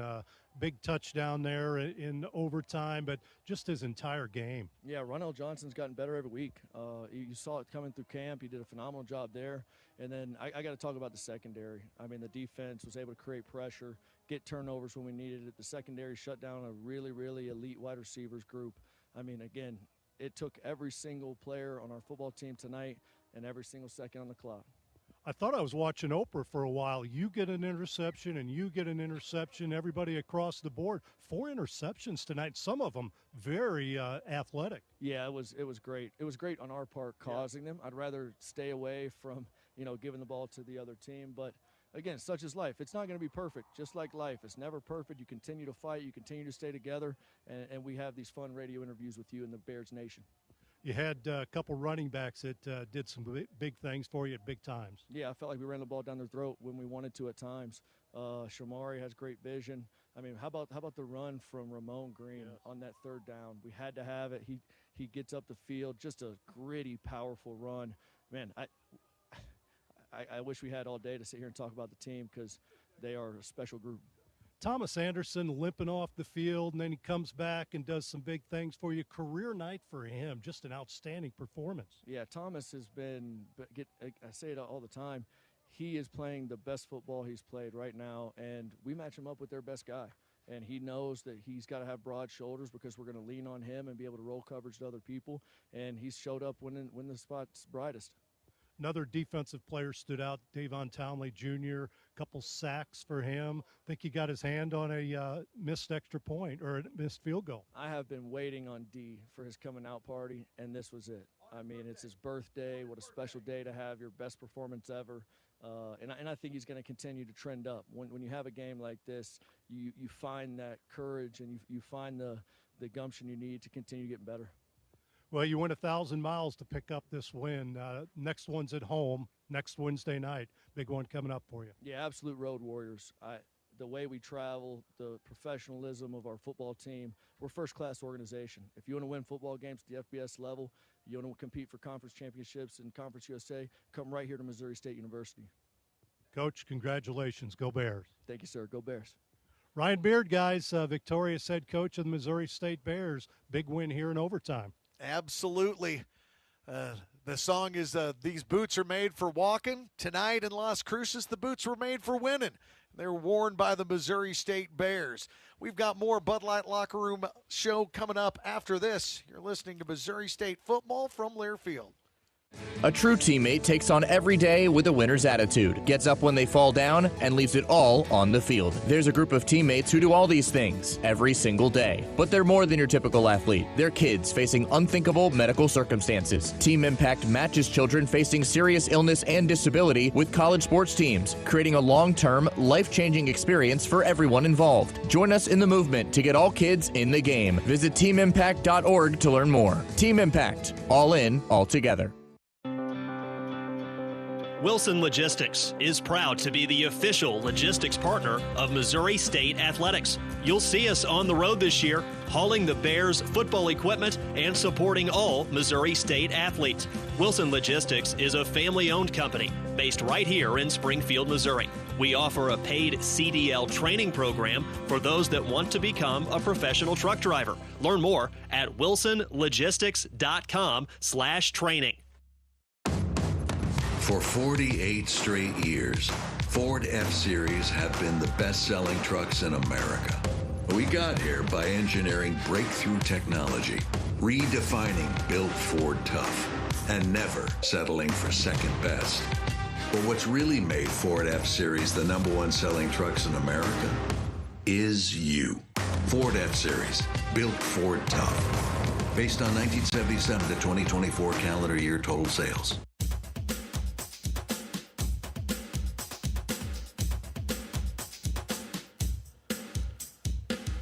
Welcome back to New Mexico State, everybody. Weekday CUSA wrapping up, as is the Bud Light Locker Room postgame show. Missouri State with the dub tonight in overtime, 24-17.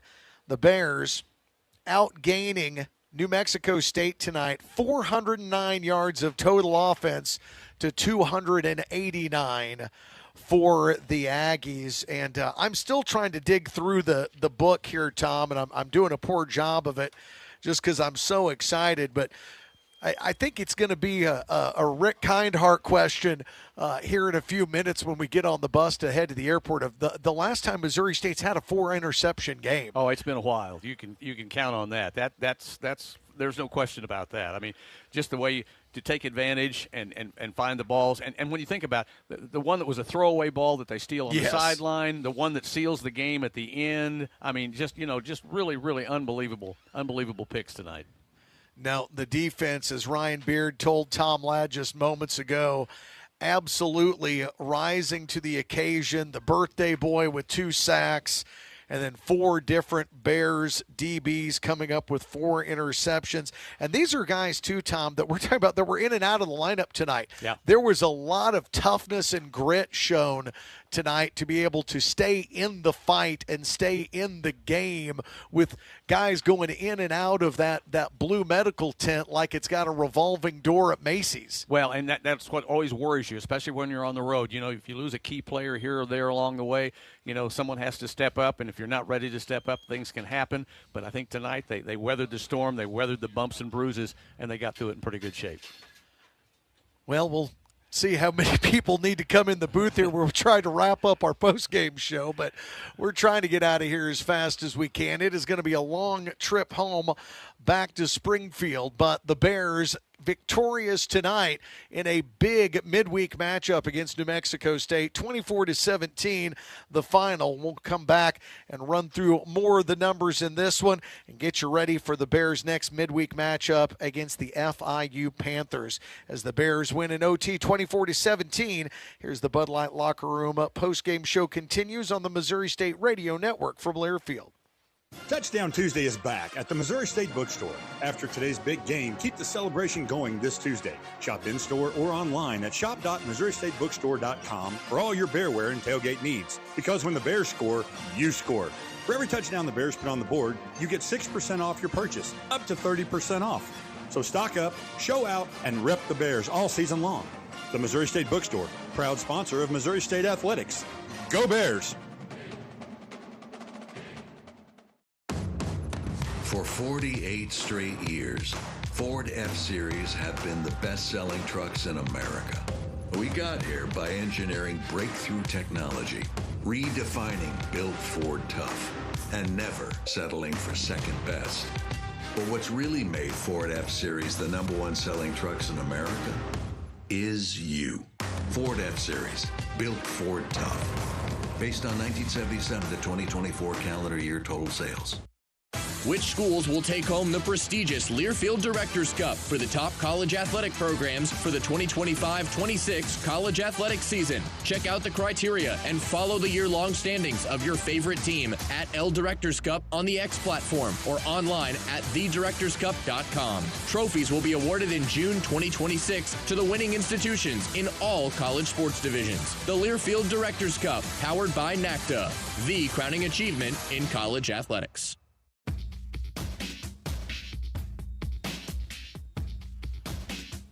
More from Las Cruces, New Mexico tonight as the Bears